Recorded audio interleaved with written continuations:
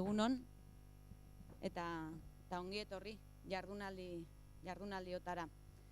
Euren, Jakinen eta Usurbilgo udalaren arteko lankidetzak laugarren edizioa du aurtengoa, eta horregatik ezer baino lehen nire esker ona erakutsi nahi diet Euri, Jakini, izan ere erosoa, erraza, gustagarria eta gainera zinez aberatsa baita zuekin lanean aritzea.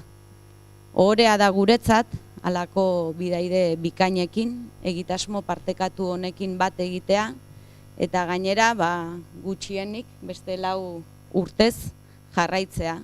Sinatu berri dugun hitzarmenean zehaztu dugun bezala, eta zinez ere espero dut luzarorako izan dadila elkarlan hau.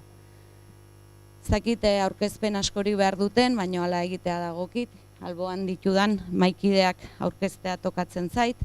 Kepa Sarasola, Euren izenean, Euko lehendakaria, gaur Xabier Izagirre, Lorearen ordez, berak emango ditu gero azalpenak, Jakineko kidea, eta ni neu Gurtzane Solaberrieta, Usurbilgo alkatea.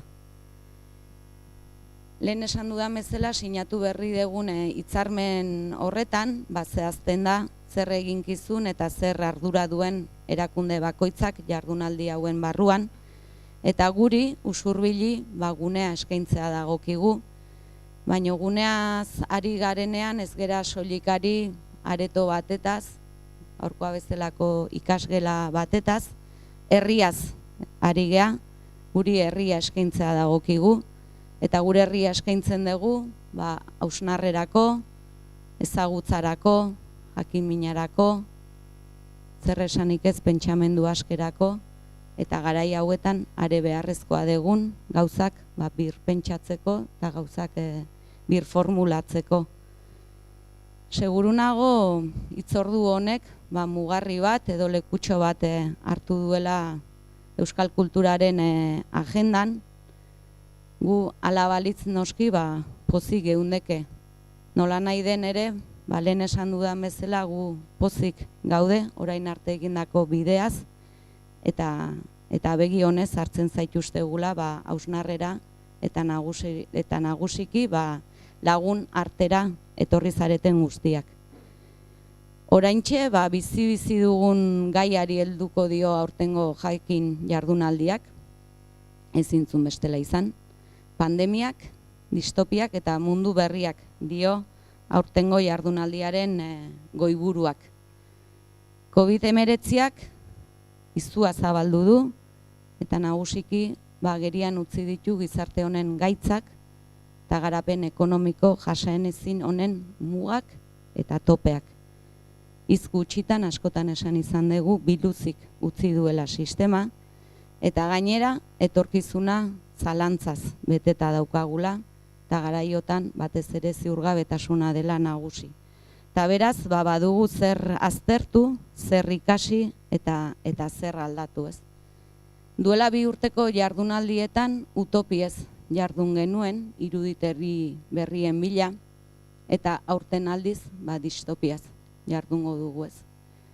Utopiak, seguru imaginatzeko zailak direla, eta konturatzerako antza utopia, distopia baten barruan gaudela ez. Baina ni ziur nago distopia honek iruditegi berrietarako aukera erreala ere sortu duela, etorkizun hobe baten utopia. Horregatik ez dakit iraganak pixua galdu ote duen, baina etorkizuna irudikatzea dagokigula ez. Nola heldu biharko egunari, horra beraz galdera, horra beraz pentsalarien beharra, zuen beharra, inoiz baino nabarmenago. Eskerrik asko eta gozatu, plazerra da.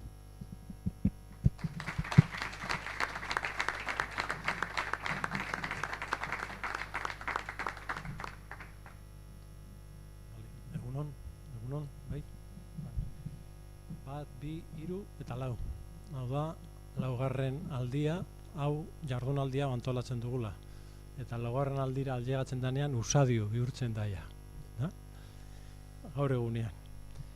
Euren zereginetako bada jardunaldiak antolatzea, eta hau da oso jardunaldi prototipikoa. Ezagutza eta euskara ardatz hartzen dugu eta horren inguruan hausnartu eta eztabaidatu nahi dugu. Udako ikastaroen barruan sartzen ditugu, aste osoan gabiltza udako ikastaroekin, erdian gaude, beste elementu interesantea, oso pozik gaude hemen Usurbilen eta jakinekin hau konpartitzen. Usurbilen, Usurbil kultura aldetik paradisu txiki badalako. Udarregi, Josan Artze, Estokamairu, Zumeta, Pello Zubiria, Joseba Rekondo, Idoia Torregarai, Usurbil kulturazko paradisu bada. Eta teknologikoki ere bai, hemen hizkuntza teknologia erabiltzen jarri dan harria hitz ibilbide hori nik uste dut puntako gauza bada, nola erakusi gauzak eta modu irisgarri batean eredu.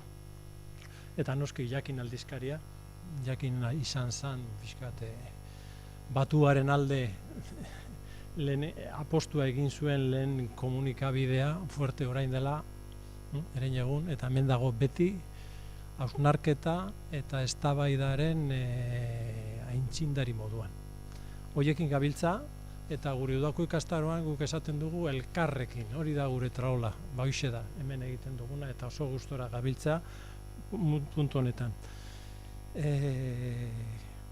Guretzat, plazerra ez ezik, sustatu ere beharreko egitekoa da, hau olakoak antolatzea, eta sinergiak bilatzea oso importantea. Atxo geunden Errenterian, gaur Usurbilen, ezagutza eta euskararen garapena sustatzen. Eta besterik gabe, jakin eta Usurbilgo udalarekin sortu dena benetan emankorra da. Eta benetan hau oso importantea da. Aurreko 3 jardunaldietako hitzaldi guztia dauzkazue eskura bideoan. Joan zaitezkete edozein hitzaldi ikustera, eta hemendik aste batzuetara hauek ere egongo dira. Oso importantea da hori, material sorkuntza hori eta gero eskura geratzen dela. Besterik gabe.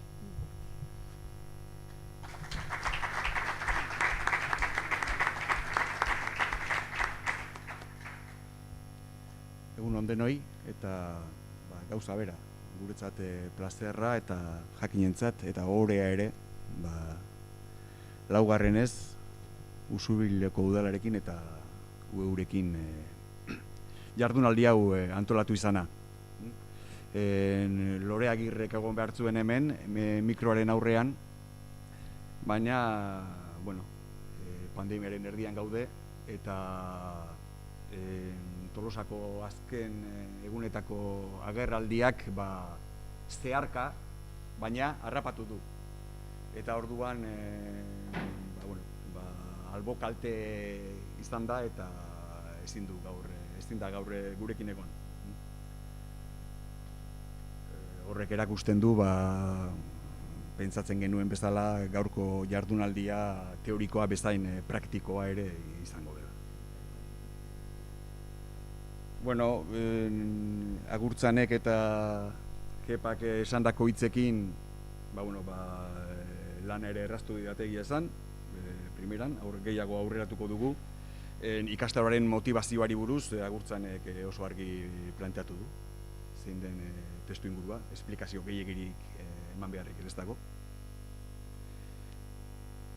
Printzipioz jakinen aurtengorako beste gai baten bueltan ari ginen, baina otsailean, martxoan hau guztia lehertu zenean, Agurtzan ez duk esan duzu, ez zegoen beste erremediorik, eta nola edo ala honi heldu behar zitzaion. Duela 2 urte utopiekin aritu ginen, orain distopiak utopiak aurrez aurre, sistemaren arrakalak eta akatzak hor daude, azaleratzen ari dira, eta alternatiba berriak, diskurso berriak, hor jardun behar dugu lanean, eta guk horretarako plataforma eta espazioa eskaini nahi diogu, Euskal Herriko aditu eta arituei.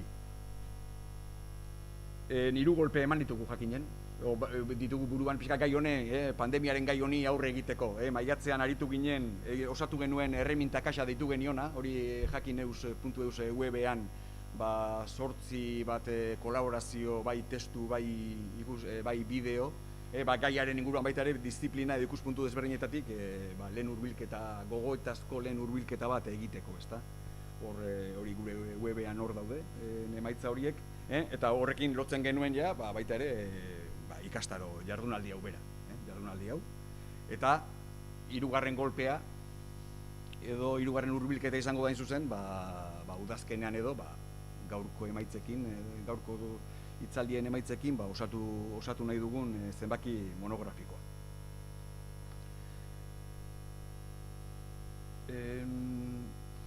Egitarauari buruz, paperak eta banatu ezin ditugunez, gogoan izango duzue hala ere, segur asko, begiratu baldin baduzue ikasgela virtualean, 5 hitzaldi izango ditugu, Mario Zubiaga, demokraziaren teoria eta praktikaren ikuspuntutik, Arantza Etxeberria, gaixotasunaren eta normaltasunaren definizioaren inguruan, Joseba Azkarraga Etxagibel, krisi sistemikoaren ikuspuntutik, azterketaren ikuspuntutik, alegia, Iratiz Zubia, diskursoen eta argumentazioen eraikuntzaren ikuspuntu horretatik, eta Teresa Larruzea, estatuaren eta gizarte mugimenduen arteko talkeen inguruan. 6. hitzaldi bat bageneukan, egitarauan Joseba Gabilondo, arratzaldez jardun behar zuen, baina atzoko kontua dago ere, etxeko istripu bat izan du, eta min hartu du. Orduan, min hartu du, ezin du eserita egon, eta orduan ezin du hitzaldia, online eman behar zuen hitzaldia berak, estatu batuetatik, arratzaldean, baina ezin du eserita egon, eta orduan ezin dugu hitzaldia eman. Hala ere, berarekin email trukaketa bat izan dugu, barkatuko dit, Joseba, bere hitzaldira, neuk ere gogo bizia nuen hitzaldia egiteko, baina eman egun batzuk eta bidaliko dizuet bideo apokaliptiko bat. Bere hitzaldia baitzen, bere hitzaldiaren izenburua halaxe baitzen, ezta? Eventoa versus apokalipsia versus matxidan nadak. Utopiarik gabeko politikaz. Gero inork galderarik badu, presenengoke Zoom sesio bat bizian egiteko ere. Orduan, minez dago, baina itxuraz humorez eta kemenez hori ez zaizkio falta.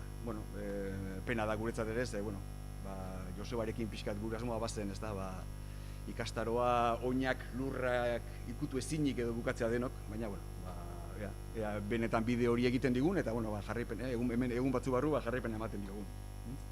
Hitzaldi ez gain, arratzaldean tailerra izango dugu, Agurtzane Solaberri eta bera, Usurbilko alkatearekin, eta Aizpeagotaegi errenteriakoarekin. Tailerra deitu diogu batipat, eguneroko politika gintzak, hilabete hauetan herri horietan eman duena, edo hor sortu diren esperientzien inguruko aurkezpen bat izango delako.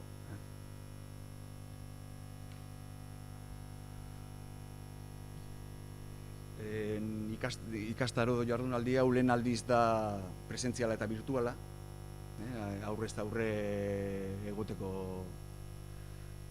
ausartu gara, esan diteke, zuek ere, eta eskertzekoa da noski. Horrez gain beste hainbat lagunek online jarraituko gaituzte, izen eman da daude, eta horiek ere hitzaldien ondoren galderetan eta iruzkinetan parte hartzeko aukera izango dute. Txat UEuren ikasgela virtualeko Moodle plataformaren bidez. Eta horrez gain baita ere streamingez zabalduko da UEuren YouTubeko kanalean. Orduan ikusi nahi ez duenak aitzakiarik ez dezala asmatu.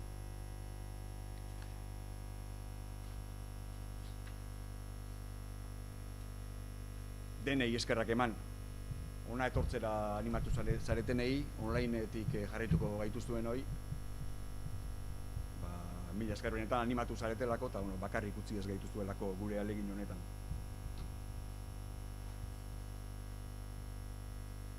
Bakarrik, bai, hori da. Arratsaldeko tailerraren ondoren ere hitzaldi bakoitzak izango du iruzkin eta galeretarako tartetxo bat, baina amaieran tarte ireki zabalago bat egongo da, forotxo bat egongo da, bitxar egun osoari buruzko, baita ere, galderak, iruzkinak eta dena delakoak egiteko. Amaituko dut, pixkat, segurtasun neurriei buruzko ohartxo batzuk emanez. Segurtasun neurriak bermatu behar nahi izan ditugu, denok lasaiago egon gaitezen, hortarako, noski bat denon lankidetza eta laguntza eskatzen dizuegu, maskarak erabili behar dira, hori dagoeneko ez guk esaten dugulako. Eskuak ere sarri garbitzen saiatuko gara, aulkiak egun osorako izango dira, ez dakit ondo gaizki akuratu duzuen, baina egun osoan hortxe egon beharko duzuen xerita. Kafe tartetxo bat egongo da, orduan kafea hor zerbitzatuko da mahai horietan, baina banaka joan beharko dugu, zer nahi dugun esan eta aterako zaigu. Eta gero eguerdian bazkaria, azkenean, hau ere atzotik gaurrerako aldaketa da, neurrietan eta egon den aldaketa, bi txandatan egin beharko dugu. Etzan hori gure esma, baina Hartzabal, beko Hartzabal etxean, denok batera joango gara, bi txandatan egingo dugu, han egoteko lekoa badago, eta zerbait hartzeko ere. Nik uste dira gainera banatu dizkizuetela, sartu zareten heinean, banatu dizkizuetela txandak. Etzen gure asmoa hori, baina hori atzotik aurrerako zer. Gero gauean, urtero egin izan dan bezala ekitaldi kultural bat ere antolatu da, Gartxoten kontzertua izango da 10:00, 8:00 barkatu. Eta horretarako 10 gonbidapen ere banatuko dira. Orain ez dakit ze sistema erabiliko den, banaketarako. Baina bai, banatuko direla bai. Eta horixe, eskerrak errepikatu berriz ere, benetan. Eta, ziur gaude, danon laguntzarekin eta parte hartzearekin, hemendik osasuntzuago eta jakintzeago baterako gerala.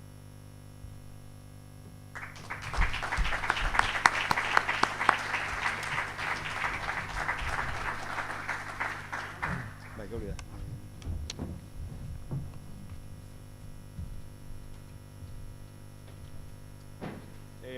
Barkatu, itzaldien artean, mugitzeko eta aukera hondirik ez daukagu, baina bai guk hemen pixka bat bitartean gutxieneko garbiketa batzuk egin behar ditugu, baina, 20-30 segundu kalkulatu ditugu, ez da irate?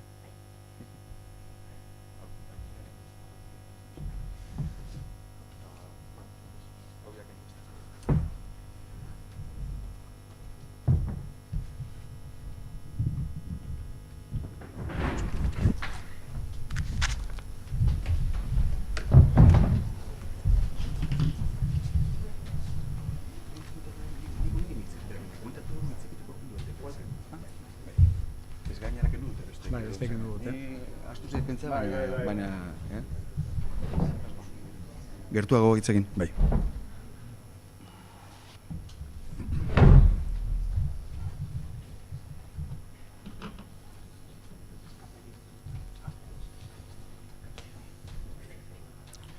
Wi-Fi-a ez dago. Bai, eskarrik asko.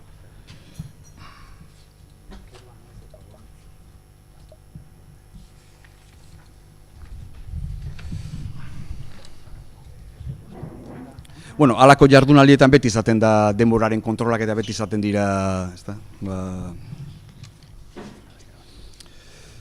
kontu delikatua, baina gaurkoan pixkat badaukagu batez ere hor eguerdian bazkariarekin sortu zaigun bitxanden asunto horrek pixkat gehiago balintzatzen gaitu, ze txanda bakarrean bazkaluko bagenu eguerdiare lasaiagoa izango zen, eta igual gehiago apuratu behar izango genuke, baina orain egia da goizean zehar, segur asko niri tokatuko zaidala pixkat jendarme lanak egitea, barkatuko didate eta didazue, Izlarion prebenda da baita ere ematen duenez, maskararik gabe hitz egin dezakegula. Lehen ez eta aprobetxatu, baina orain bai.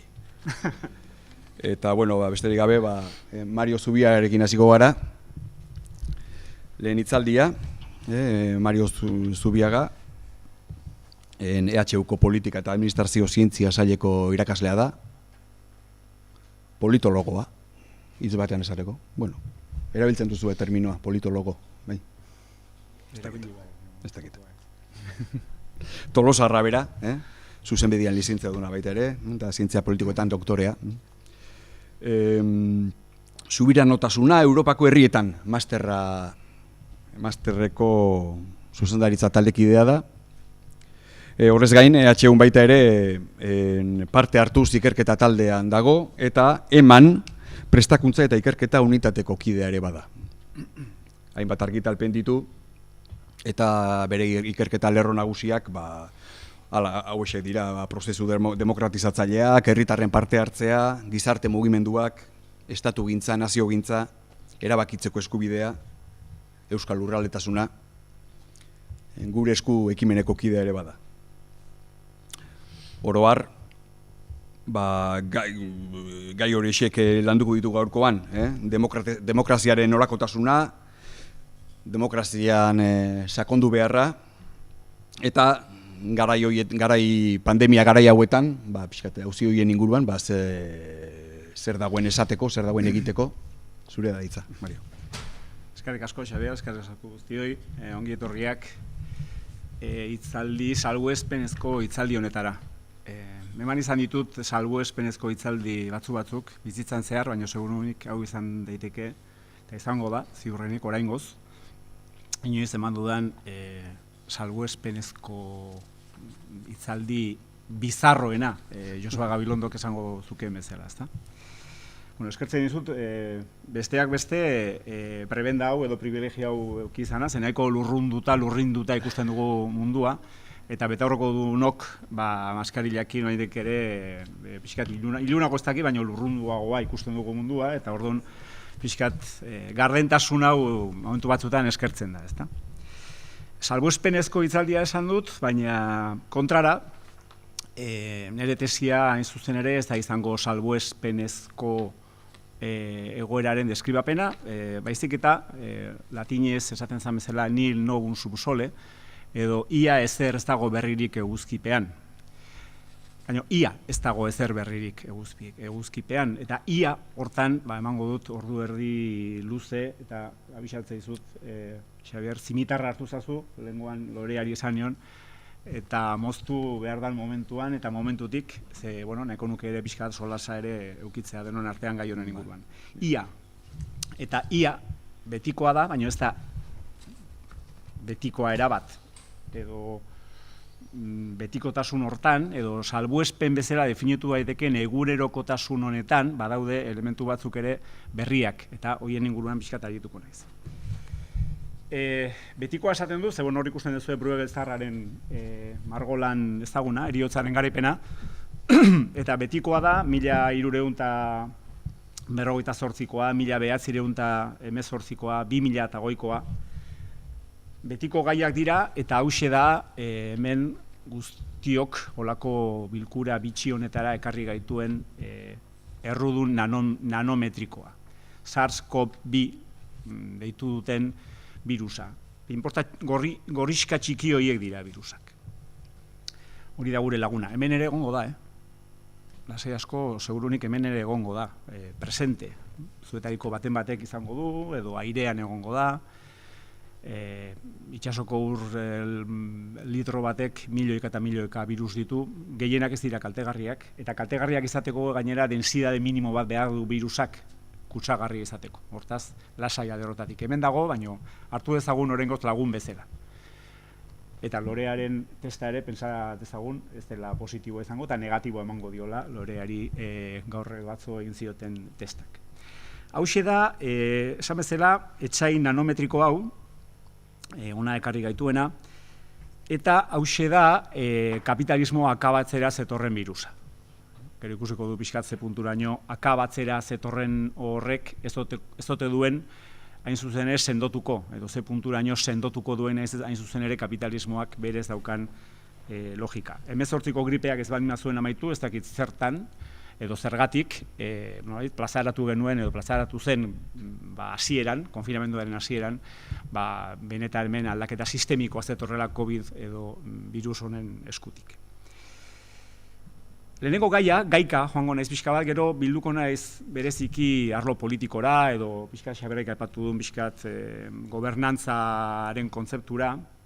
Lehenengo nahiko nituzke pixka bat azaldu gai orokor batzuk. Kanpo barne eztabaida edo zer dago kanpoan eta zer dago barnean. Barne etsaia den, kanpo etsaia den birus hau. Lehenengo eta behin, eta hor Zimmerren lanak, divulgazio lanak dira, baina nik nahiko lan argigarriak direla, kontuetan eduki beharko nuke birusak gu garela, edo gu garena, birusaren parte ere badela, edo hainbat birusen genomek ere eragin dutela gu garena. Ugaztuna gara, hain zuzen ere, retrobirus batek ekarri zigulako ugaztunak izateko modua. Horrek esan nahi du, kanpo barne eztabaida hori, ez demuturaino kanpotik datorren, edo ez, gainditu beharra dagoela, ze ez dago kanpo eta barnerik. Eta hori dago, hain zuzen ere lotuta beste gai oso potolo batekin, eta gero Josebak pentsatzen dut horri helduko diola bere hitzaldian. Ze aurreko krisiak, 2008ko krisia, barneko krisi bezala definik genezakeen, azkenean, azpiegitura ekonomikoak eragindako edo bertan sortutako krisi bat zelako. Krisi honek beste eremu badu, edo beste eremu batetik sortzen da, azpiegituraren azpiegituratik dator krisi hau. Azpiegitura deitzen dugun horren azpian dagoen azpiegituratik. Gaia hipotesia hartuta esango genuke, gaiak esan digula, nekoa da. Nekoa da, jende askoz ere gehiago dago xaguxar baino, eta birusa inteligentea danez berez, bizitza inteligentea danez, noski, erabaki du, nolait, bezero edo kutsakoen populazio hietara jotzea, xaguxarrak alde batera utzita. Normala da, logikoa da. Gaia hipotesi hortan sartu gabe, ze horrek ere panorama apokaliptiko xamarra, ze argi dago hemen munduan edo gaian sobran dagoena zer den, ez gara hortan sartuko, apokalipsi mota horretan. Baina gai honek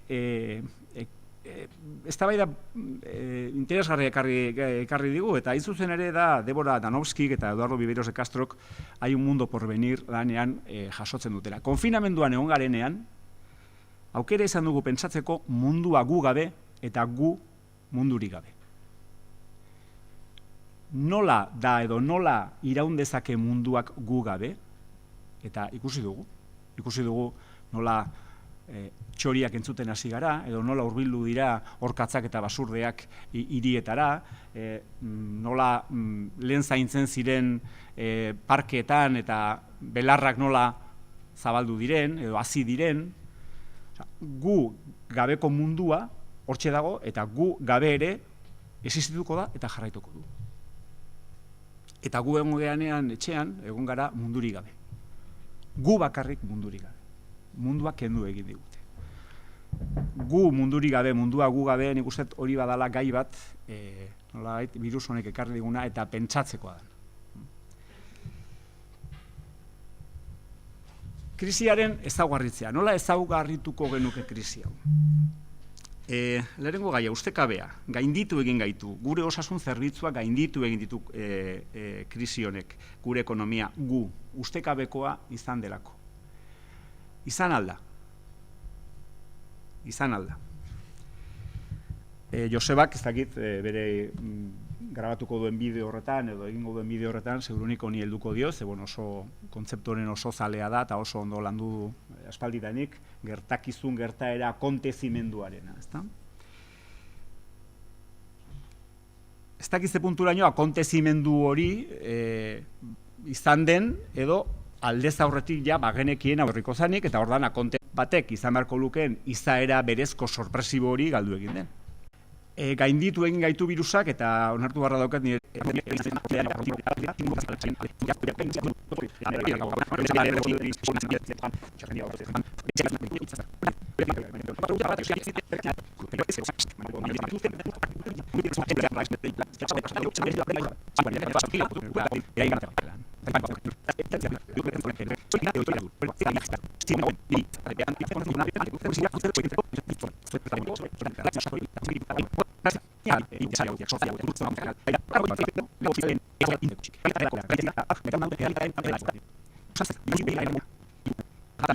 Eta hogeita bat mendearen hasieran beste azkartze izugarria bizitzen ari gara.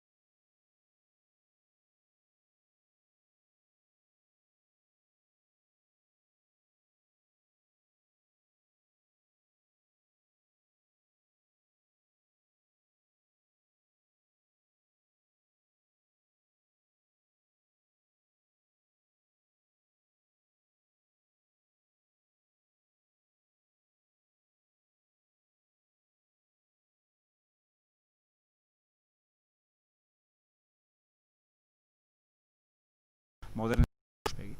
Eta horrekin batera datorren guztia. Merkantilizazioa, privatizazioa, urbanizazioa, sekularizazioa, industrializazioa, kasu honetan teknologikoa, Josebak aipatuko duen paradigma aldaketa, lurrina, elektrizidadea edo argindarra, petrolioa, ez dakigu zer, eta dator, eta horrekin batera gero ikusiko dugu bezala,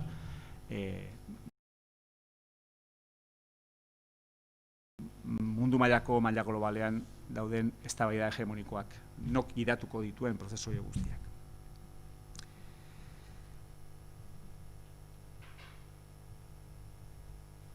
Hortaz, ez da iragana, hortan gaude, hor gaude murgilduta, eta gaurkoan argi dago gaurkoak erakusten digula ez dela iragana eta krisi honek jarraipena izango duela, ez dalako virus bat gora bera, baizik eta sakoneko errealak daukan krisi badelako. Eta gaurko egoerak ondo erakusten digu, loreak hau lehenengo harremana egin genuenean berarekin hitzaldi hau antolatzeko, ez dakit martxo aprilean izan zen, berak segurunik ez zuen pentsatuko uztailean egongo zanik etorri ezinik. Ez zuzen ere, froga bat egin hartziotelako, ia positibo ematen zuen ala ez. Horrek erakusten du zein dan, oraindik ere presente daukagun egoera. Hau zan pixkat sarrera. Saiazu ze minutajea dala man, baina zan pixkat kontzeptu batzuen pixka bat kokapena nion egin pixkat modu orokor eta abstraktoago batean. Politikara ekarriz gaia edo krisiaren dimensio politikori azpimarratuz. Gaurko gaiak, politikaren jomuga, bizitza ala bizitza ona, politikaren nolakotasuna, gobernantzaren eskalak eta moduak, eta zer egin erantzun ideologikoak. Hoi izango da pixkat hemendik aurrera landu nahi dudan gai bilduma.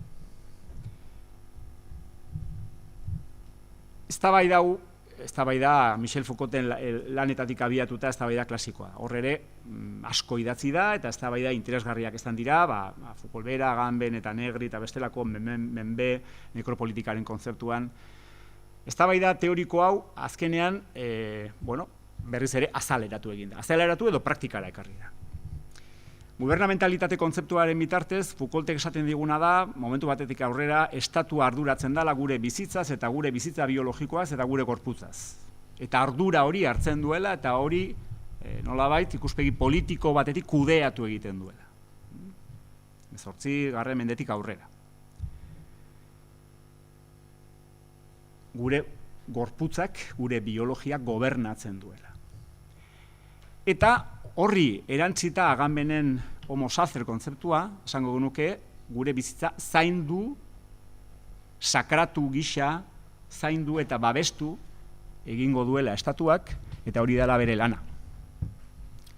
Baina aldi berean, homo sacer kontzeptuak oso ondo erakusten dut, Agambenen lanak oso argigarria dira zentzu horretan, sakratua dana sakrifikagarria ere bada aldi berean. Hortaz, sakratua eta sakrifikagarria edo biopolitika eta edo nekropolitika batera datozen kontzeptua dira. Txanpon beraren bi aldeak besterik ez dira. Estatuak erabaki dezake zeintzuk diran zaindu beharrekoak eta zeintzuk diran sakrifikatu beharrekoak. Proaktiboki zaindu egiten gaitu eta guk eskatzen diogu gu zaintzea, baina aldi berean estatuak erabakitzen du zeintzuk dira momentu jakin batean sakrifikagarriak. Eta estatuak esaten dugunean, botere publiko, pribatu, gero, sartuko gapisa gobernantzaren kontzeptuan, botere publiko eta pribatuen arteko uztardurak agintzen du. Eta botere publiko eta pribatuen arteko uztardurak kapitalismoaren fase honetan, ia fase guztietan bezala, noski merkatuaren mesedetan, edo pribatuaren mesedetan jartzen du azken erabakia. Horregatik, zenbait fabrika edo zenbait sektore ekonomiko edo bestelakoak martxan mantendu behar dira eta martxan jarri behar dira ahalik eta azkarren, nahiz eta momentu jakin batean, sakrifikatu behar diren bizitza biologiko batzuk. Horrek sortzen duen egoera, noski egoera ziurgabea da, jendearen ziurgabetasuna sortzen du horrek. Azken finean, biopolitika eta nekropolitika batera kudeatzen baldin badira, eta modu arbitrarioan esango nuke kontingentean estatuak erabaki baldin badezake, guain zainduko zaitut, guain sakrifikagarria zea, horrek daukan lehenengo ondorioa da ziurgabetasuna. Ziurgabetasuna eta horrekin lotutako zaurgarritasuna. Eta horrekin lotutako beldurra, izua. izu urte honetan. Zein izan da erantzuna edo, zein naturalki zenbailekutan nola erantzun zaio horri, horren aurrean, zaurgarritasuna, ziurgabetasuna, izua, beldurra eta nekropolitika eta biopolitikaren arteko uztarketa maltzur edo ilun horren aurrean, noski, reivindikazioa izan da bizitzarena, bizitza biologikoa, bizitza zaindu, bizitza gauza guztien gainetik. Bizitza zaindu gauza guztien gainetik. Gauza guztien gainetik esaten dugunean da, estatuak eta merkatuak definitzen duen biopolitika, nekropolitika bikote horren aurrean, aurka eta kontra. Hala ere, erantzun hori logikoa baldin badare, nik erantzun horri arazo bat ikusten diot. Eta da, bizitza biologiko hutsa defendatzen baldin baduzu, bitanuda esaten dana, bizitza biologiko hutsa defendatzen baldin baduzu, besterik gabe, hor galtzen dana da, hain zuzene, bizitza duinaren kontzeptua. Eta bizitza duinaren kontzeptuarekin batera dator bita aktiba arentek aipatzen duena. Bita aktiba da, bizitza politikoa. Horrez ere esan nahi du, bizitza politikoa edo bizitza duina defendatzea. Ez dala horren beste bizitza biologikoa, bizi irautea defendatu barrekoa, baizik eta bizi irautearen baldintza batzuk, eta bizi iraute horrek izan beharko lituzken mugak edo baldintzak modu politikoan definitzea. Bi dimensio ditu. Hortaz, konfinamenduaren kritika bi aldetatik etorri daiteke, eta horrela etorri da. Ikuspegi liberal hutsetik nik nahi dudana egingo dut, bankari anarkistaren kontzeptuan, pixka PSOEak idazten zuen liburu hartan bezala, barrio Salamankako niri ezagindu nik egin behar detena, banakoak erabaki behar du modu liberalean, eta gainera noski banakoa, eta gainera, merkatuak eskatzen duen logikaren abera, taberna martxan jarri, eta niri ez esani maskarillera bagarretenik, edo kritikari egin daiteke, eta ez da nahikoa egin nire ikuspegitik demokratiko batetik. Nik onartu beharra daukat, eta onartu beharko genuke, ezin dala konfinamendu erabateko bat mantendu, sine die, nahi balin baduk gizarteago martxan jarri. Edo martxan mantendu. Ezin dira eskolak itxite auki hilabeteak eta hilabeteak. Ezin dala jendea euki etxetik atera gabezak zenbat hilabete. Ordan, ez da bizitza gauza guztien gainetik. Bizitza duina gauza guztien gainetik bai, eta horretarako horrek eskatzen duena da eztabaida politikoa, eremu publikoa. Denon artean erabakitzea, zer da bizitza duina adindu batentzako edo ume batentzako, ze punturaino nire amak 84 urtekin nahiago du bere iloba besarkatzea edo ni, edo familia eta egotea, jakinda arrisku bat ere asumitu dezakela da, asumitu beharko dula, igual bizpahiru urtetan edo 6 hilabetetan, igual kutsatuko dala eta hil egingo dala. Eztabaida hori nok egin behar du. Estatuak, nekropolitika, biopolitika, edo beste eremu publikoan egin behar dugu eztabaida hori. Eta hori da ziurrenik krisi honek ikuspegi politikotik dakarren ondoriorik larrienetarikoa.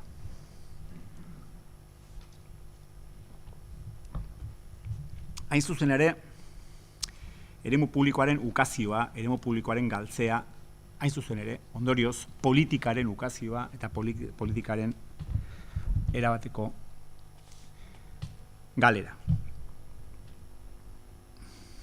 Ze hotzan, ze lasai, nola onartu dugun, eta hori izango da, segurunik, krisi honetatik, isaten gehien harritzen hauena, onartu dugun, etxean egotea 3-4 hilabete atera gabe.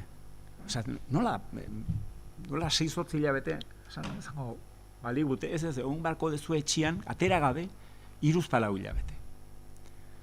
Eta lasai asko onartu dugu. Are gehiago, galduko dituzue zuen nortasunaren elementu gakoa diren festak. Zuen eremu publikoaren elementu nortasunezko gakoak diren festak. Izarruikoak eta naberanek esango zuketemen zela, gure izaera dionisiako indigena hori ere galdu dugu. Eta gure nortasunaren parte klabe gakoa dira festak. Politikak bi alde ditu, polisa eta polemosa. Elkarrekin bizitzea, polizian, eremu publikoan, eta gero protesta, gatazka, konfliktua, polemosa. Poliza desagertu egin zaigu hilabete hauetan, eta hau ere da polizaren simulakro moduko bat. Etxe itxi, jatorri etimologiko antzeko edo berbera, duten kontzeptua dira. Etxekotzeak, etxekotutako animaliak, domus eta domestikazioa,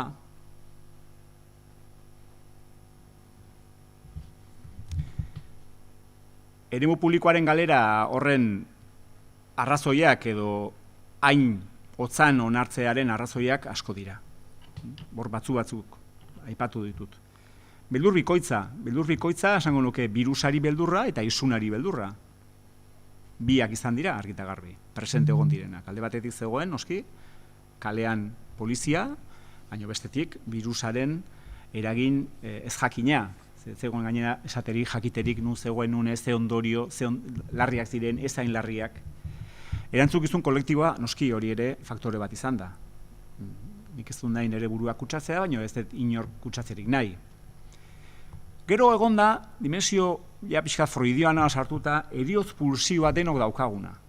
Ez atzarete egon neurrian, gustora etxean, gustora itxita, gustora, eta momentu batean esantzikutenean, bueno, hain atera, zen nagia, oain berriz ere, kalera atera, jendearekin hitz egin.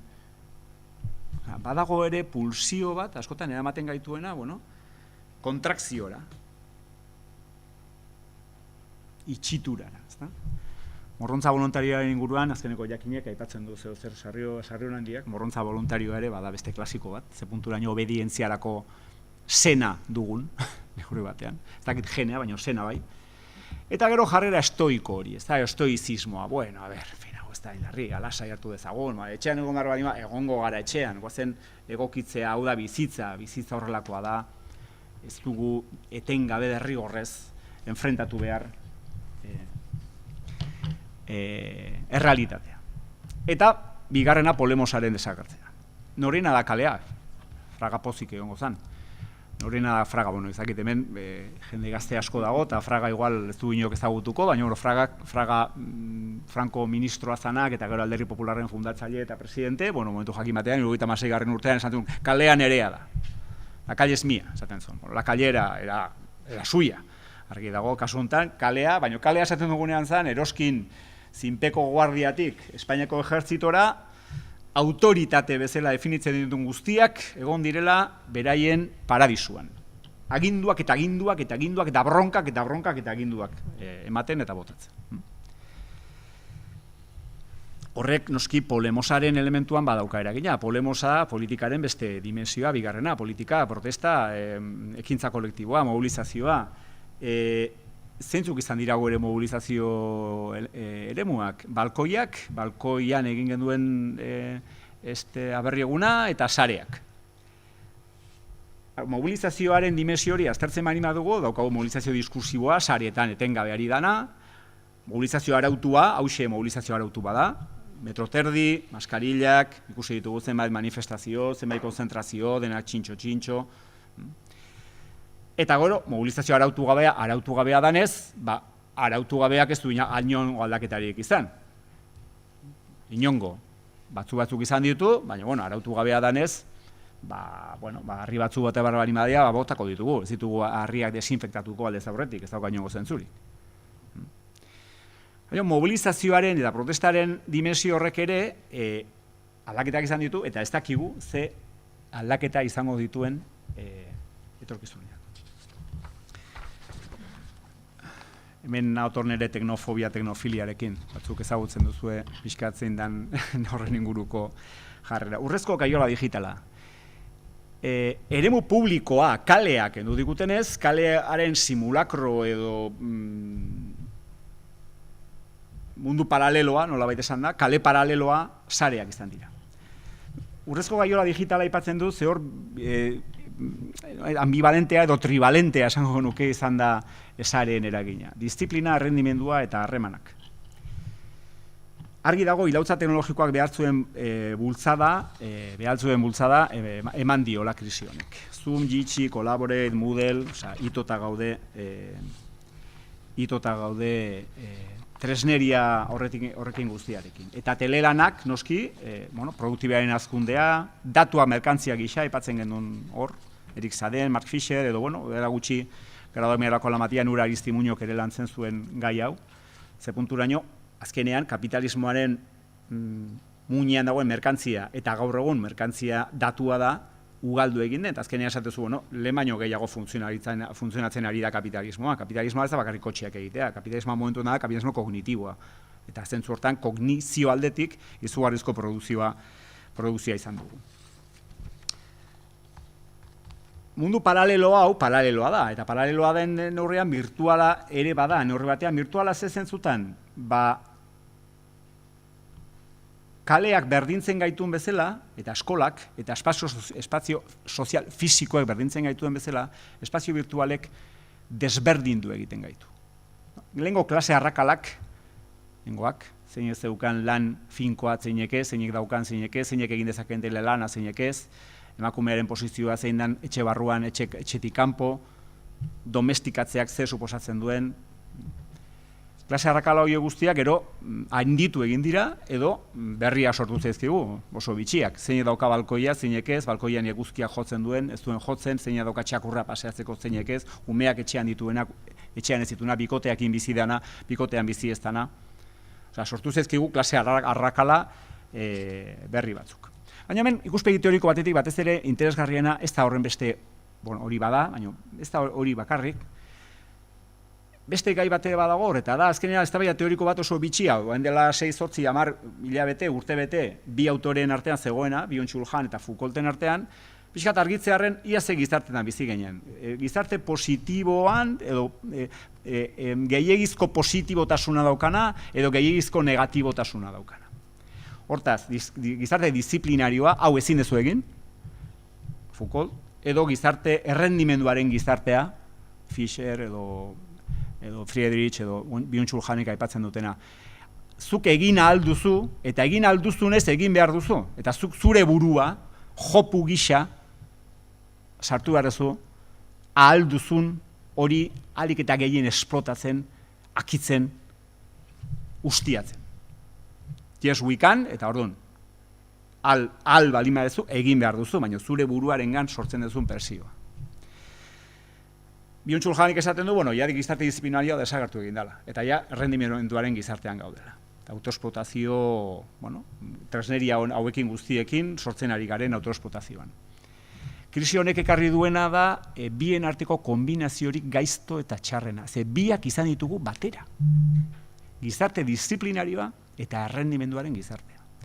Disiplina erabatekoan, ezin zara etxetik atera, polizia kalean, ejertzitoa kalean, hau egin behar duzu, hau jarri, hau kendu, hain balio du, hain ez du balio, nik esango izu zer, nik suspendituko ditu festak popularrak edo herriak sortutako manifestazioa direnean, erakundek kendu eta ematen dizkigute festak, gizarte disiplinarioa, eta aldi berean errendimenduaren gizartea.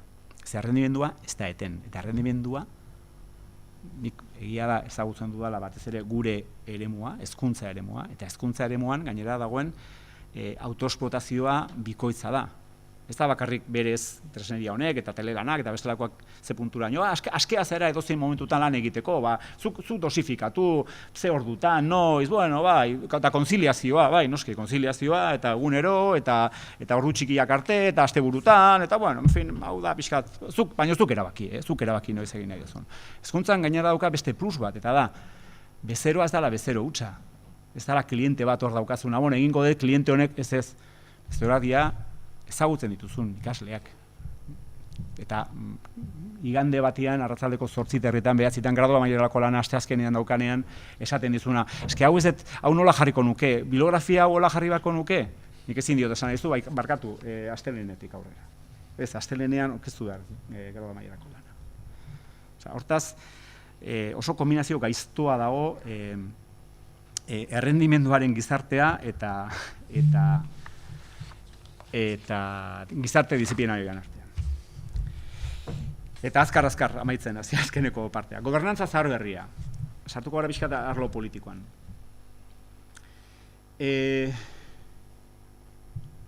Gobernantza kontzeptuaren inguruan sortzen nahi da, bizkat eztabaida politaz, eta azkenean praktikan ikusten agari gara zer dan kontzeptuen borroka hegemonikoa. Duela 6-8 urte, gobernantza aipatzeak suposatzen zuen, sistematik eragindako kontzeptualizazio bat, badaki guztaran gobernantza, honek ez da gazterik ikusirik aldaketarekin, progresismo, ez. Eta kontzeptu horren inguruan sortzen ari da, borroka hegemoniko bat. Eta hor, gobernantza aipatzen duenean Euskal Herrian norbaitek, ze gobernantza zari gara? Zin da? Urkulluk aipatzen duen gobernantza kolaboratiboa mai baten bueltan bakarrik bere alderdiko erakundetakoak biltzen dituena? Ala bestelako gobernantza demokratiko, lurralde gobernantza demokratiko bat. Hortaz, kontzeptu horrekin sortzen ari dan eztabaida politikoa zuzen horrek erakusten duze punturen kontzeptuen joku hegemoniko horrek garrantzia duen. Zer ekarri du virusak? Eskalaren eztabaida. Virusak ez du mugarik. Noski, ez du la mugarik. Bai, noski. Think global, act local. Act local ez, act national. Nazio estatuek, eredu esfaliar klasikoan, horiek izan dira, hartu dutenak, azkenean erabakitzeko gaitasuna. Mundu mailan argi dago, imperioaren gainbera, lengoaren gainbera datorrela, eta berria hortxe dagoela bere kandidatura aurkezteko prest, edo zain, edo aurkeztuta, eta ez da egon kudeaketa eraginkorrik krisi honena. Europa mailan, esango nuke, are gutxiago eta are larriago. Azalera ditu krisiak beti bezala eta beti ere lehendik zeuden eztabaida berdinak. Iparraldeko Liga Hanseatiko Kalvinista eta hegoaldeko xahutzaile katolikoak. Eta oraindik ere gaur bertan bilera daukatela, diru horien nola banatuko dituzten eta hortxe dago eztabaida. Egia da gero, noski, gai honek beti zabaltzen ditula, horregatik esaten genuen, gai honek beti zabaltzen ditula elementu batzuk izan daitezkenak. Agenda batzuk zabalduko dira. Europan federalizazioa arituko gara mendik aurrera zertxo bait, nola banatuko ditugu diruak? Erregioak hartuko ditugu irizpide bezala edo estatuak? Zehoz ez zabaldu da. Eta Euskal Herria eko horita. Euskal Herria, virusak harrapatu Euskal Herria oso egora berezian eta bitxian.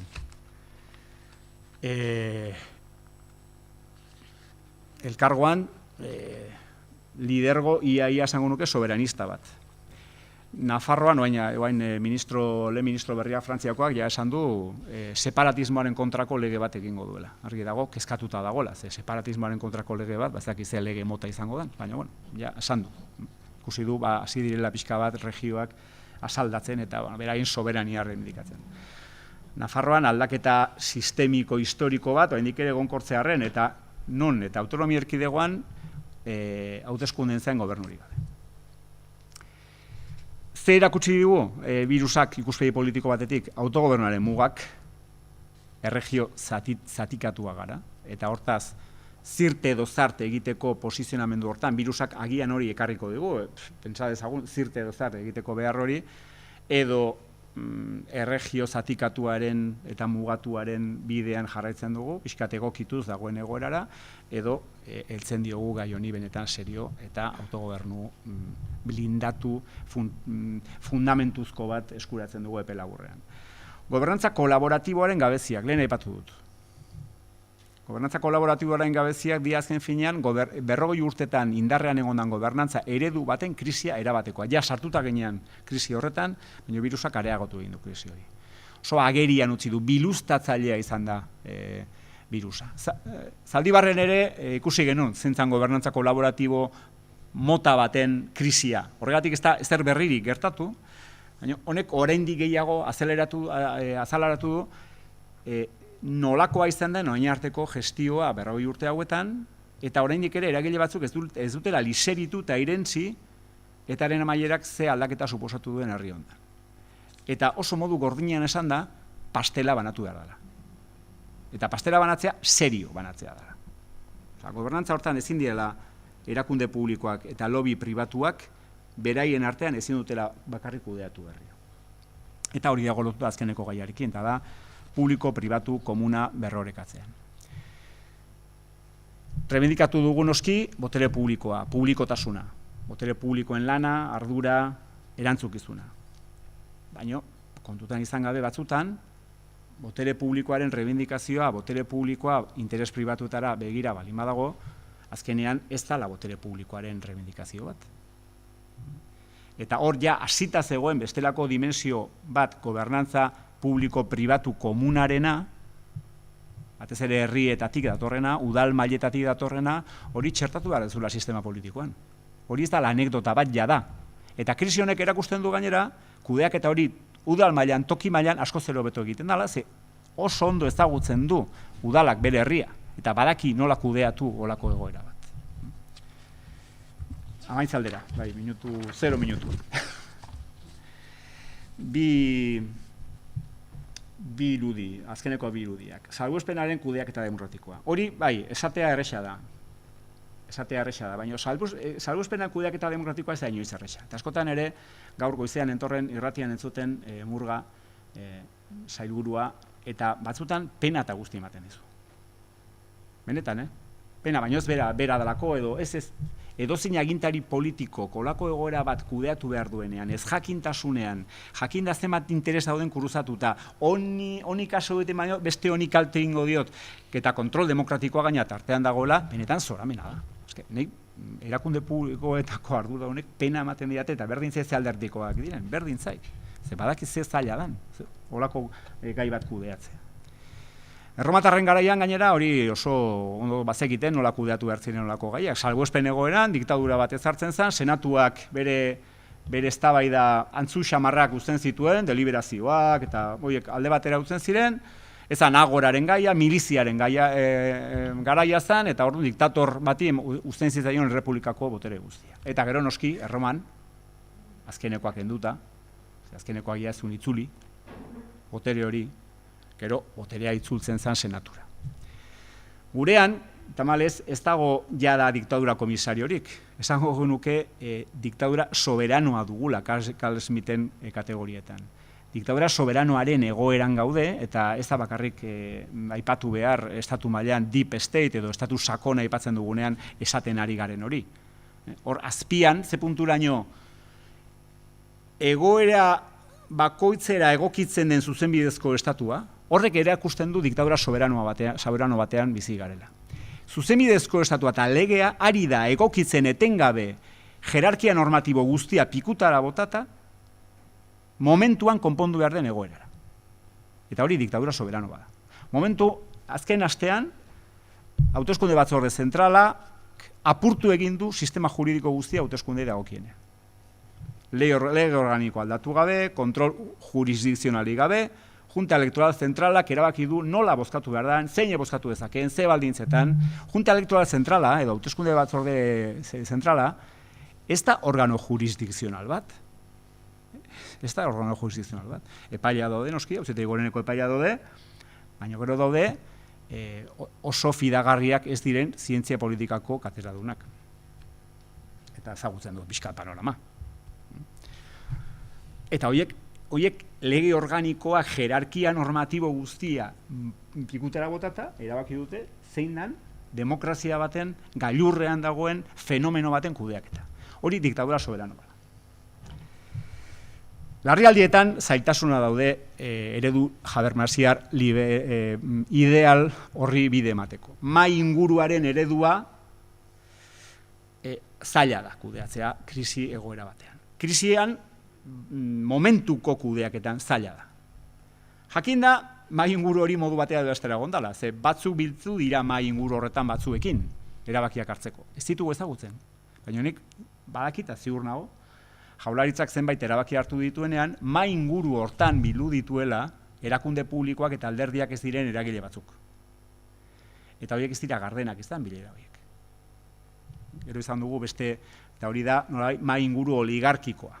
Hor, berrian argitaratu nuen artikuluan aipatzen nuen, gero zegoela beste mai inguru oligarkikoa, beste mai inguru bat, denak bilduta, bakoitza bere iritzia ematen, eta hau eta beste egin behar da, bestea, milioika koinatu, sarean bilduta Twitterren, kudeatzen krisia, ezta? Influenzerrez bildutako nolabaiteko mai ingurua. Inongo eraginik ez daukana. Baina hola ere zaila da, arrisku biologikoa kudeatzea zaila da. Edozein arrisku, baina biologikoa bereziki zaila da. Zenbait elementu daude hor jokoan. Eta azkenean, horako gobernantzan ez da horren beste zer erabakitzen dugun, ze ez jakintasunean ez dago esaterik zein dan erabaki zuzena eta zein desegokia. Duela 4 hilabete Murga Andreak esaten zuen honek ez zula balio, eta baten batek baldin bazera eman kutsatu egingo zanaren seinale, eta gaur han egon da telebistan hau jarrita. Ez jakintasunaren gainean ezin da eztabaidatu zer erabakitzen denari buruz, baina bai nola erabakitzen den eta zeren mesedetan. Jakin da holako goretan beti dagoela balioen arteko talka bat. Eta balio guztiak hartu behar direla kontutan. Eta azkenekoa. Azkenekoa. Eta azkenekoa da betiko galdera, zer egin? Zer egin olako egoera batean, edo zer egin daiteken, edo zentzu dira hor dauden eztabaidak. Sistemaren ikuspegitik egingo dana nik uste argi dagoela. Argi dago koronavirus honek ez du akabatuko kapitalismoa, eta kapitalismoak izaera lanpedusiarra du, eta errealitatea aldatuko du goitik bera erreala aldatu gabe, edo ez aldatzeko. Lehen esan dugu errealitatea eta erreala. Erreala aldatu ez dadin, errealitatea aldatzeko prest dago goitik bera. Estatuak intervenitu behar duela? Intervenituko du. Diru laguntzak eredu keynesiar edo neoikenes emango ditu.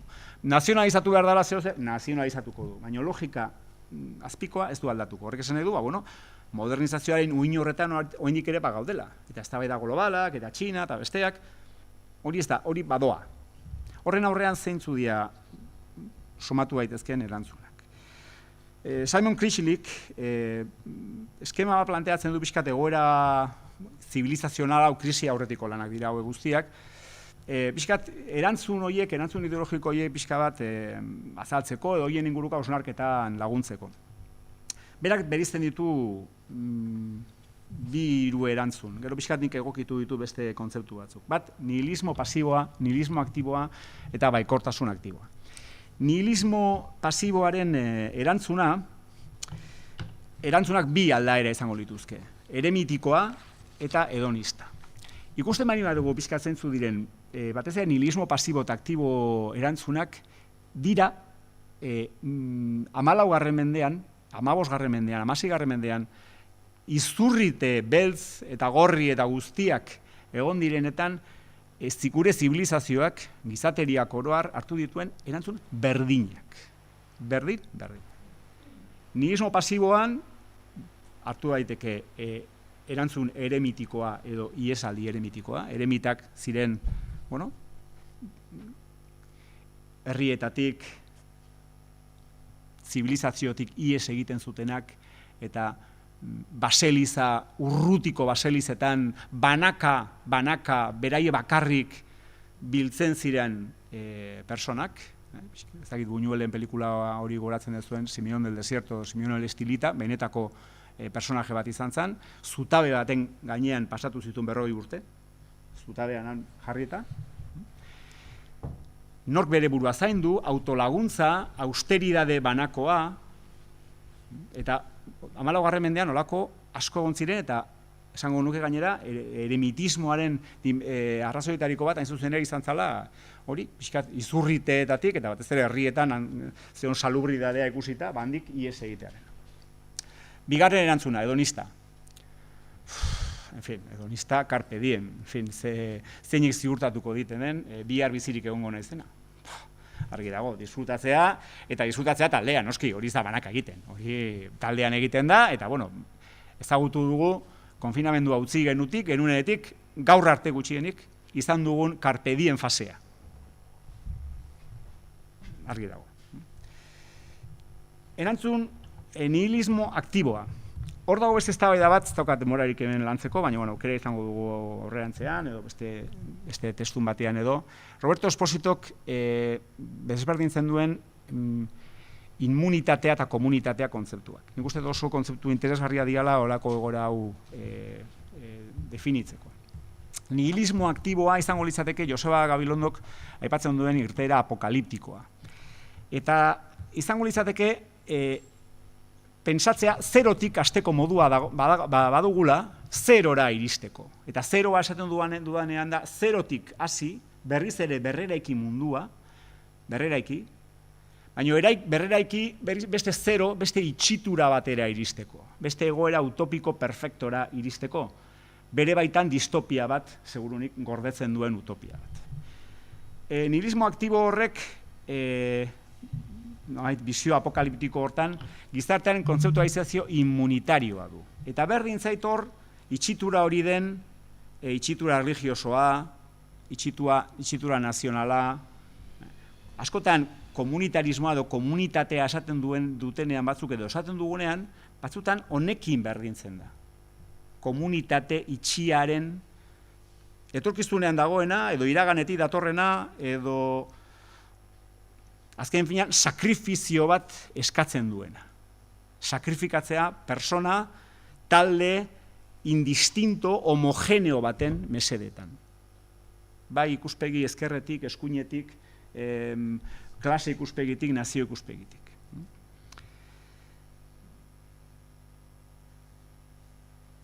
Eta hirugarren irteera izango litzateke baikortasun aktiboarena. Baikortasun aktiboa zer da? Zein da baikortasun aktiboaren markoa?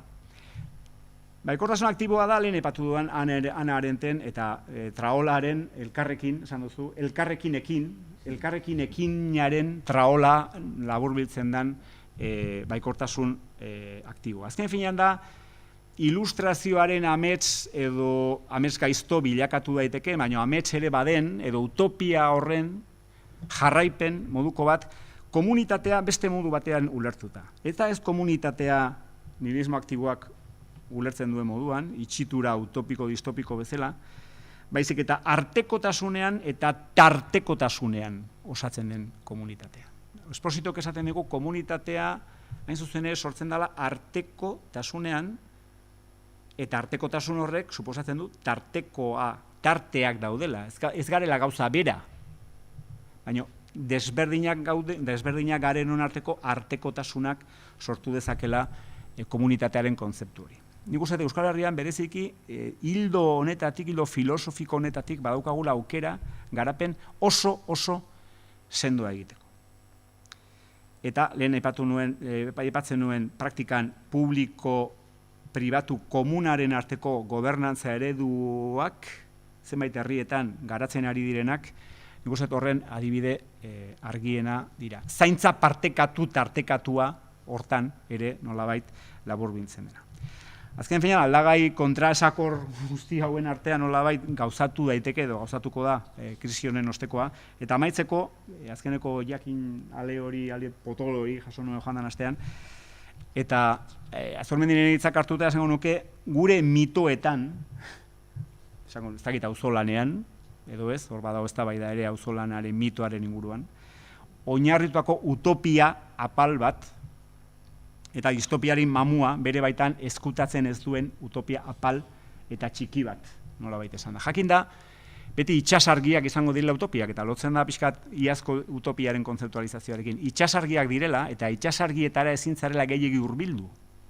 Ze itsasargiak beti leku arriskutsuetan jartzen dira, eta marinelak badaki, gida dala itsasargia, baina txarra dala gehiegi hurbiltzea.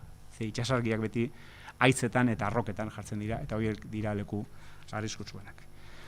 Eta besterik gabe, mila esker eta barkatu zapenagatik.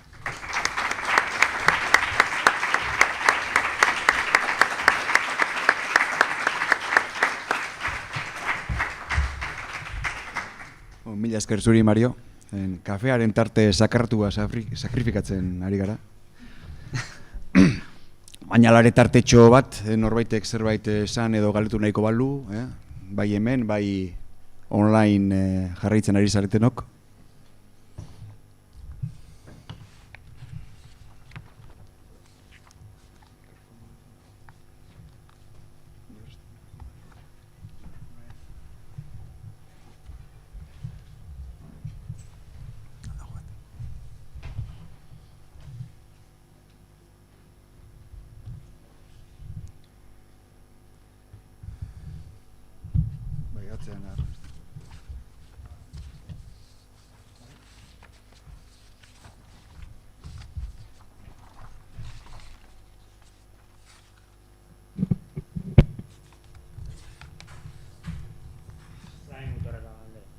Aipatu duzu, badaudela bi kritika nagusi, bai, hori da.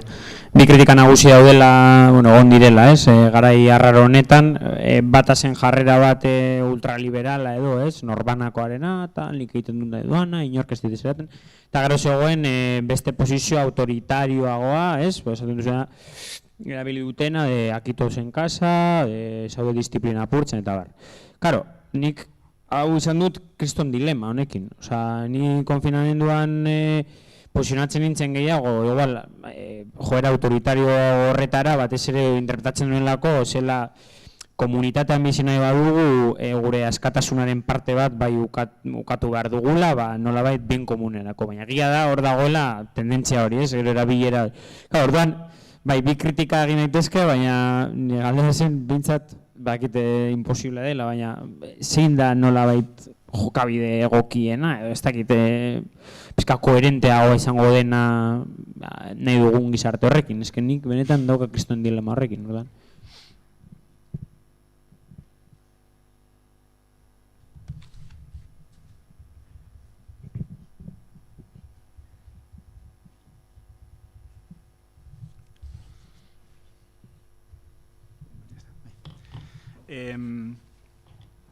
Ikuste, eraba logikoa dela lehenengo erantzuna. Ez autoritarioa, baina azkenean nekropolitika eta biopolitikaren arteko joko maltzur horren lehenengo erantzun naturala da, hemen ezin dugu bakoitzak nahi duena egin, hemen bizitza arriskuan jartzen ari gara, eta maskarilla ez da aramana, ez da rebeldea. Da egoista bat, eta egoista esango nuke gainera, parametro ideologiko jakin batzutan mugitzen den egoista mota hori. Oso paradigma Barrio Salamankako mobilizazioak eta pixkat iguri. Egia da, gero horrek mailakatze bat ere badula. Baina hala ere, horren aurreko lehenengo reakzioa balima da, etxean, esan baino batu, etxean da, ez izan egoista, pentsatu besteengan, lehenengo erantzun hori egokia eta zuzenea iruditzen zait, eta hori da lehenengo pausoa. Kasu honetan, babestea aginte autoritario bat. Babestea diktadura bat. Eta askotan hor gelditu gara. Eta guztet, lehenengo pauso hori ematea ezinbestekoa dela. Esatea, izu barkatu, jartzazu, eta gainera ez bali maizu jartzen isuna daukazu. Punto. Baina bestea, eta bestean ikustet, bestean gabezia izugarria izan dugula, horrek ere badula beste pintza bat, bestera ikusten mani maduzu, egia da pintza beti esaten erdian gelditzen da. Erdian gelditzen dana da aginte autoritarioa. Aginte autoritarioari kontrol demokratiko izugarria jarri bartzaio gainean. Horrez ere esan nahi du. Erabaki hori, orain bai, orain ez, hau eraman, hau ez, orain maskarilla, orain eskolak zabaldu, orain ez, orain parkeak, umentzako parkeak zabaldu, orain ez, orain adinekoak atera daitezke, orain ez. Ze fabrikak dira martxan jarriko direnak. Smurfit martxan egon da papera produzitzen etengabe. Zergatik, teorian elikadurarako papera zalako produzitzen zana. Hango langile batekin ditzen egin da, esan zian, bai, produzitzen dugu elikadurarako papera txakurrentzako eta katoentzako janaria. Janarien bolsak. Eta igual hori lehentasunezko gai bada, igual ez esaten ez. Igual bada. Ze ez da bakarrik ze produzitzen duen, ze jendek egiten du lan bertan, ze etekina dituen enpresa horrek. Nik falta motatzen duan dana, horren inguruko erabaki demokratikoak eta horren inguruko espazio politiko bat sendoa egotea erabaki horiek hartzeko. Eta ni ibili naiz ere konfinamenduan zehar Twitterren oilo garkia horretan, oilo oilar zahar bezala, txiki erakundeak xaxatzen eta bestia eta kritikatzen, hain zuzen ere, falta mota dudalako zenbait gaietan, erabakiak izatea gobernantza publiko pribatu komunaren eremuan eta markoan. Esan, eskolak zabaldu behar dira, eskolaren funtzioa zein da? Umeak matxakatzea 6 orduz, umeak 6 zazpi zortzi, 10 urteko umeak matxakatzea 7 orduz ordenagailu baten aurrean edukiak ikasten, edo sozializazio tresna da gauza guztien gainetik. Adin horretan. Nik ikusten nire alaba, 12-13 urtekin, eta hau izan da, tortura sistematiko bat izan da. Hain garrantzitsua zen, 3 hilabete horietan, eduki batzuk, kompetentzia batzuk galtzea irabaztea? Igual ez. Baina horren inguruko eztabaida bat eginda gobernantza eremu demokratiko batean? Ez. Adibidez, gai hortan esango nuke, hezkuntza eragileak. Jantoki eta bestelakoen kudeak eta dauden enpresak. gehi erakundeak noski, guazen mai batean biltzea eta esatea, adin honetan zein da asumitu dezakegun arriskua. Nola kudeatuko dugu arrisku hori. Lehentasuna emango diogu balore honi edo beste honi. Hori hola kudeatu behar da holako egoera bat. Eta hola ez da kudeatu. Eta orduan, gelditu gara nolabait lehenengo pausuan. Liberalismoaren kontrako diktadura majo batean esango nuke? Eta majo, baina, diktadura funtzional batean gelditu gara. Eta bigarrenean nik utzune izugarria ikusi dut. Zenbailekutan eginda, zenbailekutan maila lokalean, eta beste, baina, erabaki nagusiak Moncloak hartzen dituenean, eta hor kokatzen dugu eztabaida beste plan hortan, hemen erabaki, herritarrok erabaki, hemen eta herritarrok, bi lelo horiek dira hemen klabeak, udal batek zer egin dezake, erabaki nagusiak Moncloak hartzen ditu, eta gero, detailez, bezperan Urkulluri, hau erabaki dute, jakin dezazu zu pixka 6 ordu lehenago, ezin dezu zer esan zen erabaki dute, baina, jakin zazu. Hortan gelditu da gure autogobernu demokratikoa.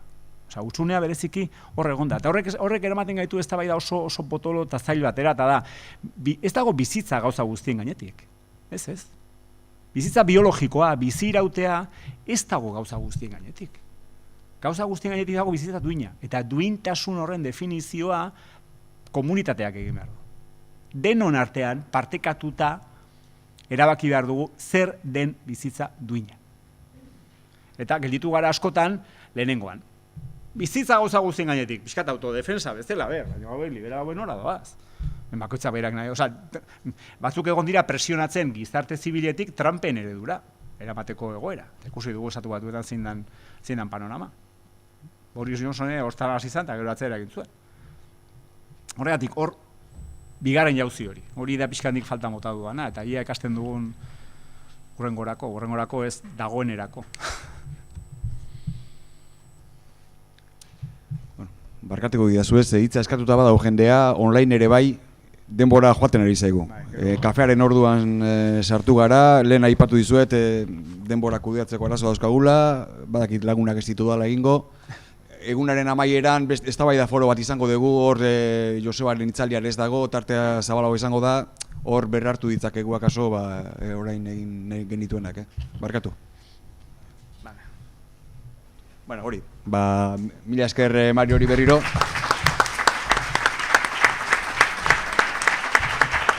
Eta oraindik ez zaitezte denok batera behintzat altxa, hortik kafearena...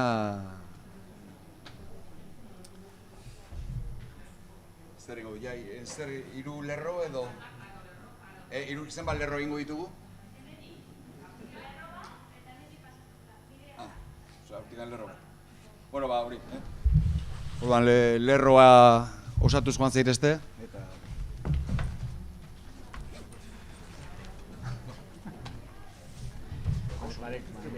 Bueno, hori baki osatzen ez dena, akademiatik botatzen. Horregatik beti abisatzea ondo, horretik abisatzea. Baina, bueno. Arantza, kaixo. Lase, abisatu dite.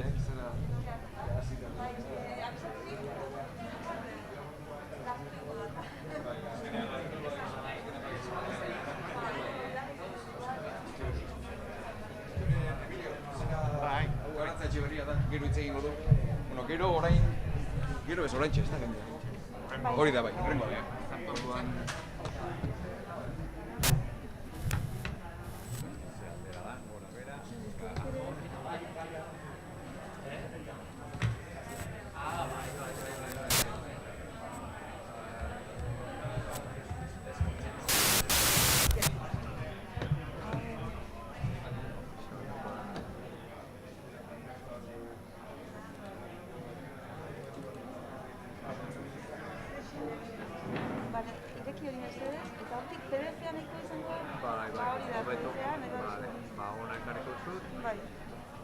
Hartuko dute gero eslateko. Irekiko iazu lehenengo... Utziko izu jarrita. Vale, ya zelik. Vale, horrela ja. Eta, hau zizanez.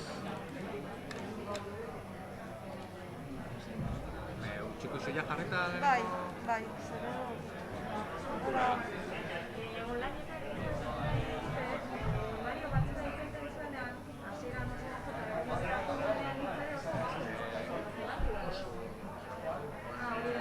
Gurutan purretea rapatzen ziren apotxetu nagusi kontua nahiko gertutik itxein behar dela. Zigudu, karo, ni entzuten duan apotxetu eta pausatu ni gainean, nago. Da hori, islamiakin behar da nahiko gertu, bestela, ez dio harrapatzen.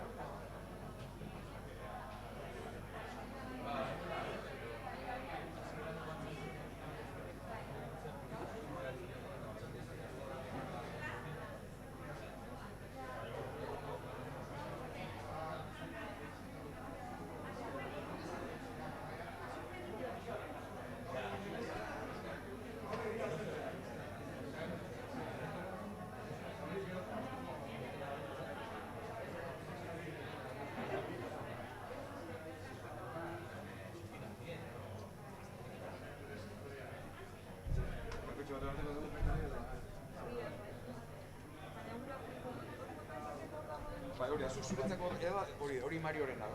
Orduan hori kendu hori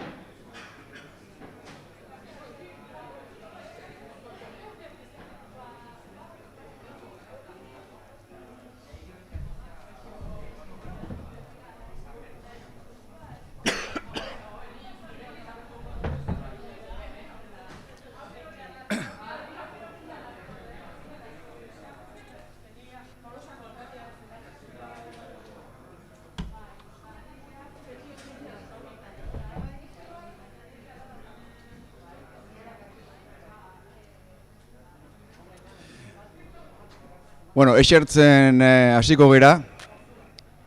Urrengo saioarekin hasteko. Benetan, bizkotxuaren papurren bat edo hemen sartu zait eta...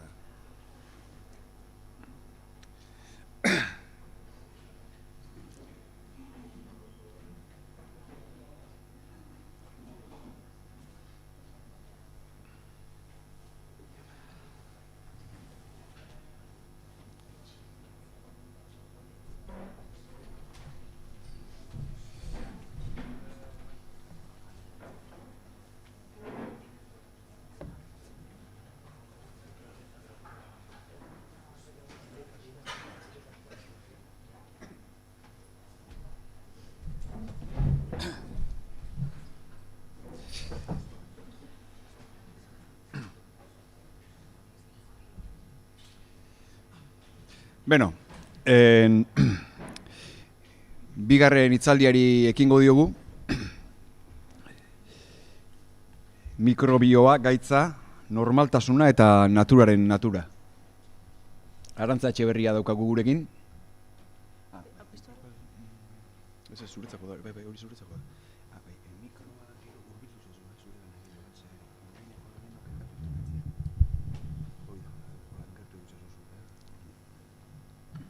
Arantza Etxeberria daukagu gurekin. EHUko logika eta zientziaren filosofia saileko irakaslea da. Filosofoa eta zehazki biologiaren filosofoa.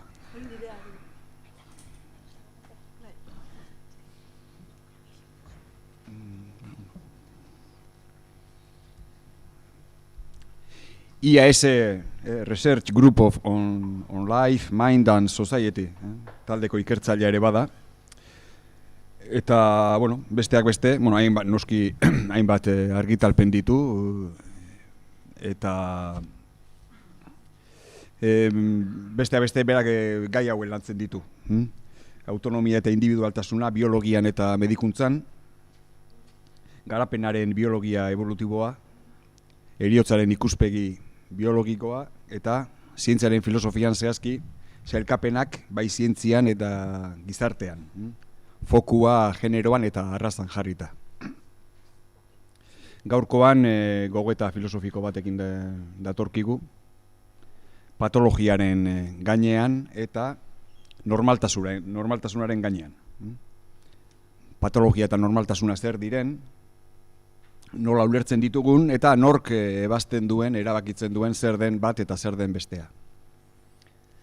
Nahi duzun Arantza? Bueno, egunon guztioi eta mila esker Xabier aurkezpen zaindua egiteagatik. Entzuten da, ondo, bai, esaten dio tekniko, bueno, bai. Urbildu gehiago. Urbildu? Bai. Hola, hobeto? Bueno, Loreak idatzi zidanean, okurtuztean izenburu hau, pixka lolailoa dela konturatzen naiz, baina erabaki dut ez aldatzea, pixka arraroa den arren. Bueno, Xabierrek esan duen bezala, ni zientziaren filosofiako irakaslea naiz EHUn, eta nire lan arloak biologiaren eta medikuntzaren filosofia izan dira batez ere. Eta arlo horietatik pixkat abiatutako hausnarketa batzuk izango dira. Batzuk Mario aurreko hizlariak esandako antzeko ideiak dire. Uste dut ikusiko duzula oihartzun bat badagola gauza batzutan, beste batzuak diferenteak. Nire gai nagusia antolatzeko erabili dudan tesia da bizidunak organismo ingurumen sistemak direla. Eta azaltzea, eta birusaren inguruko argilunak aztertu ere pixka bat. Bizidunen biologia ez da makina batena bezalakoa, isolatutakoa edo independentea. Bizidunek ez dute aldez aurretik ekoiztutako atalak edo piezak batuz sortzen duen antolakuntza. Baizik eta beraien izaera autoantolatua da eta ingurumenarekin dialektikoa dela esan dezakegu, interaktiboa. Orduan, ezin dira organismoa eta bere ingurumena bata bestea gabe definitu. Organismoaren aldaketak ingurumenaren nean atzera elikadura moduko batez aldatzen dute biziduna eta bera ekintza berriak egitera bultzatuz. Eta hau askotan, biologian, medikuntzan ahaztu egiten da. Adibidez, ulertu dugu askotan bizidunak genez eratutako izakiak direla, kontuan hartu gabe geneak eta ingurumenak organismoaren bitartez duten interakzioa edo elkarrekintza. Eta pentsatu da baita ere, geneetan eta orokorki gorputzetan, burmuina barne, dauden akatsak direla gaixotasunak. Medikuntzaren filosofian, horren ondorioz, gehiengoaren ikuspegi batek pentsatu du gaixotasuna sortzen dela gorpuntzaren atal batek ez duenean funtzionatzen ondo. Erreferentzia estatistikoa kontutan hartuz.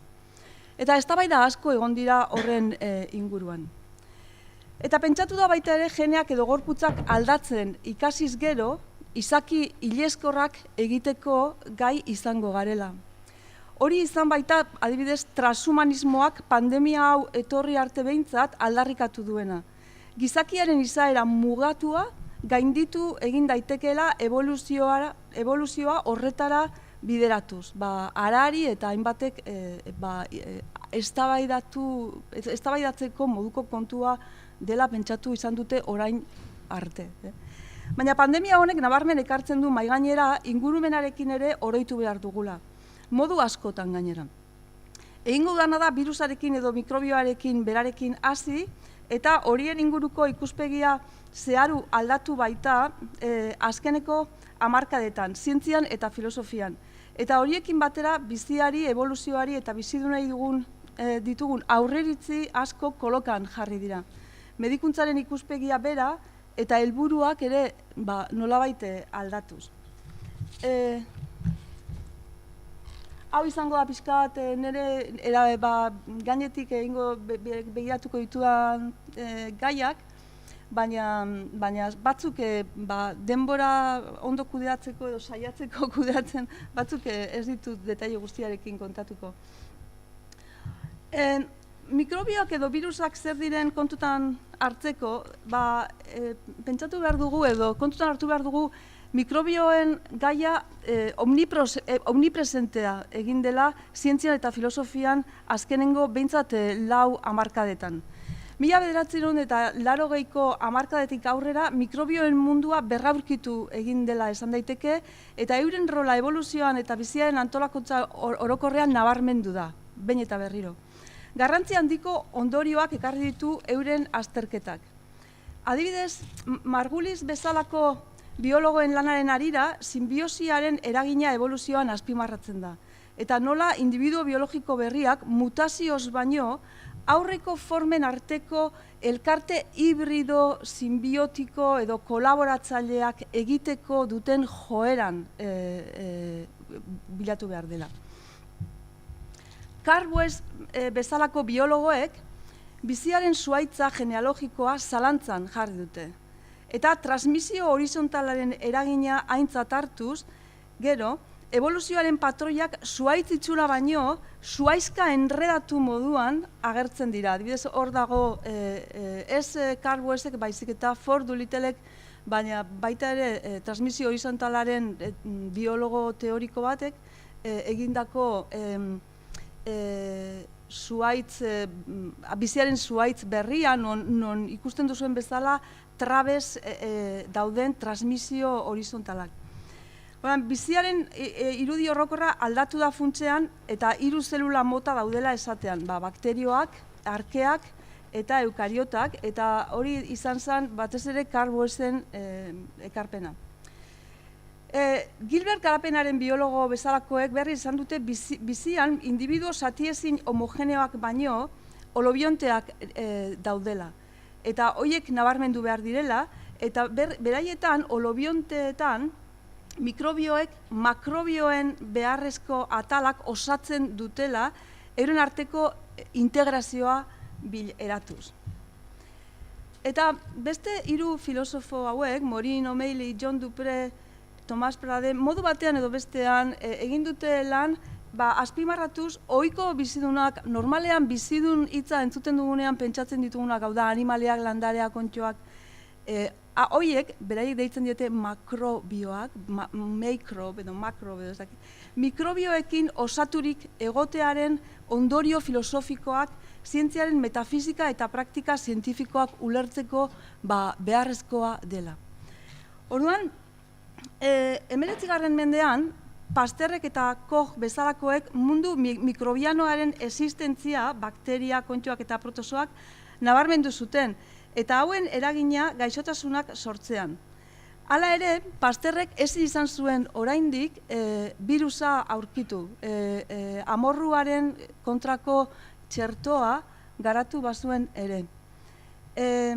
Birusak oso izaki arraroak dira, eta begira, Arundhati Roy idazleak pandemia garaian idatzitako artikulu eder batean esaten du, nork begiratu dezake berriro ezer, ate heldulekoak, artoizko kaxa, barazki poltsa, imaginatu gabe zipristindurik dagoela ikusezinak, hilgabeak, bizigabeak, diren blob, ez dakit nola azaldu zer den blob bat, baina horre agertzen den tankerako gauza bat, da? Euren xurgatze kusinak gure berike itxasteko zain. Horrelako irudiak ikusi ditugu birusenak, eta nik uste dut biologian edo medikuntzan bertan askotan jendeak irudi argiagoik ez duela birusa zer den azaltzeko. Erabilidean irudiak, bitxo esan zaio, eta behin eta berriro bitxo erabiltzen da. Zutea, Jose Luis Arzuagak esan zuen, ez, bitxoa ez, zute moduan ikusi behar dugu. Uinak, olatuak, horiek ikusi ditugu asko, batez ere bigarren, hirugarren olatua datorrela. Tsunamia, nolabait, gainea atorkigun zerbait, jakin gabe. Bueno, horiek guztiak, irudi horien atzean dauden kezka edo somorro guztiak, eztabaidatzen dira biologiaren, filosofian ere, eta biologian bertan, birusa zer den azaltzeko orduan. Ez delako oso izaki argia zentzorretan, edo behintzat, bera azten direnean zientzialariak eta filosofoak nolabait jasotako ikusmoldeak aldatu egin behar dituztelako. Orduan, zer dia eztabaidatu da, ea bizidunak dien, ala ez. Patologia lotu dira normalean birusak, eta baina lehen Mariok esan duen bezala, ez dira utxutxean patologikoak. Kolaboratzaileak ere badira, eta hori ez badugu ulertzen, ez dugu bizia ulertzen. Identitatea, gure identitate zelula anitza egiterakoan, birusen eragin evolutiboa kontutan hartu gabe ezin dugu azaldu. Orduan, batez ere kontutan hartu behar da, ze aldaketa egon den aurreko mendeko 80. hamarkadetik ona birusa azaltzeakoan. Medabartarrak, hauek dira Peter Medabar eta Jen Medabar, idatzi zuten hiztegi honetan, esate zuten birusa dela berri txarra proteinaz bildurik. Orduan, hor, nolabait, alde batetik zegoen birusaren irudi zientifikoa, azido nukleikoak direla, izan RNA, izan DNA, eta etengabe ugaltzeko gaitasuna dutenak, eta proteina kapa bat dute. Eta ez dute metabolismorik, eta ez dute erreplikatzeko makinariarik. Hori guztia erabili behar dute zelularena, eta zentzu horretan parasitoak dira. Eta baita ere esaten dute, 1983an argitatutako biologiaren hiztegi honetan, hiztegi filosofiko honetan, ongia egiten duen birusik ez dela ezagutzen. Birusa beraiek argi eta garbi ez dute, inungo trabarik esateko patologiarekin bakarrik, berri txarra bakarrik dela. Hori da aldatu dena gaur egun, asko. Eta hori nire ustez kontutan hartu behar dugu, beste gizarte mailan, medikuntza mailan aztertzeko pandemia bera. Orduan, gaur egun medabartarrek zuten ikuspegia birusarena kalean eta egunkarietan mantentzen bada ere, nolabait guzti zaharkitua dago. Gaur egun askoz ere ikuspegi neutroagoa dagoela esan dezakegu, eta nolabait esan dezakegu birusak direla zelularrak ez diren izaki evolutiboak eta zelulak erabiltzen dituztenak ugaltzeko. Eta hemen biologian dagoen kezka, ez dut asko sakonduko hortan, baina kontutan hartu, badagoela nolabaiteko ikuspegi bat esaten duena biziaren oinarrian daudela zelulak, beti. Eta biziaren antolakuntza zelularen oinarrian egin dela. Carl Woesek egindako lanak ere ekarri zuena da, lehenengo sailkapena egin behar duguna biziarena da zelula motak, eta izango ditugu 3 domeinu, 3 zelula mota daudelako. Birusak ez dira hor sartzen, eta zentzu horretan esan da askotan eta askotan ez direla bizidunak. Nik ez dut esango bizidunak direla. Bakarrik esango dut, badaudela ekarpenak edo badaudela proposamenak beraien bizia mota azaltzeko, batzuk esan dute agian 4. domeinu bat osatuko dutela, eta bigarrena, azken finean gehien egozten zaien akatsa edo gabezia birusei bizidunak direla esateko da ez dutela elkarrekintza edo interakzio baten ondorioz egiten dituztela beraien funtzioak. Eta, klaro, argi eta garbi, nik hemen nabarmendu nahi dudan ikuspegian bizia hori da.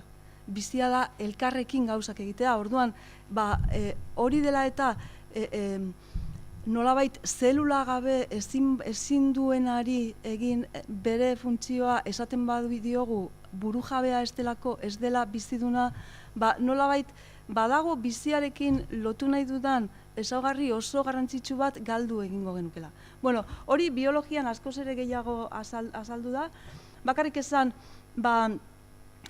nundik sortzen dien esaterakoan, hauek dira milaka mota virusenak, hau esan dut, bizidunak direla esaten dutenak ezetz. Nondik datozen esaterakoan, hiru ikuspegi ero daude, eta hirurak zientzian ez dira erabaki zein den egokiena. Ez dago frogarik oraindik, esateko zein zen benetako azalpena. Batzuentzako, birusak lehenik ikuspegia pentsatzen dute, eta pentsatzen dute biziaren sorrerak lehenengo izaki garrantzitsuenak birusak izan ziela errepikatzeko gaitasuna zutelako. Horiek izango liatzeke, virus first edo virusak lehenik esango luketenak. Eta zentzu horretan horiek esango lukete virusak zalantzari gabe iaia biziaren sorreran. Oindala 3.500, 3.800 urte ja bazeudela lurrean. Beste batzuk uste dute hala ere, agian virusak ez direla hori, baizik eta regreso edo atzerabidearen teoriak esaten du virusak direla nolabait zelula osoetatik degeneratu edo apartatu egin dien izakiak. Eta beste batzuk berri esaten dute progresoa edo aurrerabidea nolabait zelula konplexuetan badaudela gaitasuna genomaren zati txikiak askatzeko genomaren baitatik eta salto egiteko, eta hoiek nolabait progresatu egin dutela beraien errepikapena bultzatu eta areagotuko duen zerbait airatu arte. Orduan, hiru teoria daude, agian hirurak dira egiak, birus batzuek lehenengoa edo bigarrena edo hirugarrena evidentzia moduan ikuste ditugu, baina eta agian egunen batean jakingo dugu hiruetako zein den egokiena, baina momentu honetan hirurak daude. Adibidez, hauek Didier Raoult, ez dakit ezaguna ite zaizuen, baina da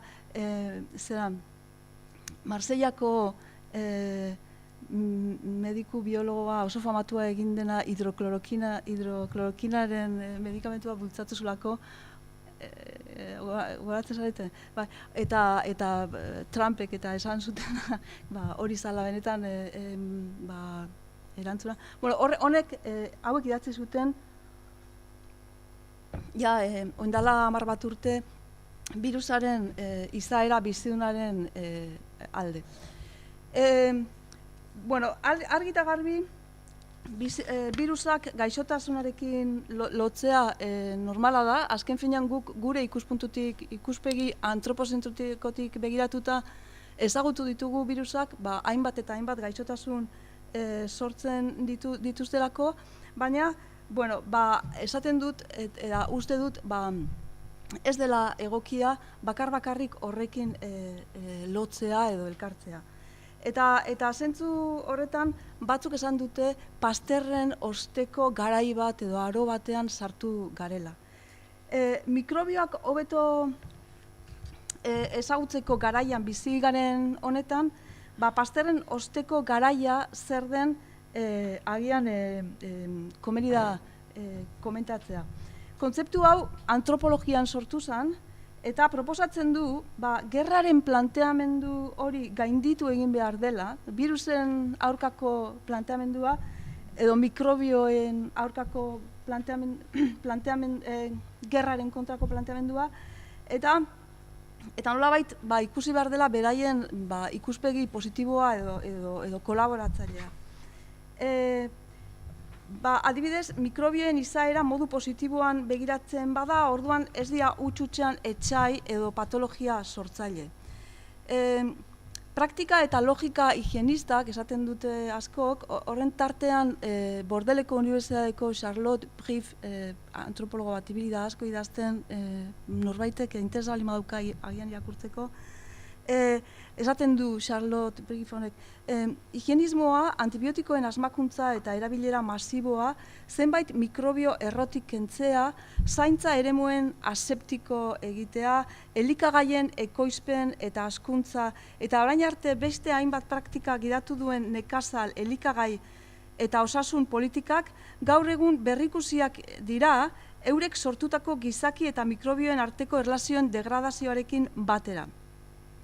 Horan, etsaiak baino aliatuak edo lagun moduan ikusteko proposamena egiten du, eta beak aztertzen ditu nola nagusiki ekosistema kaltetuak berriztatzeko ikerketa piloa dagoen, mikrobioen gaitasunaz baliatuz, eta hainbat teknika berri medikuntzan erabil daitezkenak. Bestalde, higienizazio delako horrek arazo larriak ere sortu ditu, gero eta gehiago azpimarratzen direnak. Ironikoa bada ere, gaur egungo medikuntzaren arazo larrienetako bat, ingurumen eremu esterilak sortu izatetik dator. Mendebaldean gero eta esterilagoa den ingurumena ekoiztu du, planifikatu ez den eta ezin den natura ezabatzean datzana. Hau da, Sariola eta Scott Gilbertek aurten bertan idatzitako artikulu batean esaten dutena.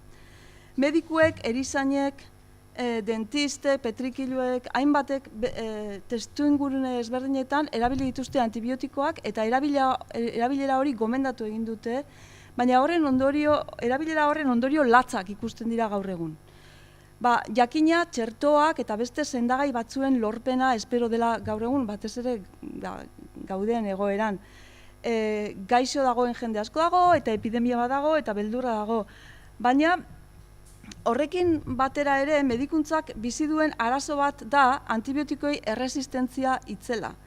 Gero eta kasu gehiago dauden non antibiotikoek ez duten eraginek egiten eta ospitalean gero eta erresistentiagoak egiten ari diren bakterioak eta beste mikrobioak eragindako gaixotasunak ikusten dira. Medikuntzaren hurrengo fase horretan askok ikusten dute mikrobioen beraien laguntza beharko dela. Eta hala nola, bakteriofagoak erabiltzea bakterien kontra izan da laborategi batzuetan aztertzen ari den teknika berritzailea. Fagoak dira bakterioen birusak. Birusak normalen deitzen zaie zeula eukariotetan sartzen dienei eta fagoak bakterietan sartzen dienei. Beste bat, eta nahiko ezaguna guztio, nahiko erradikala den arren, dia transplante fekalak. Askotan, azkenengo urtetan entzun ditugun terapia modukoak. Bata zein bestea, mikrobioekin dugun erlazioetan oinarritzen diren teknika berriak dira. Gaur egun, nekazaritzak eta laborantza kudeaketak bioaniztasuna galarazi du, gaixotasun infekziosoak gehitu egin dira basoen galera eta habitaten zatiketaren ondorioz, mikrobioak aldatu egin dira, antibiotikoak, desinfektatzaileak, metal astunak eragin duten presio selektiboen aldaketa dela eta baldintza egokiak bultzatu dituztelako mikrobioen aldaera arraroak eta berriak sortu dira. Ezagutzen diren botikei erresistenteak direnak.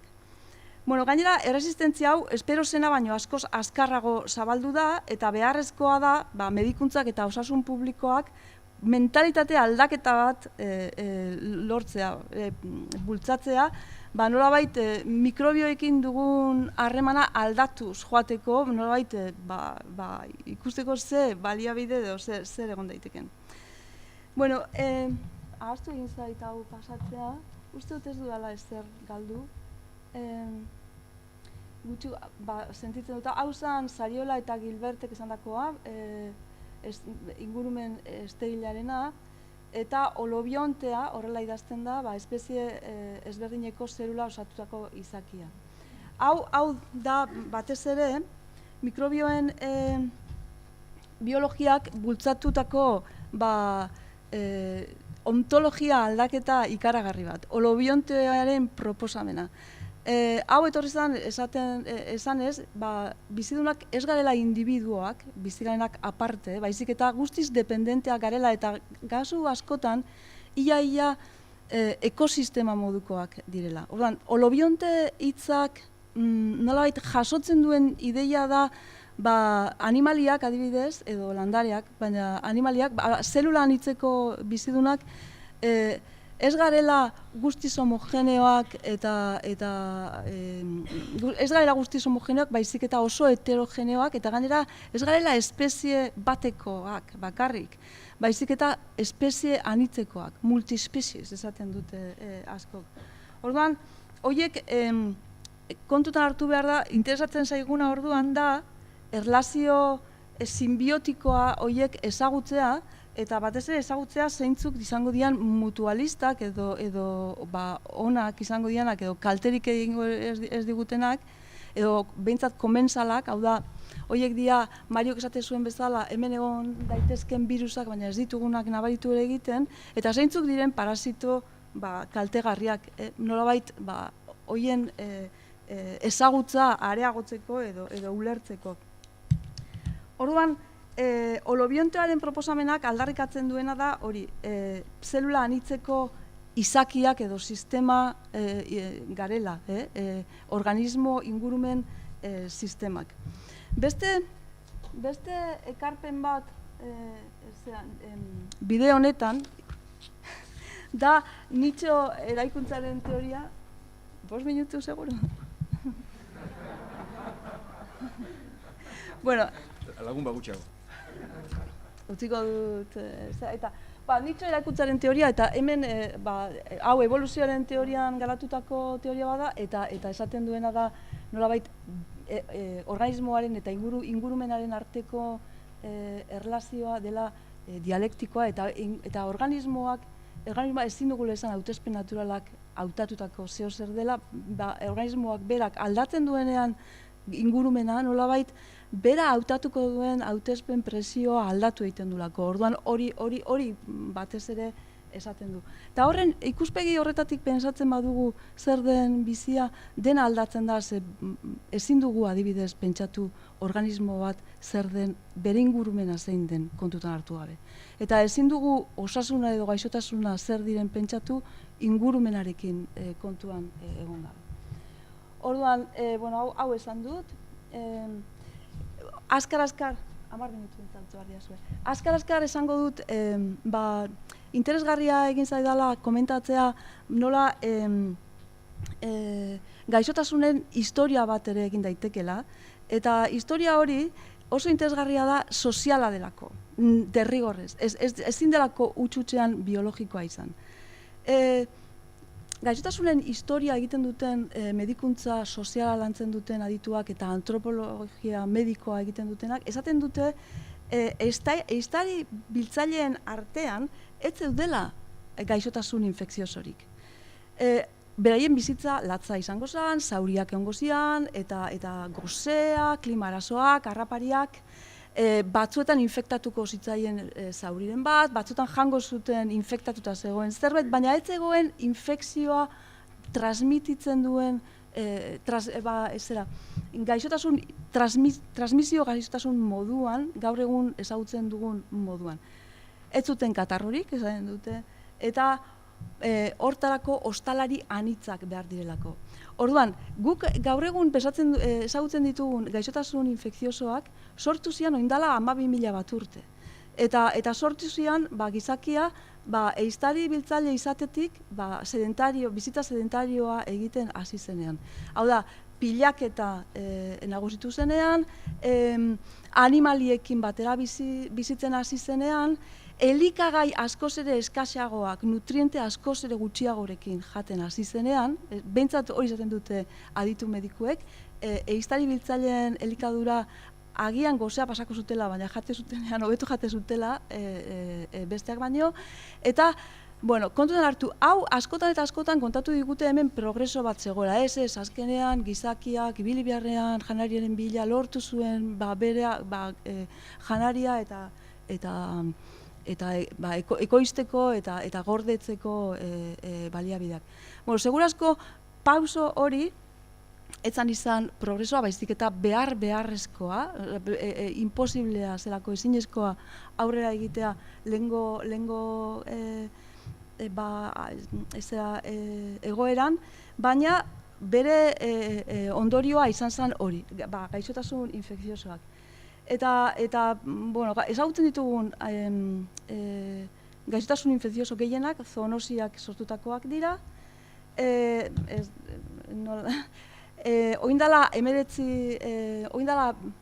berron bat urte, 19. mendean hasi zen nolabait Koch eta Pasteur bezalako medikuekin gaixotasunen teoria mikrobianoa, eta esaten da, hor nolabait buelta eman zitzaiola gaixotasun infekziosoei, 200 urteko puruan, nolabait txertoen eta antibiotikoen bitartez, behintzat herrialde batzuetan lortu zelako hori gainditzea.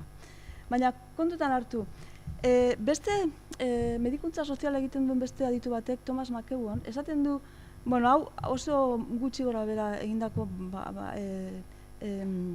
sailkapen batean, gaixotasun motak sailkatu daitezkeela hirutan. Alde batetik jaiotzetako gaixotasunak. Baina horiek dira konstitutiboak, genetan edo etor daitezkenak, eta horiek dira gutxiena. Bigarrenak izango lirateke infekziosoak, eta hau McEwan eta beste epidemiologo bat, Abdel Omran deitzen denak, lotzen dute hau pobreziarekin. Gaixotasun infekziosoak beti lotzen dira egoera pobreziarekin lotutako egoerekin. Beak, Abdel Omranek esaten du the age of pestilence and famine, pestilentzia eta gozetearen aroarekin lotu behar ditugula. Eta hirugarren bat, beak esaten du, gizakiak eragindako gaixotasunak eratzen dutela. Hau da, aberatzen gaixotasunak, tabakoak, gehiagizko elikadura, gehiagizko sedentarismoak, eta eragiten dituzten gaitz edo gaixotasun degeneratiboak. Abdel Omran honek esaten du, orduan hor bi transizio daudela, eta hori deitzen die transizio epidemiologikoak. Alde batetik, gaixotasun infekziosoak sortu zuen transizioa, eta bigarrena, gaixotasun infekziosoak nolabait kontrolatu eta beste gaixotasun batzuk sortu zian transizioa.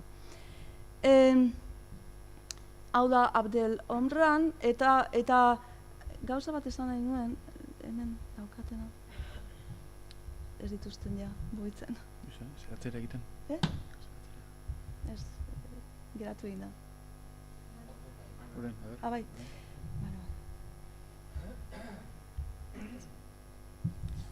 Atrabatu egin da. Atrabatu egin da.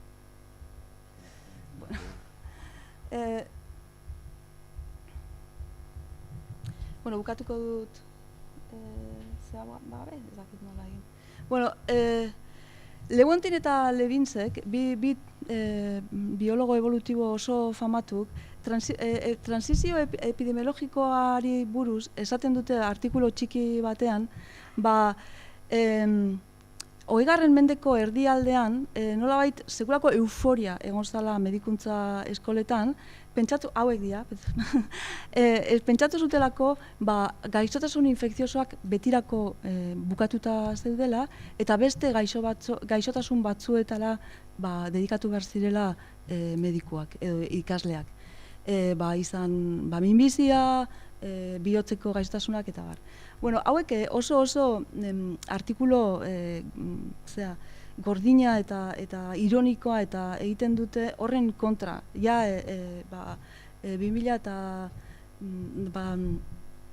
2000 urtearen hasieran.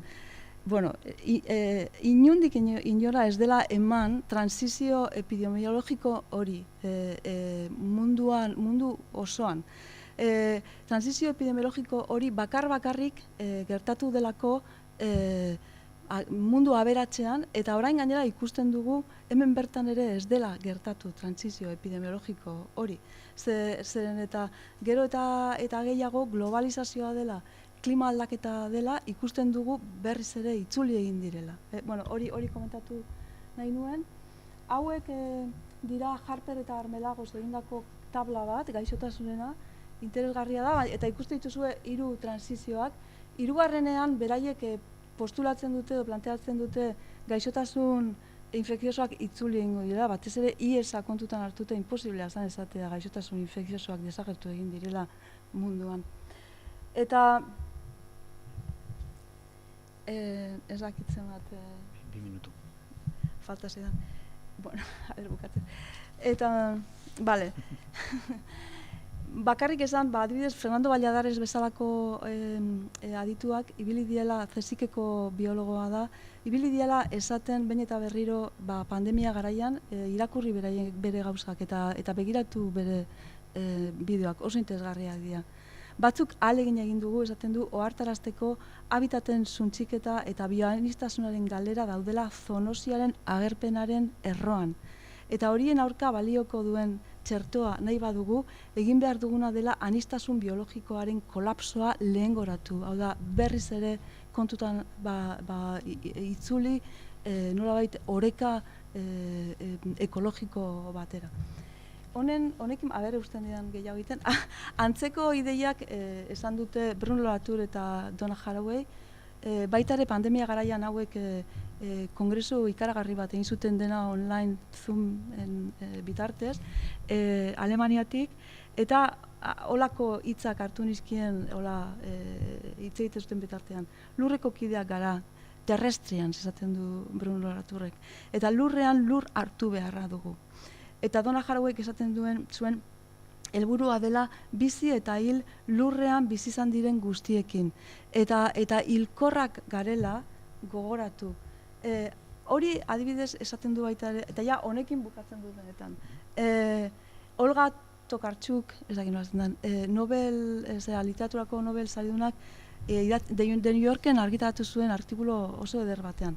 Birusak gogorarazi digu esaten zuen azken batean hain sutsuki ukatu dugun hori. Sorkari gaixoberak garela, materia hauskorrarenarekin egindakoak, hiltzen garela, hilkorrak garela. Gure humanitateak ez gaituela besteengandik bereizten, ez garela salbuespen. Baizik eta mundua sare itzel modukoa izanik, bertan gaudela, beste izakiekin korapulaturik eta elkarturik, dependentziazko eta eraginezko ari ikusi zenez. Eta bar, antzeko ideiak jaso ditu Olgak artikulu horretan, eta oso artikulu polita da, rekomendatzen dizuet. Hau da Charlotte Brief, esan duana, naturaren gaia utzi egiten dut, eta bukatzeko, planteatzen duen batez ere, esaten dugunean zer den gaixotasuna, ea erabili dezakegun ideia hori natura bera gaixotu egin dela esateko. Eta zaila da, esatea horrelako baieztapen handia natura osoari buruz. Baina, galderak zalantzarik gabe honela bukatu nahi nuen, badu esangura filosofikoa eta badu baita ere esangura praktikoa. Canguillemek esaten du osasuna ez dela ezagutzen galtzen den arte. Eta zentzu horretan zeozer ikusi dugu pandemiarekin. Berak hori izateko gene legis medikuaren hitza aipatzen du behin eta berriro. Osasuna organoen isiltasunean bizitzea da. Hau da, organoak negar egiten dutenean orduan kontuatzen gara. Osasuna nolabait apurtu egin dela. Beha besatzen du osasuna ez dela ezagutzen osasuntsu bizi garenean, baizik eta gaixotzen garenean dakigula, lehen osasuntsu bizi egin dela. Eta zentzu horretan pandemia honek naturaren krisialdi sakona erakutsi digu, eta nik uste dut ozen erakutsi digula. Eta hor gehatu zaizki gauza batzu, baina bukatzen dut. Eskerrik asko.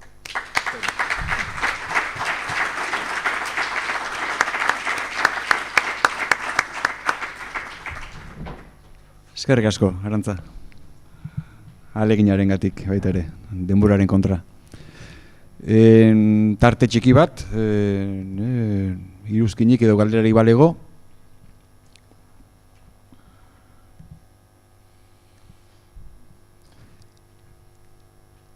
Lehen esandakoa, arratzaldean eztabaida foroa ere badaukagu, hor seguru asko gurutzatuko zaizkigu batzuen eta besteon ideiak eta ekarpenak. Orduan, berriro zure hitzaldia eskertuz, Arantza, urrengo izlariari emango diogu bidea.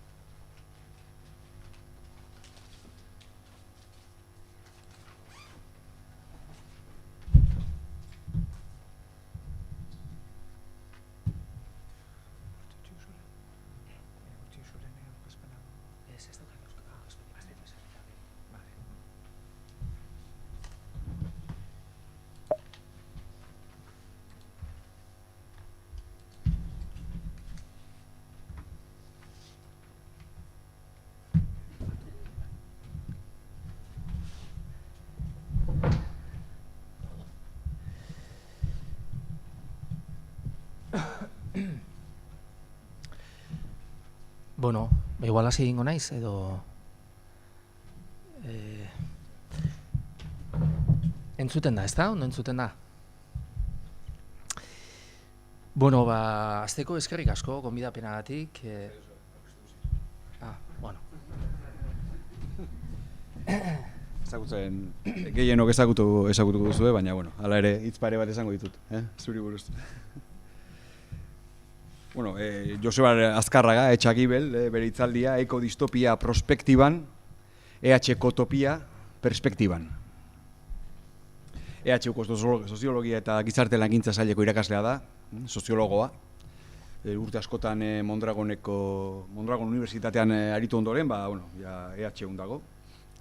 Eta bere ikergai nagusiak trantsizio sozioekologikoa eta erresilientzia komunitarioa, ekonomia sozial solidarioa, gaurko subjektibotasuna eta elikadura burujabetza laburtzaren.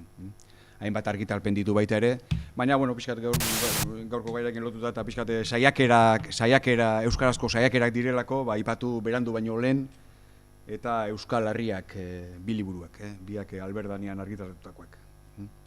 Bueno, krisi sistemikoaren une honetan kokatuko du bere begia eta bere azterketa. Vale, eskerrik asko. Bueno, egun hon, eta barriro eskerrik asko gonbidapenagatik. Bueno, suposatzen dut, nekatu xamarre egongo zaretela ja, horren beste denpora jesarrita egoteaz, ia alik eta ez dakit, harinen edo egin dezakedan. Ez daukatola, ez dut ekarri gogo eta ez dakit oso filosofikorik edo pixkat akademiatik edo alden duta banabila azkenengo 2 urteotan, eszedentzia baten, eta igual horregatik, oso ondo koipestu barik. Hasiko nahiz izanez, pixkat gutxi gora bera guztiok badakiguna, ez da? Naufragio baten bizi gara, ez? Uste dut naufragioaren ideia ona dela deskribatzeko non gauden, ez da? Gizartea antolatzeko modu bat ondoratzen ari da, eta arrazoi oinarrizkoa da 10 aldiak daramatzagulako ja, gutxi gora bera 4 aldi, muga biofizikoen gainetik, ez? Gainezkatu ditugu muga ekologikoak aspalditxo, eta edo beste modu batera esan da, talka oso violentua bizi dugu gaur egun biren artean, ez? Alde batetik mugatua den biosfera, ñabardurak behar lituzke honek, baina simple esan da mugatua den biosfera, eta bestetik, etengabe hazten ari den sistema sozioekonomikoa, ez da? Eta gainera berez espansiboa den kapitalismo bat, ez? Honek behar luke ñabardura bat, gainezkatze ekologikoaren tesi honek, eta ñabardura importantea da, ez?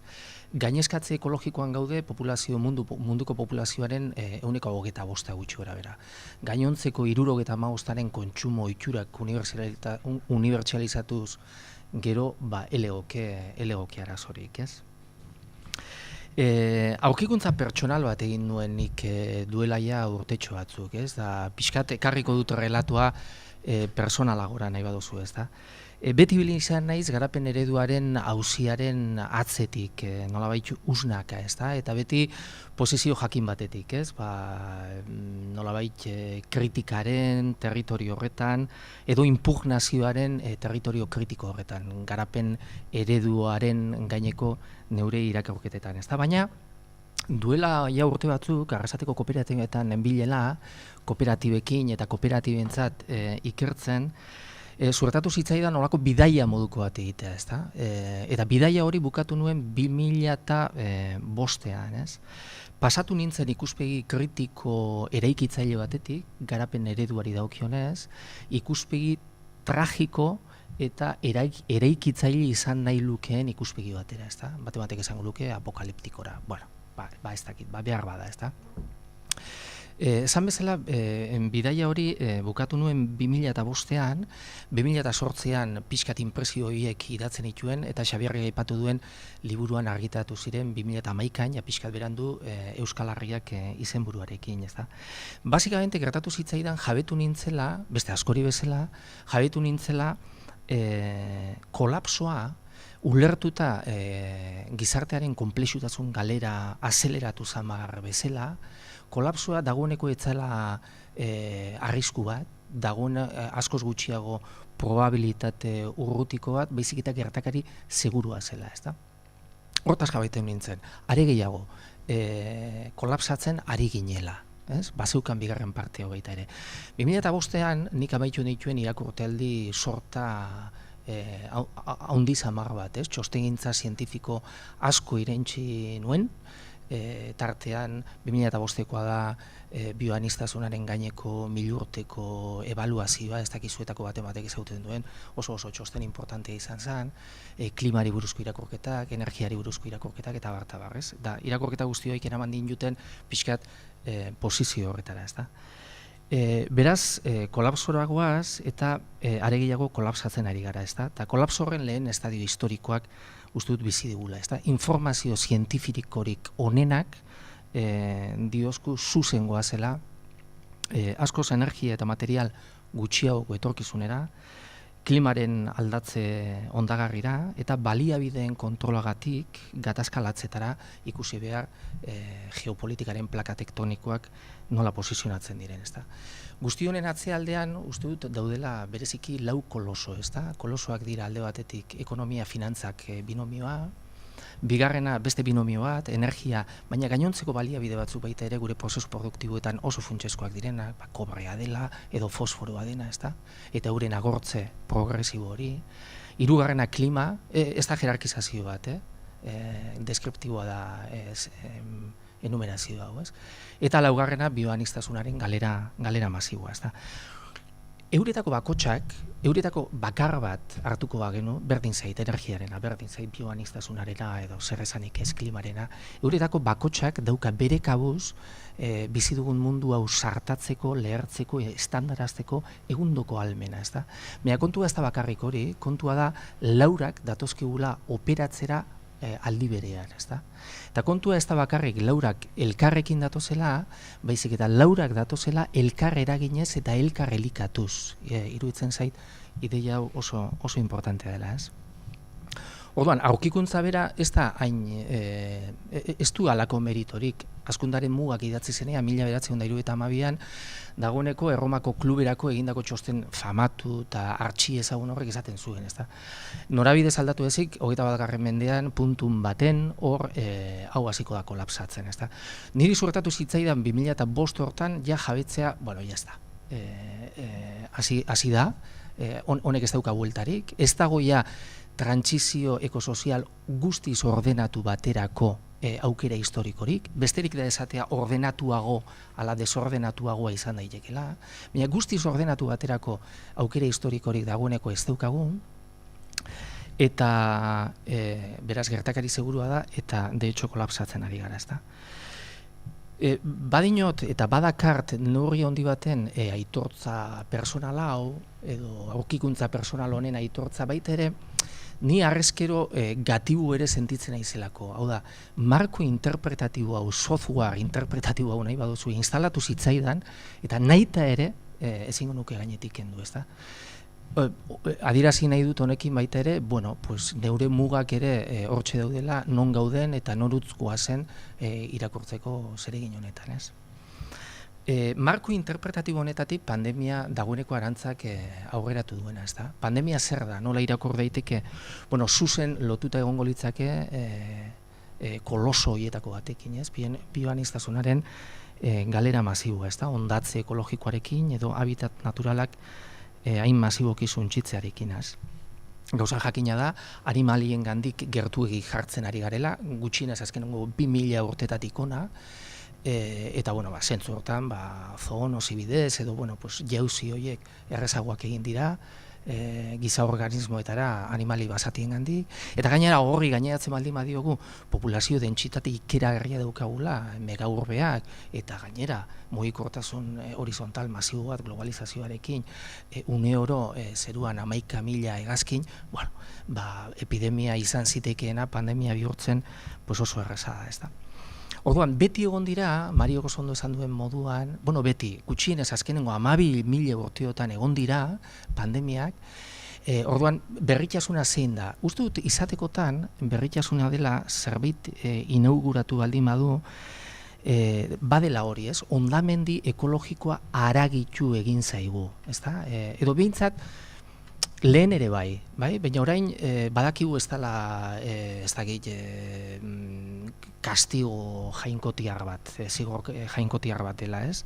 Oda, gure materialtasun intimoan, gure gorputzetan oso modu brutal, masibo eta hilgarrian txertatu zaigu ondatze ekologikoa, ez da? Uste dut, hau badela mundu erdia konfinatuta utzi duen fenomeno bezala, badagola jauzi bat munduaren orokorrean mundutarron pertzepzioan, ez da? Pertzepzio distopikoan, ez da? Oda, uste dut, jauzi handi bat gertatu dela norabide horretan. Hau, ondoratu daiteke. Titanic hau, nolabait esatearen, ondoratu daiteke. Uste dut, askoz egokiagoa dela esatea hau ondoratzen ari da, baina osein kasutan, instalatu da gure marko kognituan beste ideia hori, ez? Hau, zinez ondoratu daiteke. Segurazko 2008an, halako zerbait dagoeneko gertatu zen, ez da? Orduan, Hamarkadak eman ditugu, esanez, bizi irakaldatu beharko genituzke, norabide hau ez da jasangarria, hemen strukturalak diren aldaketak egin beharko genituzke, baina esan eta atuan bestaldera begiratu, eta hemen ez da ezer gertatu horrela ibili gara baita ere, hamarkadatan, ez da. Hemen erakunde publikoetatik larrialdi klimatikoa deklaratu dezakezu, baina politika publikoak ezer gutxi aldatuz, eta egitura produktiboan ezer gutxi aldatuz, eta herritarron bizi eretan ezer gutxi aldatuz, hori posible izan da, egin dugu atzora arte, ez da. Pues hementxe dago, ez da. Hementxe daukagu distopia, ekodistopia guztiz erabat haragiturik, ez. Orain, falta da zentzu komuna nolabait disputatzea iruditzen zait, ez? Hau da, bataila, ez da patogenoare baten kontrakoa, bataila da patroi zibilizatorio baten kontrako bataila, ez da? Hau ez da kokatzen horren beste biologiaren territorioan, baizik eta, nola antolatu ekonomia, nola antolatu jendartea, ze kultura, ze politika, beharko genukeen, ez da? Gertatzen dena da, edabideek kolokatu dutela gaia enegarrenez beste territorio batean, ez? Hau da, gure ekonomiarekin zerikusi askorik ez lukeen shot bat bailitzan hau, edo gaitzaren sustraiak baleude bezala giza eraginetik kanpoko prozesu naturaletan, edo inkluso hau balitz bezala, horko herrialde erraldoi hortan Txinan badauzkaten praktika partikula horiek, ez? Animali basatiak eramaten dituzte markatura eta horrela bazelan, ez? Orduan, gau eta egun beharko ginak momentu honetan bioaniztasunaren garrantzia hitz egiten, hortxe egongo dalako gure biziraupenan nonbaiten egotekotan, eta de hecho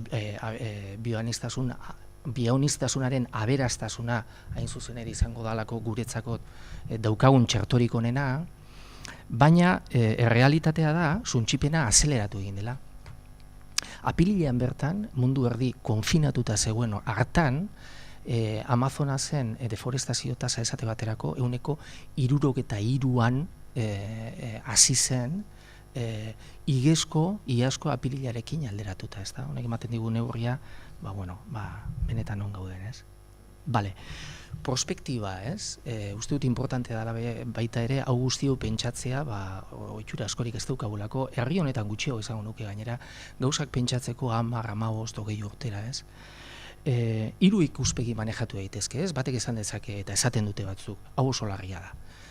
Gelditu egin delako kapitalismoa eta gure prozesu produktiboa gelditu direlako, eta horrek krisi egundokoa ekarriko duelako. Beste batzuk esango dute, hau oso larria ez, oso larria da, egitura produktiboak eta kapitalismoak geratu zaigunez ekonomia real hori, horrek inzidentzia zuzena izango duelako ekonomia ez hain real, fiktizio eta finantzari hortan, eta orduan estanda finantzarioa barriro dator, aurre ikustekoa bazena lehenagotik ere, eta bere onda ekspansiboa izango da askoz larriagoa, ez? Hirugarren posizio bat dago, eta hortxe kokatuko nintzakeni eta beste hainbat, eta da oso larria ez, oso larria ez, baizik eta oso larria, ez da? Ekonomia eta finantza binomio horrekin batera, gainontzeko hiru kolosoak dauzkagulako operatiboki, behar bada azpitik datoz, behar bada isilago datoz, eta ia esain isilik, ez? Bioaniztasunaren galera masiboa, klima eta energiaren beheraldia, ez da? Beraz, batetik prospektiba egiterakoan, badakigu pandemia gehiago izango ditugula, ez? Eta larriagoak eta letalagoak izango direla, zientifikoek dagoeneko hau esan digute. Besteak beste, klima aldaketa hortxe dagoelako, klima aldaketatik animaliak mugitzen ari dira, gertuago jartzen ari zaizkigu, oso paradigmatikoa omen da Saguzarren kasua ikuspegi horretatik, eta klima aldaketagatik baita ere permafrostra desizosten ari delako, eta hor antza omen dago virus, bakteria, patogeno, ikeragarri pila bat salto egiteko prest, ez da? Orduan, ikuspegi honetatik, Mike Davis, soziologo ipar-amerikarrak, urbanista soziologo ipar-amerikarrak, horten bertan argitaratu du liburua, gaztelerara ere ekarri dute Kapitan Swing argitaletxean. Ez dut izan aukerarik irakurtzeko oraindik, baina esaten omen du, hau apokalipsi biralaz hitz egiten du, ezta? Esaten omen du besteak beste badagoela H5N1, uste dut ondo esan dudala izeneko virus bat, hegazti gripearen variante moduko bat, Asiatik oso operatibo, eta bihur daitekena asko barik pandemia munduan biarretzi, ezta? Eta bere hilgarritasuna asko handiagoa da. Antza, 3 hankabikotik 2 jausiko lirateke edo jausiko ginateke. Beraz, batek irakurtzen ditu gauza hauek eta kasi eskerrona eman behar zaio COVID-19ari hain txukun tratatu gaituelako, ezta?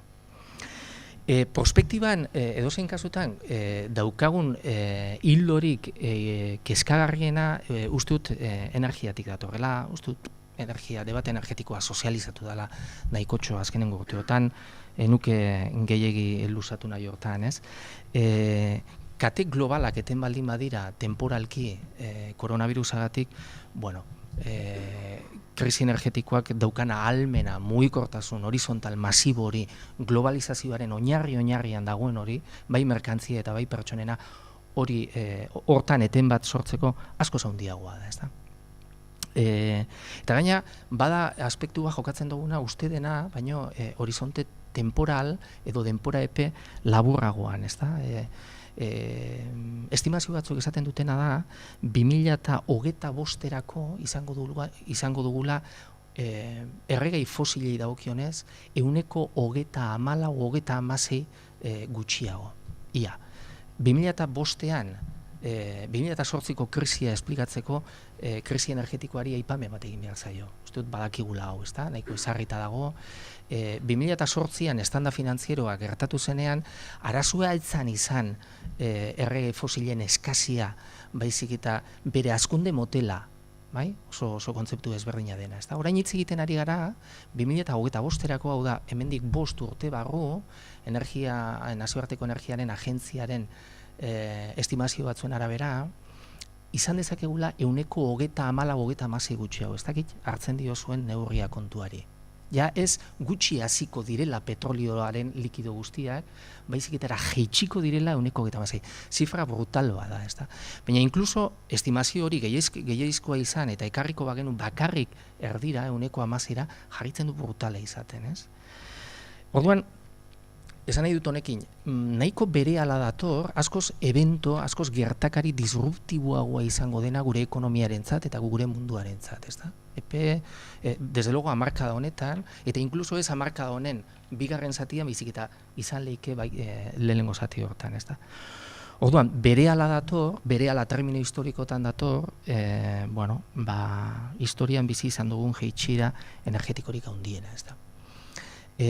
Arrasateko kooperatibetatik hartan geundela, nik banuen inpresioa betaurreko bifokalak behar zirela ulertzeko zer gertatzen ari zen gure enpresekin, gure kooperatibekin, ez da? Eta bifokalak bereizteko epe laburra eta epe luzea. Epe laburrera logika sistemikoa aplastantea zan, eta da neurri handi baten, nahiz da honek ñabardura asko behar dituen, ez? Edo nazioarteratzen zara, edo gure enpresa, gure kooperatibak ñabardura asko beharko lituzke honek ere, baina sinpletzen ari naiz dana, ez da? Edo nazioarteratzen zara, edo merkatu globalaren mundu ikera lehiako hortan zureak egin du, sinpletzearen, ez? Baina betaurreko nahi izan ezkero begirada luzeago batekin gutako batzuk gutxienez pentsatzen genuen kontrakoa. Hau da, konexio edo globaltasunarekiko gehiegizko konexio hori da zaurgarritasunaren, ahultasunaren, vulnerabilidadearen iturri potente bat etorkizunari begira, ezta? Hau ikusi dugu pixkat pandemiarekin, ez? Zeintzuk izan dira lurralde vulnerableak honi aurre egiteko orduan, maskarak euren lurraldean fabrikatzeko gaitasunik izan ez dutena. Kontuetu gara ze importantea da ahalmena izatea maskarak bertan fabrikatzeko, ez? Ahalmen hori, ez? Edo Macron bezalako ultraliberal bat entzun dugunean esanez, Frantziako enpresai izanez, lagunduko zaituztegu beti ere zuen ekoizpen produktiboa azten baldin bazaete Frantziara ekarten, ez? Baditu mai gainean momentu honetan debate batzuk ikuspegi horretatik oso interesanteak, ez? Hau guzti hau, hipotesia da energiaren beheraldiarekin asko nabarmenduko dela, ez da? Hau da, askoz importanteagoa izango dela burujabetza edo autohornikuntza gaitasuna edozein lurralderentzat funtsezkoak diren arlo estrategikoetan, ez da? Eta nik hor aipatuko nituzke batez ere elikadura eta energia, ez da? Kolapsoa hitz egiten dugunean, edo konplexutasunaren galera importante bati buruz hitz egiten dugunean, literatura honetan nahiko onartuta dago hau auzuneka etorriko dela, ezta? Munduan hau ez dela leku guztietan bardin gertatuko, temporalki eta bere kualidade nolakotasunari dagokionez ez da ere, ezta? Galdera izango litzake eta Euskal Herria nola dago hor kokatuta? Bueno, bi zertzela da, ez? Oso autokontzeptu positiboa daukagu, gure ekonomiaz, gure industriaz, gure posibilidades askotan, baina bueno, gurea izan da oso ondo egokitutako, nahiko ondo egokitutako ekonomia modernidadearen balorei dagokienez, hau da barne produktu gordina, ongizatearen indikadoreak, inkluso genero politika batzuk, eta beste indikadore batzuk kontuara hartuta, baina ez gaude bat ere ondo antropozenoaren balorei erreparatu ezkero, ezta? Esan nahi dut horrekin, energia klima binobioa, aztarna ekologikoa, lurraren egoera, bioaniztasunari dagokionez, elikadura, 95%ko dependentzia tasa batekin, dependentzia energetikoak dakizuen ez ikeragarriak dira baita ere. Orduan, gure garapen eredua oinarrian dagoen flujo energetiko eta material hain intenso hori, ikusi beharko da horrekin hori nola kudeatzen dugun etorkizunean, ez da.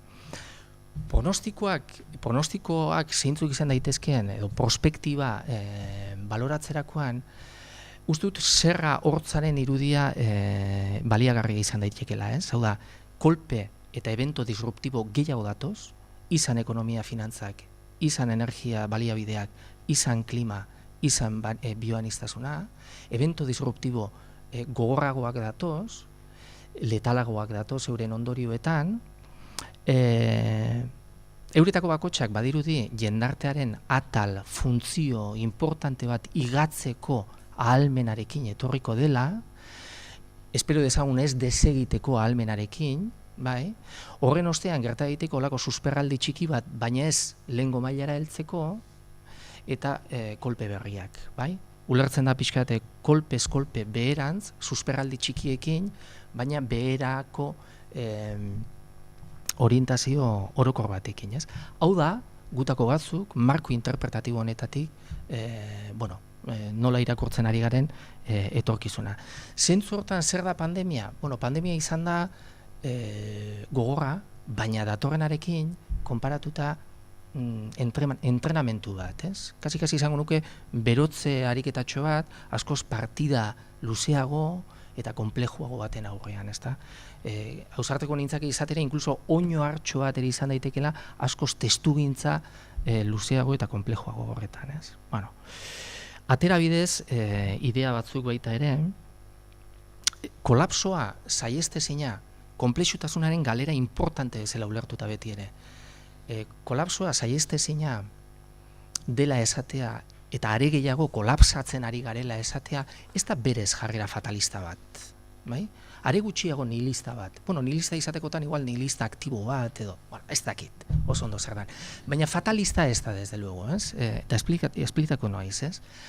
Airean jartzen ari dira gure kondizio material eta kulturalak eta hoien kristalizatzea, urrengo kristalizatzea hori oso auzi irekia da, bai? Hau da, badaude determinante ekologiko eta biofiziko jakin batzuk, eta horrek ezinezko egingo ditu gauza batzuk. Esate baterako, González Reyesek ondo galdetzen duen moduan, oso litekena da megaurbe horiek posible ez izatea mende honetan bertan, ez? Daukaten konsumo hain intensoagatik guztiarena, ez da? Orduan, hor badaude determinante batzuk, edo baldintza fuerte batzuk esan dezagun, ez? Baina hortik aurrera, ze jendarte eredu gauzatu ahal izango dan muga biofiziko behartuen territorio horretan, oso auzi irekia da. Are gehiago esango nuke, inoizko edo aspaldiko auzirik irekiena da. Jendartekintza, etorkizuneko jendartekintza zer nolako izango den, aspaldiko partez ez da egon hain irekita, ez da? Ausartuko nintzak esatera, piezak asko mugitzen ari direlako, eta gainera oso pieza importanteak. Zentzu hortan, Daniel Tarnuro klimaren aditu belgiarrak esaten duen moduan, hau ez da sasoi historikoa eskorra edo pesimista izateko, ez da. Misio historikoa zein izango litzake? Misio historikoa izango litzake konplexutasunaren galtze ahalik eta ordenatuena egitea, ezta? Simplifikazio sistemiko, ordenatu, kolaboratibo, kooperatibo, baketsu eta justo bat egitea, ez? Orduan, aspalditxotik uste dut sasoi historikoak eskatzen digula marko historiko edo marko hobeto esan kognitibo berri batean kokatzea.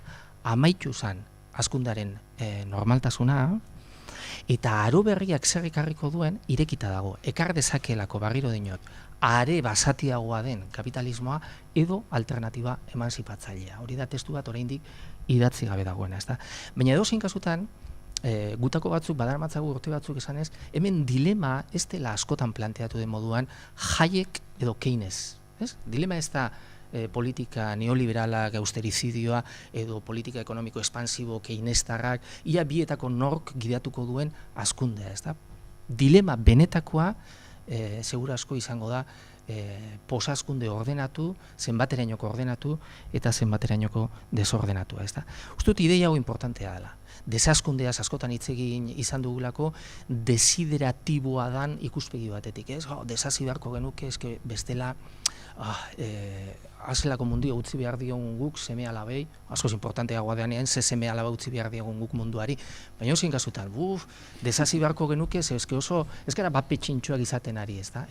Desazkundua ez da horren beste planteamentu desideratibo bat, baizik eta preskriptiboa, badator, ez da aukera gai dagoen hipotesi historiko bat, ez? Orduan, zentzu hortan, aurreko mendeko profetikoena behar bada Walter Benjamin bere izan zen 1940 urtean izan zuenean.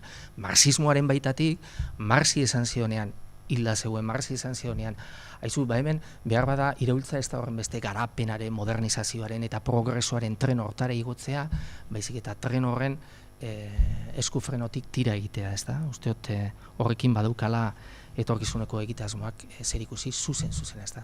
Zentzu hortan, etorkizunari begirako alternatiba emanzipatzailea eta narratiba emanzipatzailea izugarri aldatu zaigu.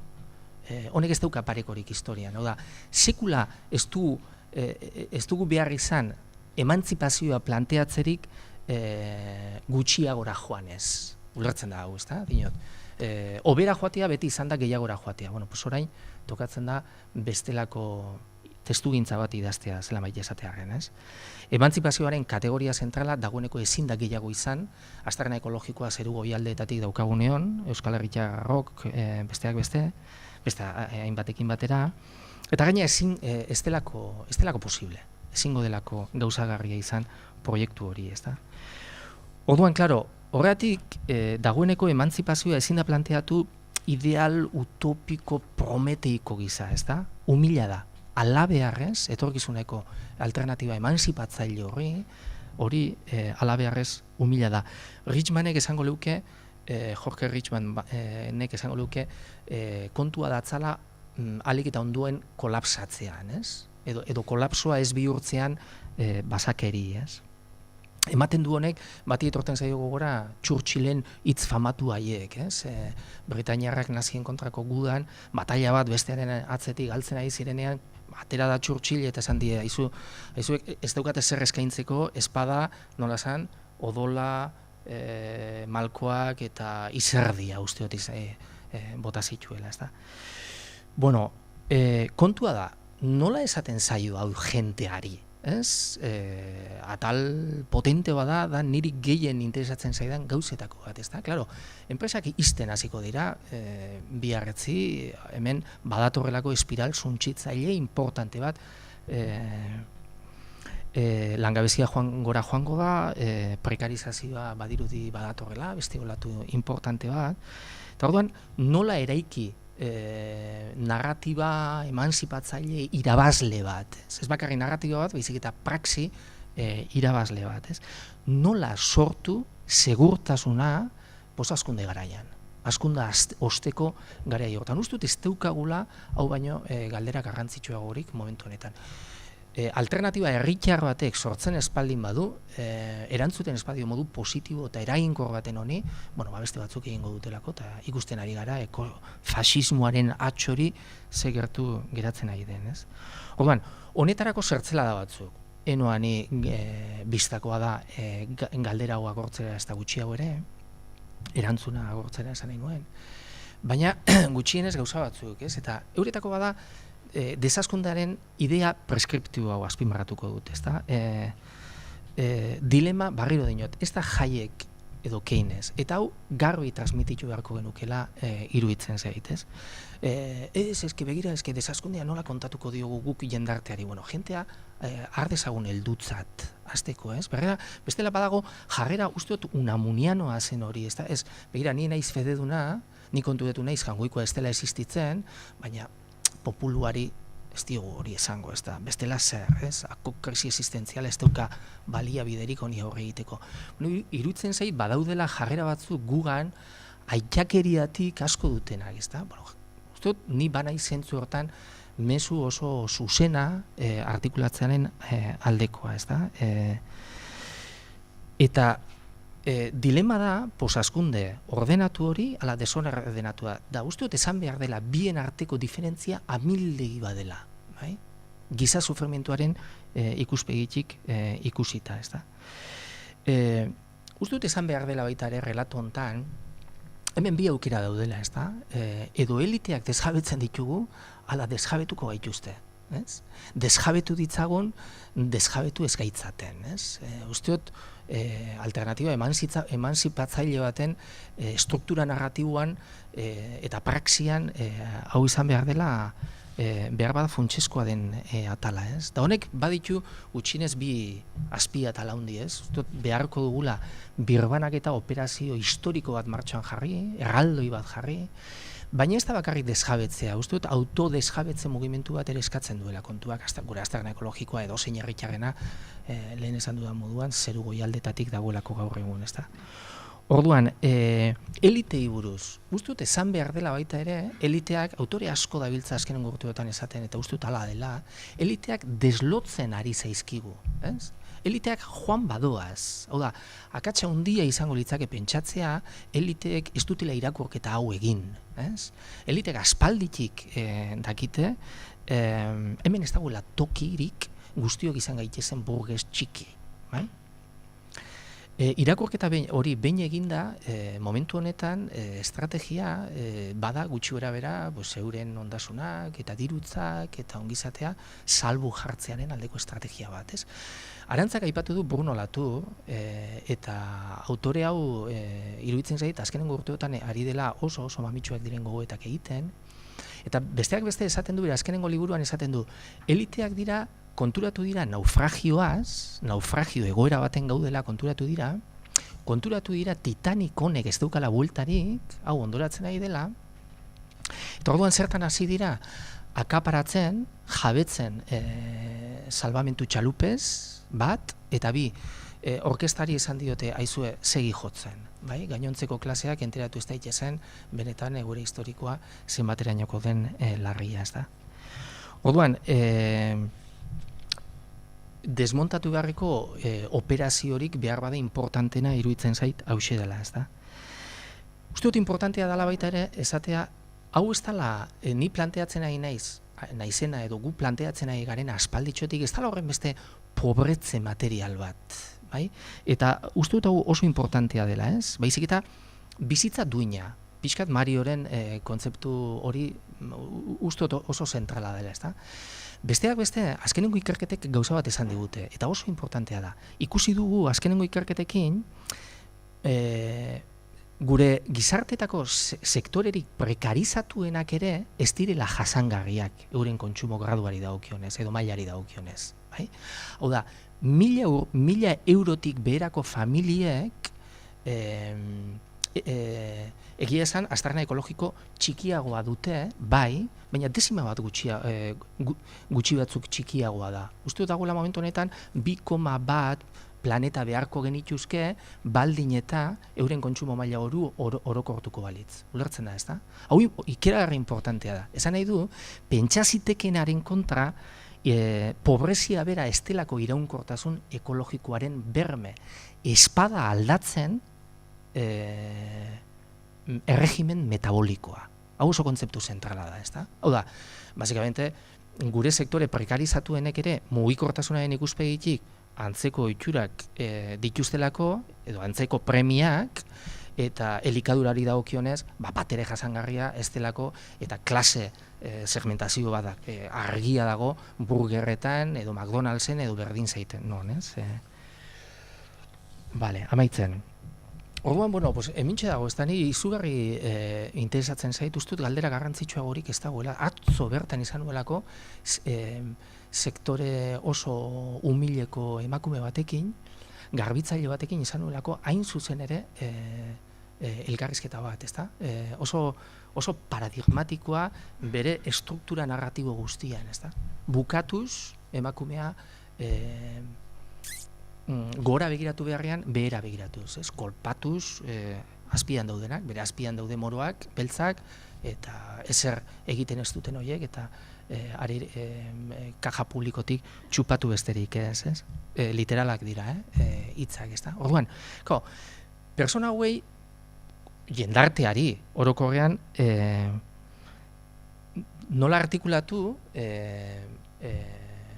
alternatiba bat zeinen bidez, esan daitekeen, seguru sentituko zara, bizitza duinerako euskarri publikoak zainduko ditugulako, ez da? Osasuna eta hezkuntza besteak beste, globalarekiko menpekotasunak arinduko ditugulako, jardura ekonomikoak berrantulatuko ditugulako, giza premia funtsezkoei erantzuna emateko eta ez etekin pribatuari, eta horretarako planifikazio demokratikoa behar da, planifikazioa, ez?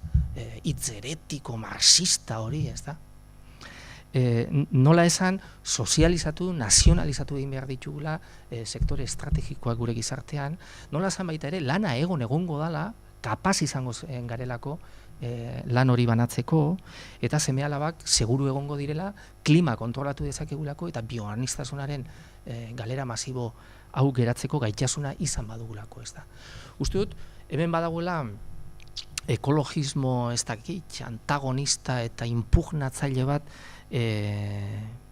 eraikitzeko uste dut badagoela narratiba potentzialki poderoso bat. Uste dut badauzkagula heldulekuak ekologismo eta garapen eredu alternatibo impugnatzaile hori planteatzeko, ez da.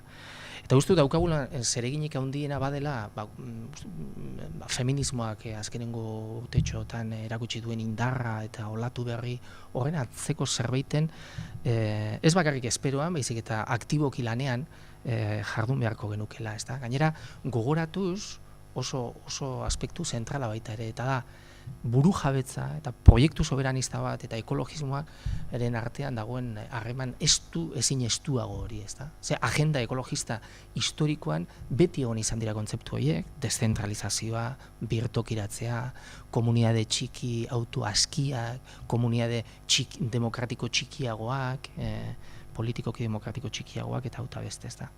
Eta zentzu hortan uste dut hemen badaukagula baita ere, soberanismoak bertan berak herri honetan badaukala aukera bat eraikitzeko proiektu bat, ez bakarrik ekologismoaren eskutik esan nahi dut, ez bakarrik abertzaleentzat, baizik eta ekosidioan eta basakarian erori nahi ez duen edozeinentzat, ez.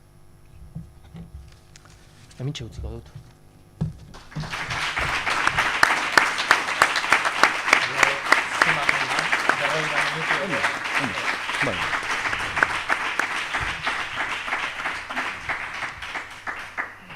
Mila esker, Joseba.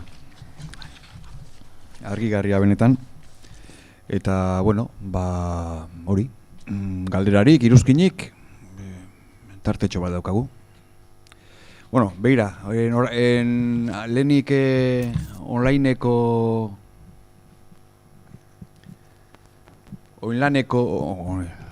onlineko lagunek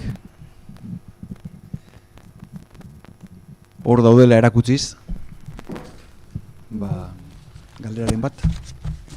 Bai, Miren. Bai, zein izan behar da Osaskunaren proposamen emanzipatzailea, birbanaketa eta egiten desgabetza antolatzen duen subjektu sozial politikoa. Bai? Ez dizut ondo garratu barkatu. Oain entzuten da? Ez dizut. Bai, baina. Zein izan behar da Osaskunaren proposamen emanzipatzailea, birbanaketa eta eliten jesdabetza antolatuko den subjektu sozial politikoa. Zein harreman sare sortu behar dugu Euskal Herrian subjektu honen antolaketa bian jartzeko? Zein praktika sozioekonomiko jarri behar ditugu erdigunean, subjektua modu burujabe eta autonomoan sortu dadin.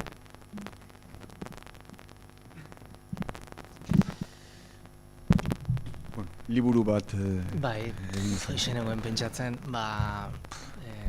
oso galdera interesanteak, uste dut online bidezkoak direla, ez da, edo? Bai. Oso, ez da ginorok izan, ez dago jakiterik, baina oso interesanteak, galderak, oso importanteak, subjektuari buruzko galderak direla koroar, eta, bueno, beharko genuke, egun oso bat, ez dakit, erantzun ale batzuk proiektatzen hasteko kasi izango nuke, ez da. Ez dakit, zerbait esatearren, hemen badago debate bat oso interesantea, ez? Claro, hemen, bueno, bi gauza esango ditut arinaren, eta hortxe, bat, ez da horren beste ez dakigula zer egin, eta guzti dut hau idea importante bat, izan zitekeelako hor egotea, ez dakigu zer egin, ez daukagu alternatibari, formulazio ideia mailan, ez? Ez da hori egoera, ondotxo dakigu zer egin behar den hemendik ateratzeko, behar dena da boterea metatu hori posible egiteko. Oso biztakoa da, badaki, baina hauxe da benetan nola akumulatzen da boterea, ez da, nola botere reala, botere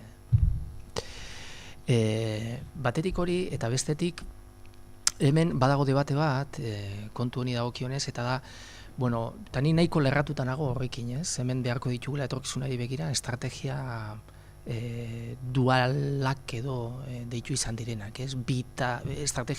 Estrategia bitarikoak edo ez dakit nola itzuliko litzakeen oso ondo, ez? Eta da, bueno, alternatibat beharko duela gutxi gora bera eta harin esan da hanka bat autoeraketa prozesu eraginkorretan eta beste hanka bat, bueno, politika edo euskarri politiko instituzionalen disputa hortan, ez da? Uste dut gure herria behar bada momentu honetan nahiko lerratuta dagoela bigarren eruntz, eta autoreaketari dagokionez nik neuk aspalditxotik badukat inpresioa errentetatik ezote garen bizi, ez, neurri handi batean, ez, hor gure aurreko belaunaldiek martxan jarri zituztelako oso esperientzia interesanteak, autoreaketaren logikatik, dela ikastola mugimentua, dela arrasateko kooperatibak, euskalgintzai loturiko guztia, eta abar, baina momentu honetan hortxe plisti-plasta anomalia deituriko hoiekiko arrotasunean barik, uste dut garaia dugula salto jauzi kualitatibo eta kuantitatibo oso potenteak emateko ganoraz erantzuna izan ezkero bintzat datozen erronkei, ez? Utzi barik beste hanka. Bi erantzunale emango ditut eta hortxe utziko dut, oso komplejoa da. Badu beste galdera bat? Bueno, azteko mila eskere itzaldi hain mamitsu eta irekiagatik entzerren. Hausnarketa bat eta galdera txiki bat, ez? Batetik hazkundearen inguruan gurka zetorkidan pandemiaren erdigunean gertatutako akontezimendu bat, ez? Estatu Batuetan George Floyden hilketa. Eta bere esaldi famatua, egin zen esaldi famatua, ezin dut arnasik hartu. Orduan uste dut esaldi horrek kondensatzen duela nolabait, ezin dut arnasik hartu gaixotasuna bera, ez? Koronavirusa bada arnas sindrome bat, maskarillak ere hor daude, baina planetak ezin du arnasik hartu, ito larritasun hori errendimenduaren gizarteak ere gure autoexplotazio horrek eramaten gaitu ezin arnasik hartzea, eta orduan batean mundu mailan esaldi horrek hartu ben oihartzunak metafora moduan, uste dut oso baliogarria dela hazkundearen amaiera edo sensazio hori behintzat, ez, itolarritasun hori irudikatzeko, ez. Baina bestetik, desazkundearekin ematen du, itxialdian, egon zera dalako itxaropen bat desazkundearekin, eta orduan, kuriosoa ikustea zelan, ekonomia baten menpe bizi garen, ze 2 hilabetetan beharrezkoa dena bakarrik kontsumituz gero, badirudi bertan bera gelditzen dela, ez? Ekonomia jausten dela. Orduan, kuriosoa da, osasun txarragoa daukala ekonomia neoliberalak gizakiak bera baino, ez? Baina hala ere, ematen du hori, musikak jotzen jarrai dezala, edo aipatu duzun horrekin, ez, Titanicaren irudiarekin, bueno, zapere haude edo jakiteko gogoa baino dagoela ezjakintasunarekiko pasio bat, eta begia horrean daukaguna, ez dugula nolabait ikusi nahi. Orduan, galdetuko nizuke, desazkundean martxan jartzeko, lehenengo pausu praktikoa zein izan ziteken, ez? Horri heltzeko, mila esker.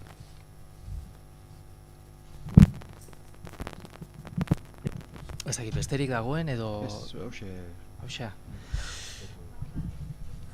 Bai, igual kasi, edo? Nik dinot, beste jente bati aukera ematearen baita ere gogoetak egiteko, edo... Joango nahiz apuntatzen.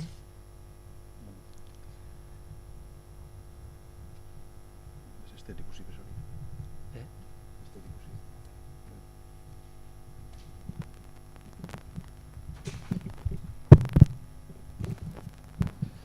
Bai, ezkarrik asko Joseba, interesgarria betiko lez. Nik, amaieran bota dituzun ideia hoien artean, momentu batean, ez dakit, kontrasa moduko bat edo saia den kontu bat nabarmendu nahi nizun, garatzeko apurua gehiago, momentu batean aipatuzu dilema dela modu ordenatuan edo desordenatuan, baina jarraian ere, eliteak desjabetzeko operazio erraldoi bat beharko zela, ez? Gatsa da irudikatzea eliten desjabetze bat modu ordenatu batez, esatearren, ez? Baina orain eman duzun beste erantzun batean, nik hor pendiente nuen zerbait ere aipatu duzu, apur bat lasaigarriagoa dena, baintza aipatu duena baino, dela baita ere, komunitate txiki autoaskeak, autornikuntza eta nolabaiteko buru jabetza produktiboan eta bestelakoetan urratsak ematea eta horren eraikuntzan, ez? Azken finean herri mugimenduak eta eskapen prozesuak beti mugitu dira dialektika horretan, ez? Boterea borrokatzea, baina baita ere alternatibaren eraikuntzan jardun, ez? Eta zentzu horretan behar bada, komunitate txiki autoaske horiek eraikitze lanetan, hori da abiatu dezakegun langintza bat eta bere trabak eta bere zailtasunak izango dituena jakina, baina bai horri irudikatu leikela langintza ordenatuago bat. Ez gatazkari gabea, baina ordenatuagoa izan daitekena, ez? Honen inguruko gogoetatzea eskatuko nizuke. Eskerrik asko.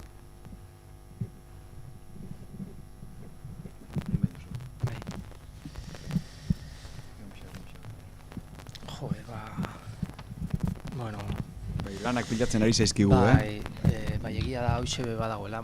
Labor, saiatuko nahiz gauza... Bai, beste bat.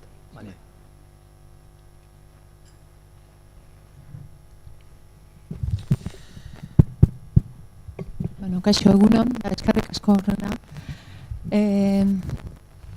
Nik gogoeta txiki bat, besterik ez, pixka bat, pandemia garaian da ibili nituen burutazioekin.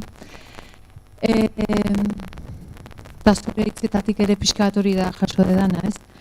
Batetik, ikusten dut teknologia aldetik ikeragarri aurreratu gerala, baina harremantze gaiean ez dakigula elkarrekin harremantzen, ez naturarekin, ez gure artean, ez inguru hurbilean, boteretik espada. Alegia, asko aurreratu gea teknologia aldetik, baina oinarrizko harremanetan zero, ez dakigu. Ez dakigu, bi diferentziatik, hirugarren gauza desberdin bat ateratzen. Ez dakigu, bat A bada, bestea B bada, batek A izaten jarraituko du, besteak B izaten jarraituko du, baina ez dakigu boteretik ez bada pixka bat beste zerbait egiten, ez? Eta naturarekin daukagun nik horrela sentitzen dut, agian ere hitzak ez dira egokiena, baina gehiago sentipenetik ari naiz. Naturarekin ere boteretik hitz egiten dugu, ez? Gu gere hemen nagusiak, guk nahi dugun egiten dugu hemen, eta gero pixka bat hortik ikusten dut gauza eratortzen diela, ez? Ordu, nire zeratik, reflexio hortatik, bai ikusten dut asko teknologikoki ikaragarri aurreratu gea, baina ez dakigu armatzen. Ez inguruarekin, ez politikatik, ez gai askotan ez dakigu. Orduan, iruditzen zait hori eramaten dugula asko naturara baita ere eta ingurura.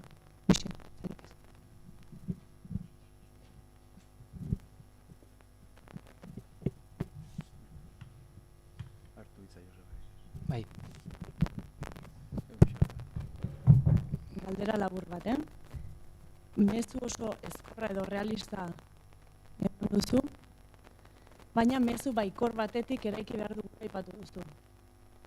Eta horretarako falta mota dut edo kultur sorkuntzak ze leku bete beharko lukeen. Mezu hori helaraztekoan. Ze momentu honetan distopiak haientzen dire kultur kontaketa horretan. Zergatik eta zure ustez kultur sorkuntza horretatik ze aukera legoke halako mezuak helarazteko. Bueno, nahiko etxeko lan eman diogu, Josebari. Gero berandu bazkalduko dugunaren errua ere berari botako diogu, ateraz zaite zurtik aldu. Ez dakit, bueno, ez dakit oso ez da nondik hasi. Bueno, a ber, esan dira gauza batzuk, apuntatu ditut, beste batzuk uste dut galdu egin ditu dela, ez?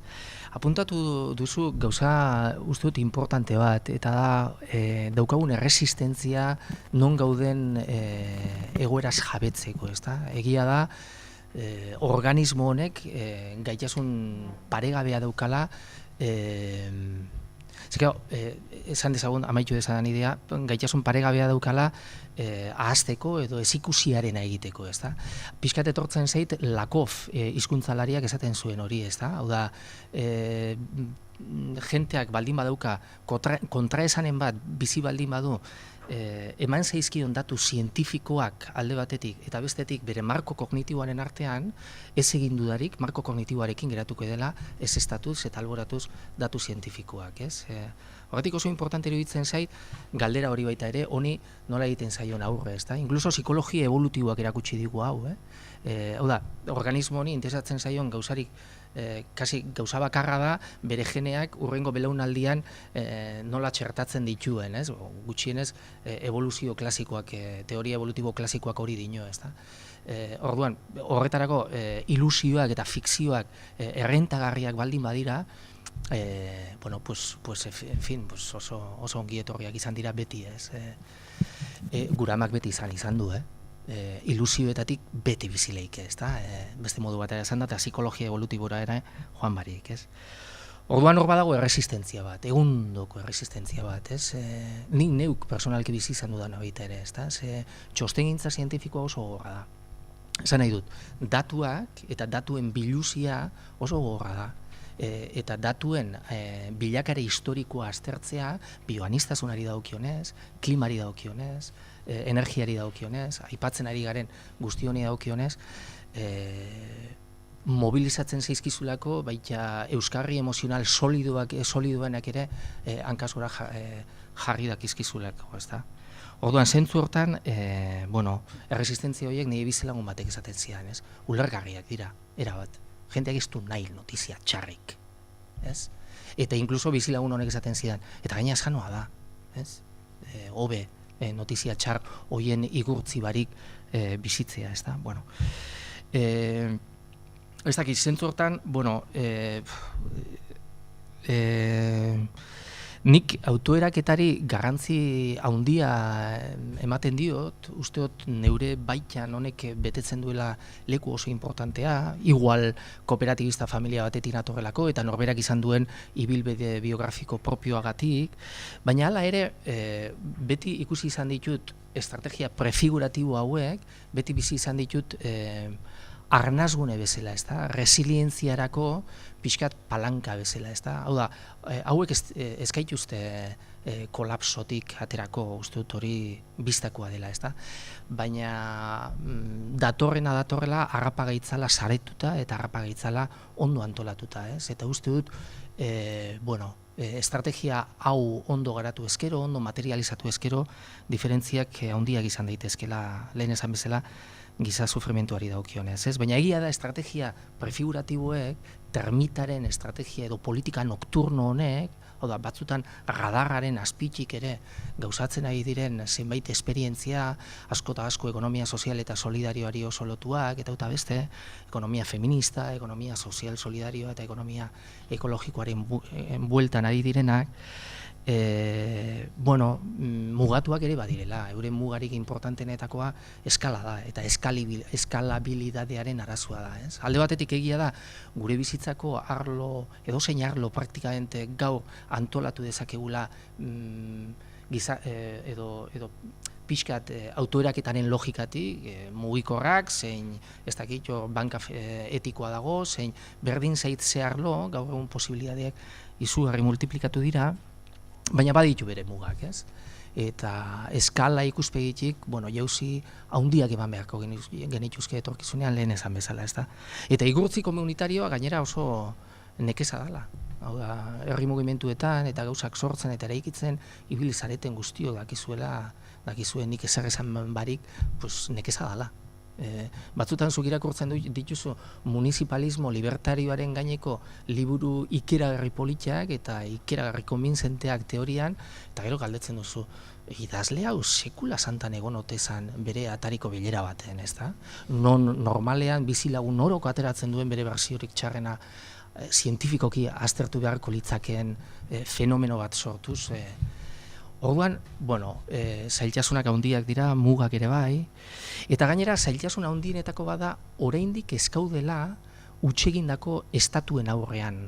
Hutsegindako estatuen mapa oso interesante bat kaleratzen da urtero, da mapa hau jarraitu beharrekoa da, estatua ere bada aparatu bat, oinarritu dana, eta historikoki evoluzionatu duena, energia flujo eta material flujo abundantzia horri esker, eta orduan zer gertatuko den estatuekin ere, eta estatu nazioekin gaur egun ezagutzen ditugun moduan, eta bestelako supraestruktura batzuekin, ikusgai dago eta oso gai interesantea da, Baina momentuz ez gaude hutsegindako estatuen aurrean, baizik eta hutsegiten ari diren estatuen aurrean, egotekotan gehien bat, eta hau nabarmentzen joango dela iruditzen zait, Eta autoeraketaren kultura eta praxi eraginkor baterako iruditzen zait badagoela beste aspektu kulturalago bat baita ere, Zuk galdetu ikastola mugimenduko edozeini, galdetu kooperatibista zaharrei, galdetu euskalgintza mugimenduko edozeini, eta esango dizu, batez ere, bazala bizi esperientzia bat eta bizi plantamentuetan,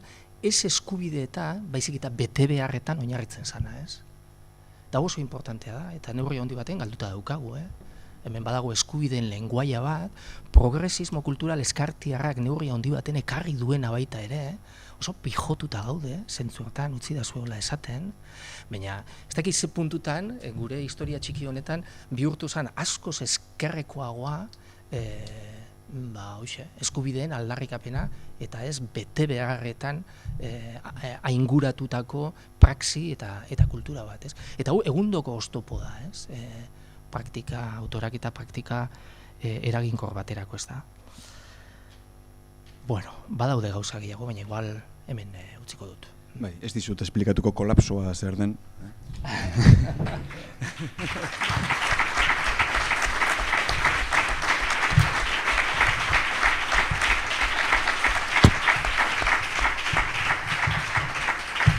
Mila esker benetan, Joseba. Lehen goiz osoan esaten ari naizena, arratzaldean, orain ere ari solteren batzuk geratu dira agian, baina aurrera egin behar dugu.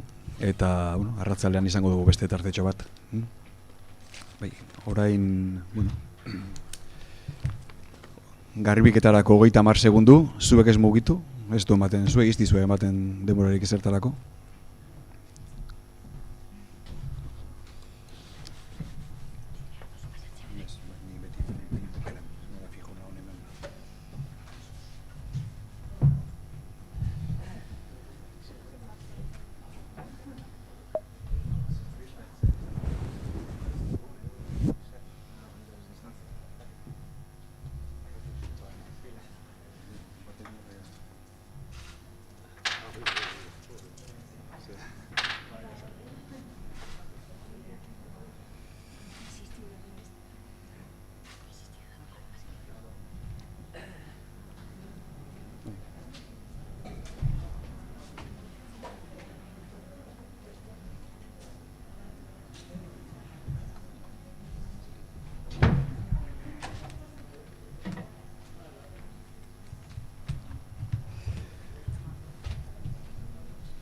Eskerrik asko.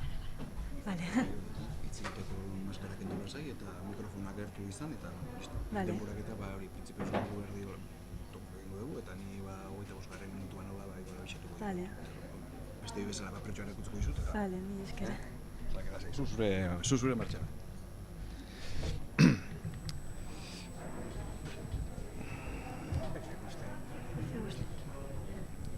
Bueno, orduan, etenik gabe goizeko azken hitzaldiari ekingo diogu.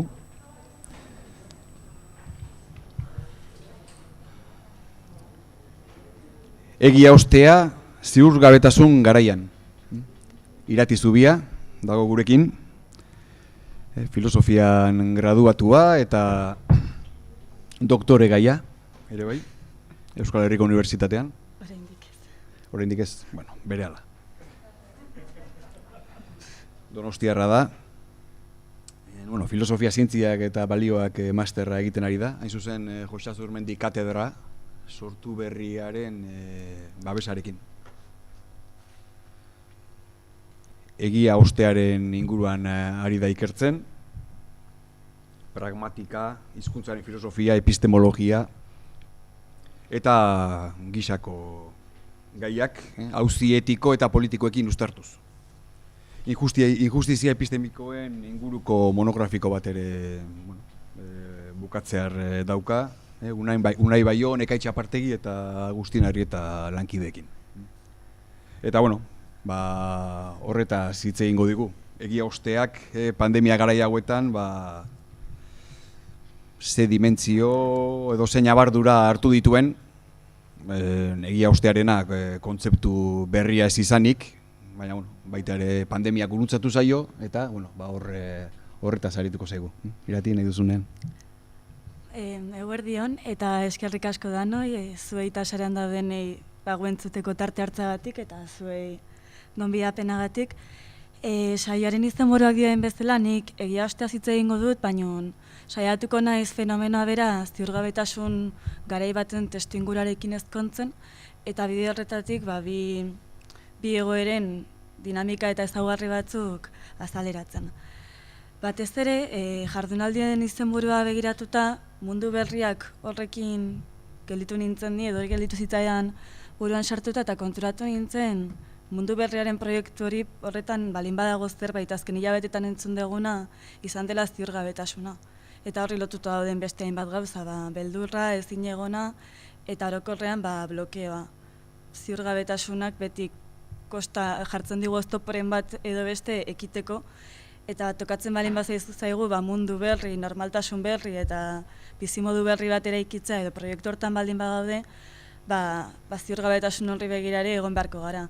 Eta iruditzen zait egia ostean eta egia ostean dauden hainbat dinamikek eragina dutela. Bai ez ekite horretan eta bereziki ziurgabetasunaren testuinguruan areagotu egiten direla. Labur edukiak izango dira, saiatuko naiz egia ostea zer den azaltzen. Terminoa bera berria denez eta ez dagoen ez oraindik ikerketa bateraturik gaiaren inguruan, bi ikerketa bide posibleri gainbegiratu bat emango diet, eta horietan oinarrituko naiz zuei azaltzeko modu pixka bat ordenatuago batean zer den egia ostea.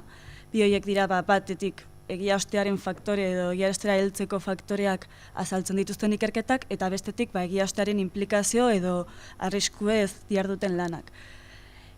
Bigarren bide hortatik egingo dugu jauzi egia ostearen arriskuetara, bereziki politikarekin zerikusia duten edo politikan egia osteak zein implikazio dituen aztertzen dituzten lanetara, eta hori ikusiko dugu ze ziurgabetasunaren ze aspektu diren errelevanteak edo bintzat etorkizunari begira edo eraikitze proiektu horri begira kontuan hartu beharko liratekenak. Eta hasiko naiz, bingoz. Bueno, zer da egia ostea? Esan dizudan bezala, oraindik ez dago definizio adostasun erabatekorik egia ostearen fenomena definitzerako orduan, izan ere termina berri xamarra delako. Naiz eta alere, naiz eta oso berria izan, azken urteetan modako gaietako bat bilakatu da. Oxford hiztegiak adibidez 2016an urteko hitz izendatu zuen, eta hementxe daukazue proposatu zuen definizioa, eta abiapuntu gisa igual balioko diguna. Eta Oxford hiztegiaren arabera da, egia ostea litzateke egoera bat, non iritzi publiko eratzerako garaian, gertaera objektiboek baina emozio eta uste pertsonalek eragin handiagoa duten. Geroztik, azken urteetan, 21. mendean presente dauden hainbat eta hainbat eztabaidetan dago agertzen zaigu egia ostearen auzia, eta agertzen zaigu disiplina ezberdinetan.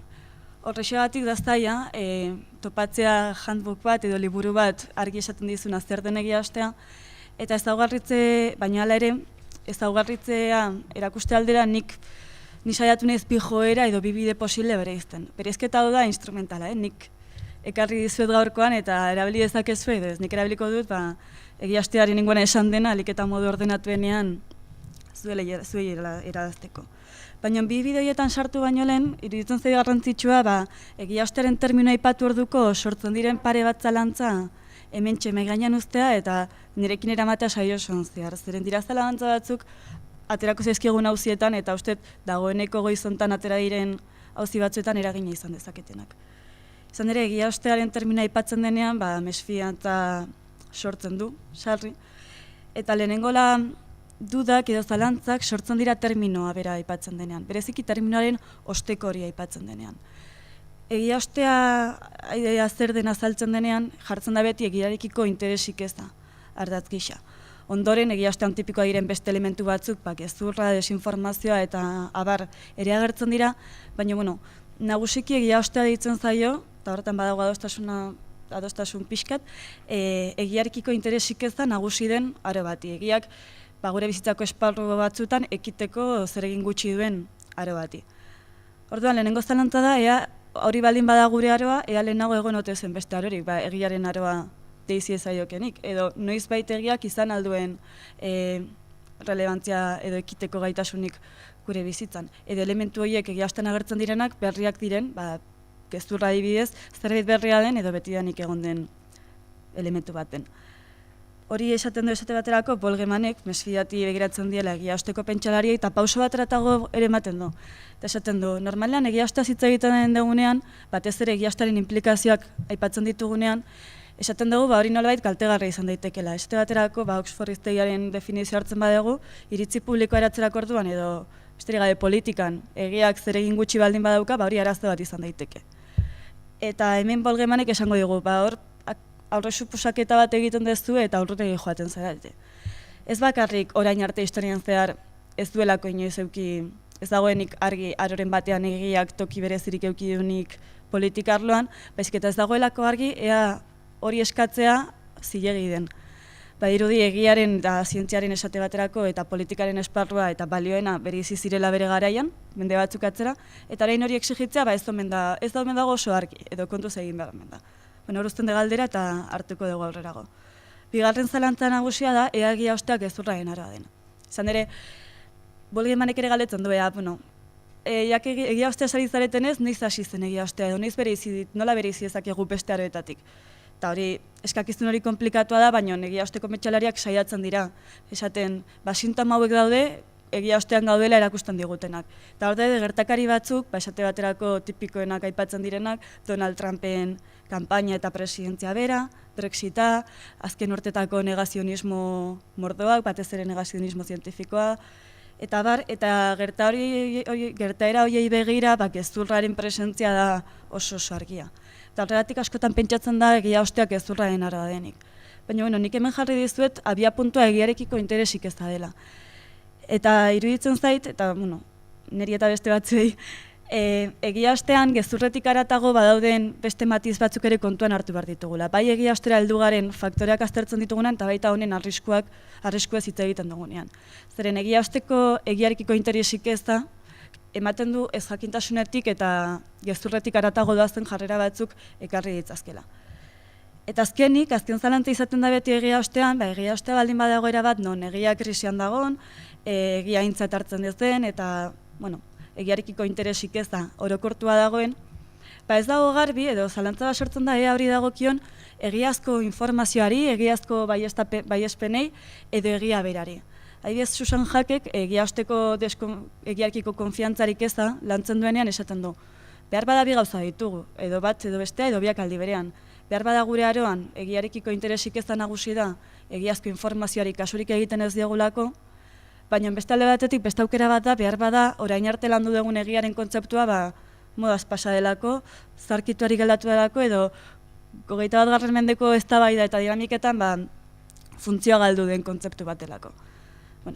Galdera ikusten ditut hor gainean, eramango ditut nerekin, eta ekingo diot egia ostea ezaugarritzeari. Eta horretarako jorratuko lehenengo, egia ostearen inguruan egin diren azterketetan, lehen multzoan sailkatu ditudan ikerketetako batzuk. Eta horiek normalean, horiek oro bat, saiatzen dira entzuten, ea nola heldu garen egia ostera. Onartuta gutxi gora bera, gezur asko daudela gure inguruan, desinformazioaren zantzua daudela, eta egiarekiko interesik ez da nahiko edatu egon daitekela, saiatuko dira aztertzen, ea azterkera eman gaituen egoera honetara. Eta lehenengo oinarrizko arrazoia, azaltzeko joera irrazional orokortu hau, nahiko sinplea da, itxuraz.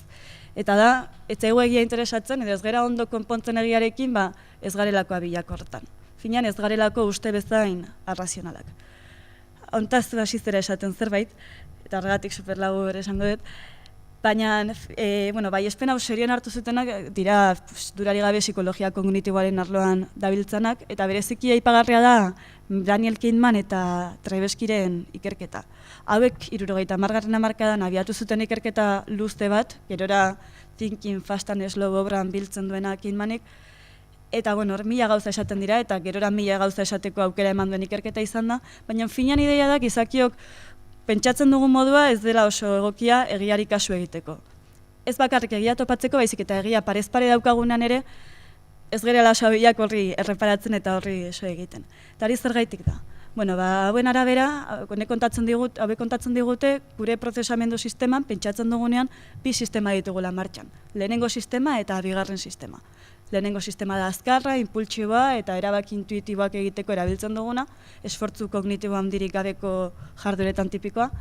Eta bigarren sistema berriz da, sistema gildoa, gogamena edo arrazoimena dituko geniokena, eta erabiltzen duguna esfortzu kognitibo handia eskatzen duten operazioak egiteko. Esate baterako testu baten analizia edo problema matematiko baten ebazpena.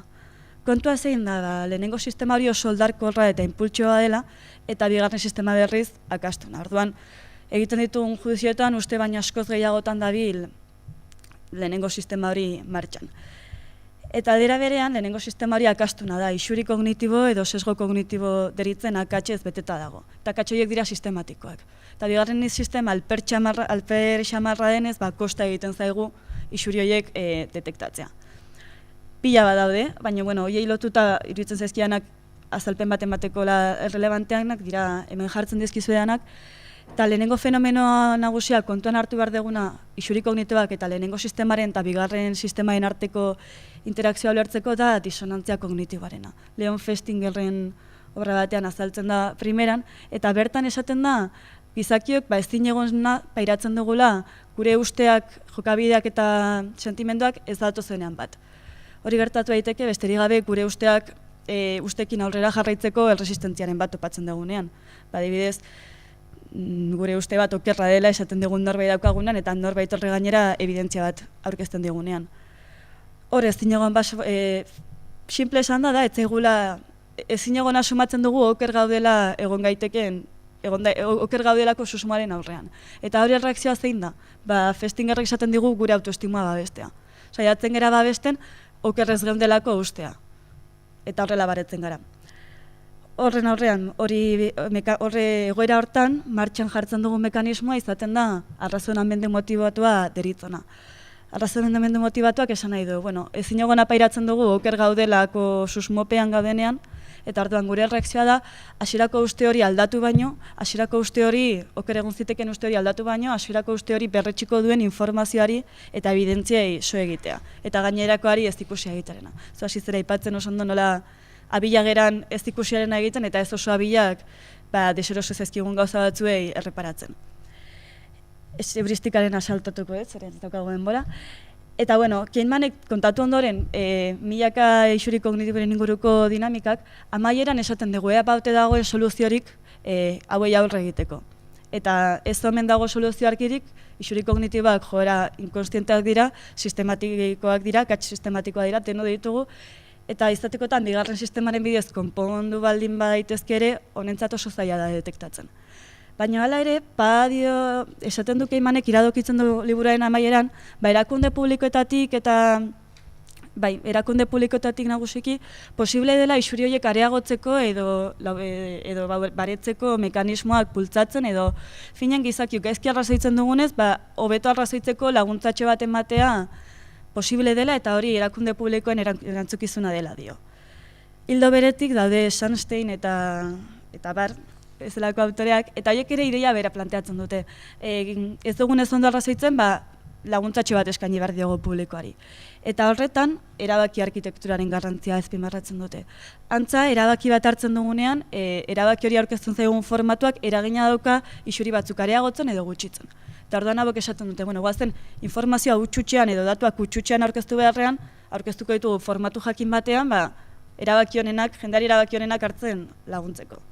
Baina, biztan da, ze polemikoa izan daiteken proposamen hau, zeren badirudi manipulaziorako joera egon daitekela, eta hotxik liberalenak, Chicagoko ekonomia eskola, Milton Friedman eta guzti horiek berehala altxa ziren, eta esan ez hau zela erabaki arkitekturan eskua sartza dela, erabaki askatasunaren aurkako atentatu gogor bat.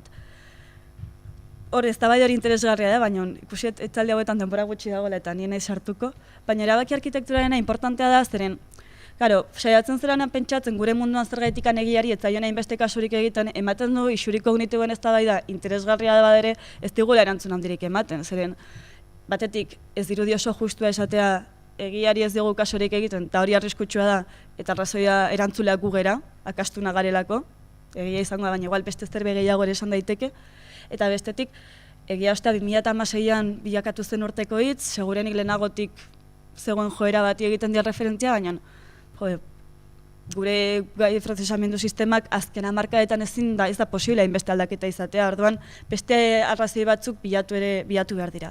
Eta hain zuzen ere horregatik, egia osteko pentsalari askok jo dute gure garaiko erabaki arkitektura aldatzea. Behar bada azken hamarkadetan gure garuna ez da aldatu, ez modu relevante batean, baina informazio aurkezten zaigun formatua eta arekin harremantzen garen modua bai. Eta horregatik, egia ostera nora heldu garen edo egiarkiko desinteres orokortu honen hartzean egon daiteken aztertzeko, egin dutena izan da hori. Gure garaiko erabaki arkitektura begiratu eta ikusi hor badagoen zerbait isuriek areagotzen dituena, gutxitzen dituena edo azaltzen diguna zergaitik gure parez dugun egiari ere kasu gutxi egiten diogun, edo kosta egiten zaigun ari erreparatzea. Eta hemen ere ikerketa mordoa dago eta gehienek egiten dutena da begiratu azken urteetan komunikabideek pairatu dituzten aldaketak zeintzuk izan diren. Historia superluzea izan daiteke, baina hemen jarri dizkizuetola beti errepikatzen diren mugarri batzuk, eta historia hauek beti kontatzen dira estatu batuetan, eta gero esaten dizute ekarri honea eta kokatu pixka berandago eta balio dizu. Niri ez denbora eman hemengo testuingurutik egiteko eta orduan dataren bat aipatzen bat izango da hangoa, baina importa seguna gehiago dira mugarri horiek identifikatzea gero gure ingurunean erraz identifikatu daiteztelako. Eta lehenengo gure garaiko erabaki arkitektura aztertzen denean, lehenengo mugarri nagusia izaten da noiz areagotzen den informazio fluxua eta noiz areagotzen den albiste gozea. Hau aipatzen da normalean, telebistakaten gorakadarekin informazio azkarragoa egiteaz gain, informazio errentagarria egiten hasi zirela. Gero ez da kontzientzia gehiago hartu zen informazioa diru iturri potente bat izan zitekela, eta gainera kontsumorako tresna interesgarri bat ere bilakatu zen audientziarentzat. 60-70 hamarkadan estatuetan, hemen beranduxeago, ikusten dugu nola komunikabideak hasten diren geroz eta albistegiei, geroz eta audientzia gehiagoa den tarteak eskaintzen, afal orduko adibidez, eta ja 80 hamarkadan, 24 orduko albistegiak eskaintzen dituzten lehenengo kateak ere ikusten dira. Eta horre gehitzen zaio albiste gosearen demanda ere.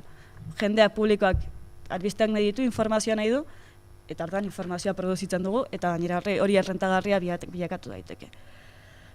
Horrekin gertatzen da lehenengo egia ostean lehen zantzuetako bat, eta da nahierako interakzioetara hurbiltzen ari garela. Wallaceek dio, kaleidoskopioa edo albiste menua zabalduala asko zerrazagoa daukala publikoak nahi duen informazio hortara gerturatzeko erraztasun gehiago ditu.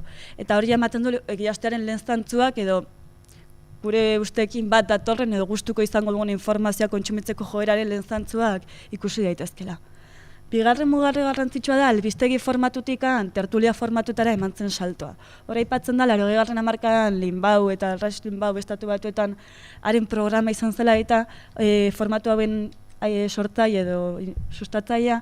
Eta hemen gertatzen da direla formatu batzuk non informazioa eskaintzen den edo informatzeko funtzioa daukaten, baina tertulia eta eztabaida formatuan ematen da. Eta Nicholsonen arabera horietan informatzea baino, helburua izaten da azkenean, talde sentimendu bat jotzea. Zeren hasierako tertulia programetan, normalan adostegoen jendearen arteko eztabaidak ikusten ziren eta eskaintzen ziren.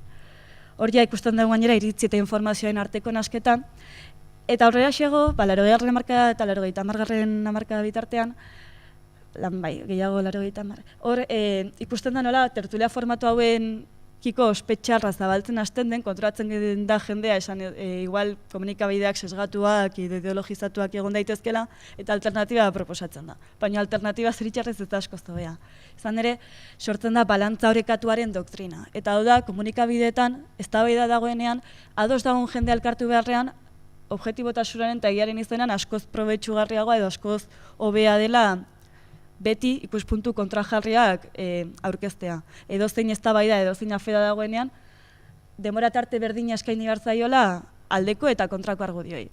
Hau neutraltasunaren izenean egiten dela esaten da, zeren beste izen bat, de hecho, balantza orekatu garran da inpartzialtasunaren doktrina, baina efektua ez da asko zobea, zeren honen arazoa baliokidetza faltsuak sortzen direla. Eta honek nahierako interakzioak areagotu ala, zeia edozein eztabaidatan posible dago aukera zurekin bat egingo duen ahots bat aurkitzeko, eragiten duena da isuri kognitiboetarako kriston babes analgesikoa. Zeren ja ez da, ni pentsatzen duena ez dago zuzen, bezketa ez dago argi, ez da baidagarria da, ez da ziurra. Eta gero hemen ez da ondo ikusten, baina azken mugarria noski aipatu beharrekoa da internet eta sare sozialen aroa horrek ekarri dituen aldaketak. Hemen pila gauza esan daitezke, baina nik labur bi gauza. Internet eta sare sozialak aztertzen direnan azpimarratzen den lehenengo gauza da informazio edukia baino informazioaren antolaketa aldatu dela. Eta informazioen aldaketaren aldaketa nagusia da goitik berako eskema batetik baino, eskema horizontalago batera pasagerala. Berri emaileak ez dira adituak, ez dira kazetariak, edo zein izan daiteke. Eta bestetik, ikusten da informazioaren berri faltsuen edapena eta olako fenomenoak aztertzen direnean, eta sarean biraltasunaren fenomenoa edo informazioaren edapena edo sinesgarritasunaren faktoreak zerkera egiten duen aztertzen denean, ikusten da ez dela inen relevantea informazioa egiazkoa edo faltsuen, baizik eta nola dagoen antolatua. Haiez, oraintxe COVID-19arekin inguruan egon diren, sarean egon den informazioaren artean, badirudi ez dela informazio faltsu gehiegi egon edo, egon dela, baina ez dela izan egiazko informazioa, baina askoz ere gehiago. Baina horrek ez dukentzen desinformazioa presente dagoela sarean. Eta hori gertatzen da zuzen ere, hori, informazio edukia baino informazioa antolatzeko moduagatik. Eta ikerketa gehienek adierazten dute, adierazten duten gauzetakoa da, erresonantzia kutxetan edo kabitxetan antolatzen garela eta mugitzen dela informazioa sarean. Zer esan nahi du horrek? Sare sozialetan normalean banatzen dugu informazioa gure gustuko lagunekin edo gure gertuko jendearekin, eta horrek eragiten duena da pixkanaka sarea mugitzen den informazioa ados dagoen jendearen edo antzeko iritzia duen jendearen artean mugitzea. Ola horiek dira, justo ola sortuko zian taldetxoak dira erresonantzia kutsak. Hor dago batetik iritzi polarizazioa, zeren ez dira iritzi kontrajarri asko topatzen talde berearen parte, eta gainera kontaktuaren polarizazioarik. Gero ez da kontaktu gutxiago dago talde baten eta bestearen artean. Eta hemen importantea da, nire atentzia ditzen didana da, erresonantzia kutsak eta hortako dinamikek egin dezaketela bere bidea, eta ez da beharrezkoa, edo ez da baldintza ez da bere baldintza beharrezkoa, bertako partaidek banatzen duten informazioa sinestea, edo sikiera irakurtzea. Eta orduan honek iradokitzen digu, igual, gezurra eta hemen kontua ez dela inbeste gezurra, nahi eta zabaltzen den informazio faltsua dagoela sarean, edo ez jakintasuna izan daitek ere bai, baina ez dela arrazoi bakarra, zeren irakurri gabe ereko edo sinetxi gabe dagoen informazioa ere zabaltzen da. Eta igual beste faktore batzu da dela, egia osteko interesik ez hori azaltzeko. Izan ere, ez jakinari eta gezurrari, baintxe egin dugun ibilbideak ematen ditu azalpenak ulertzeko, igual gure aroan ez jakintasun handia eta gezur handiak eta iruzurren gorakada bat badagoela. Baina egiarekiko interesik ez aipatzen dagunean, badirudi zerbait aratago esan daitekela. Eta hortaz iruditzen zait oso ondo hartu zela Harry Frankfurt, ez jakinaren eta hitzontziaren aldean proposatu zuenean, ez jakinaren eta gezurtiaren aldean proposatu zuenean hitzontziaren nozioa. Frankfurtek abiatzen da, hain zuzen ere egiarekiko interesik ez da edo axolagabetasuna oinarri harturik, eta proposatzen du diskurtso mota bat berak hitzontzi gisa izendatzen duena. Eta badirudi, egiarekiko ez axolagabetasun hori dela hitzontzia definitzen duena, baina baita hitzontziak gezurtitik eta ez jakinetik bereizten duena. Ez jakinari axola zaio egia esan nahi du, besterik gabe kale egiten du, eta gezurtiari axola zaio egia, hain zuzen ere ondoren ezkutatu alizateko, Frankfurten arabera. Gezurtiak egia ezagutu behar du edo egia ezagutzen duen uste izan behar du, bere kuartada aurrera eraman eta gezurra ere ikializateko. Eta gero, alaber, eraberean, gezurra salatzeko bide eraginkorrena esatean naiz ausartzen, baina egiazko uste bat behar da gezurti bat salatzeko. Gezurti bati bere kuartada apurtzeko edo gezurretan da bilela harrapatzeko normalean egia esanez edo egia erakutsiz jokatzen dugu. Hori ez da beti nahikoa, baina gezurtiak behintzat ezagutu behar du egia eta gezurra salatzeko normalean egiaren beharra daukagu. Hitzontziaren kasuan hori ez da gertatzen. Hitzontziari ez zaiolako axola, berak esaten duena egiazkoa edo faltsua den. Bere diskurtsoa beste interes batzuen arabera eraikitzen du. Hementxe jarri izkizuet, Andrea Stockenek Frankfurten testutik ateratzen dituen hitzontziaren ezaugarriak, eta finean da hori, hitzontziari ez zaio interesatzen esaten duenaren egia balioa zer den, postatxola zaizkio bere audientziaen usteak, izan daiteke ez duelako ez gezur iruzur bat edo egiazko usterik provokatu nahi, beste zerbait lortu nahi delako, edo behar bada bere audientziak ez daukalako, bere audientziaen ustek ez daukatelako bere helburuak zapuzteko indarrik. Gezurtiaren gezurra sinesten ez badugu bere helburua zapuztu dugu. Hitzontziaren kasuan berriz ez. Frankfurtek ere dio hitzontzia saiatzen dela engainatzen, baina ez gezurtiaren buruan baizik eta bestelako helburu horien inguruan. Ez esaten duenaren inguruan baizik eta bere buruaren inguruan edo bere asmoen inguruan engainatzen gaitu. Eta azkenik hitzontzikeria eta gezurra ez dira bateragarriak. Lau ezaugarriak oso eztabaidatuak ari dira izaten. Oraindik ez dago hitzontziaren inguruko definiziorik eta teoriarik are gutxiago. Baina balio digu egiazteaz esan nahi duan azaltzeko eta batez ere egiaztekiko interesik ez da, arriskutsua izan daitekela eta behar bada gezurtiaren eta gezurtitik eta ez jakintasunetik haratago joan daitekela. Hemen degualen proposamena landuko nun, baina paso egingo dut. Besterik gabe esan, Frankfurtek egiten duela matitula pare bat apunte, horietako bat da saiatzen denan azaltzen zergaitikoan zer gertatzen, zergaitikote dagoen hainbeste hitzontzikerri 21. mendean, berak dio 21. mendean saiatzen garela daukagula presioa etengabe konplikatuak eta ondo ezagutzen ez ditugun gaien inguruan gure iritzia emateko. Eta gainera badago desenkanto moduko bat, berak eszeptizismo batekin lotzen du, nire sartuko horretan, baina badirudi egiazko usteen eta uste faltsuen arteko bereizketa egiteko nagi xamarrak garela edo esperantza galdu dugula edo ez dugula oso garbi ikusten aukera hori egin daitekela. Degualentzat eta Frankfurtentzat aukera hori bitala da, egiazko ustak eta uste faltsuak bereiztea da bitala hitzontzikerian ez erortzeko. Hitzontzikeriaz gain beste jokabide gaitzesgarri batzuetan ez erortzeko, baina itzontzikerian ez, itzontzikeria saiesteko behintzat bereizketa hori oso importantea da. Zergaitik, Frankfurten abuduz, ez balin badegoen hartzen, egiazko usten eta uste faltsuen arteko bereizketa egitea posible dela, ezingo dugu ez gezurrik esan, ezingo dugu ez egiazko gauzarik esan, eta hortaz, alternatibetako bat da isile gelditzea, eta beste alternatiba da hitz egiten jarraitzea, baina esango dugun hori itzontzikeria izatea, Frankfurten aburuz. Bai, espen hori ere oso eztabaidatu izan da, gaino, hor botatzen dizuet. Vale, eta azkenik, itzontziaren aldean, Frankfurtek nabaritzen den beste ezberdintasun bat da, hain zuzen ere, itzontziaren aurrea gezurtiarekin, izortziaren eta gezurtiaren artean Frankfurtek nabaritzen duen beste diferentzia bat da, itzontziaren aurrean daukagun erreakzioa. Orokorrean, itzontziaren aurrean malguago jokatu dugu Frankfurten iritziz gezurtiaren kasuan baino. Izan daiteke ez garelako engainatuak sentitzen, ze itzontziak ez gaitu zertan engainatu, izan daiteke ez dakigulako oso ondo nola salatu, zeren gezurrik esan ez digunari, gezurrik esan ez diguna salatzea badirudi komplikatuagoa dela, eta batez ere egiaz ezin garelako bariatu itzontzi bat salatzeko, itzontziari postaxola zaiolako egia eta egiaren jokotik kanpo kokatzen delako bere burua. Bale, itzontziaren gehiagizko tolerantzia hau arriskutsua izan daiteke askotan, eta hortan zentratzen dira gehien bat egia ostearen arrisku eta implikazioez aritzen diren autoreak.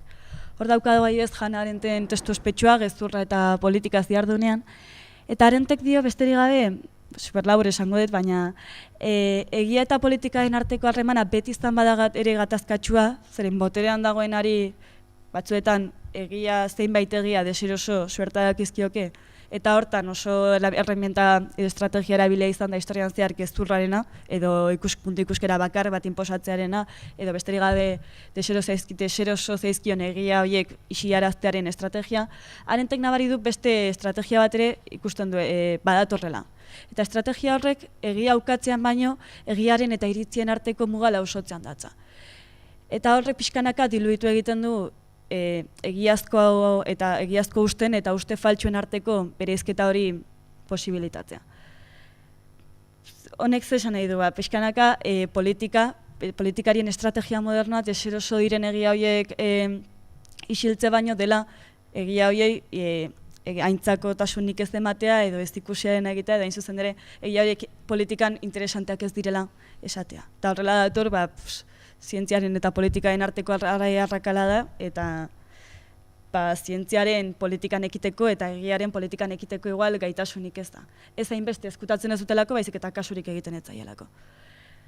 Hori ordea estrategia, horrekin bat egon gaitezke, baina jarraitzen duela indikan ideia orokortu bat, tolerantziaren, pluralismoaren, eta hemen Rose jarri ez, baina beste dozen jarri ziteken, egiaren arteko eta politikaren arteko harremanean, egiak ezin duela inoiz azken hitza eduki edo badaudela presente, politikan propioak diren eztabaide batzuk, egiaren eskutik segurenik inoiz ebatziko ez ditugunak. Balioen arteko zenbait talka, eta segurenik hori hala da. Kontua da hemen Arendtek eta egia ostearen arrezko hitz egiten dena aipatzen dena da, egiak tokia izan beharko lukeen tokietan, hain zuzen ere ez daukala zer eginik. Eta ez ezkutatzen delako edo isiltzen delako, baizik eta ez ikusiaren egiten delako. Eta zoritxarrez, ziurgabetasun egoera batean hori areagotu egiten da. Izan ere, begiratzen balin baitugu egiaztaren arrisku ez dihar duten adibideak edo kasu nagusiak, hori ikusten dugu, ezagutzaren eta iritziaren arteko muga hori lausotzeko zalantzari eta ziurgabetasunari apelatzea dela hoberen funtzionatzen duen, ia gezurra esateak baino hobeto funtzionatzen duen estrategia bat. Adibide tipikoena, zalantzaren merkatariaren liburuan dagoena, tabako estrategiaren kasua.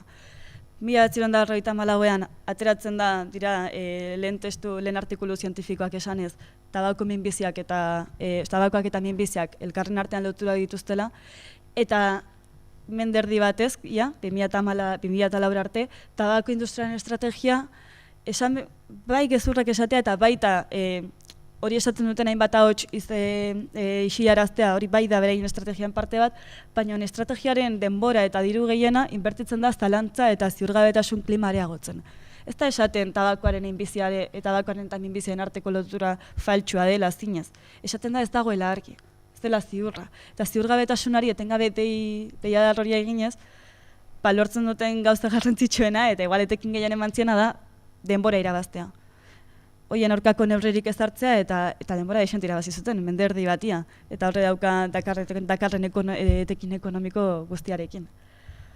Orduan, ziurgabetasunaren aprobetxamendua egia ostean politikaren arrisku nagusienetako badina izuzten ere iritzian eta egiaren arteko muga hori lausotzea, zoritxarrez ziurgabetasun egoera batzuetan areagotu egiten da.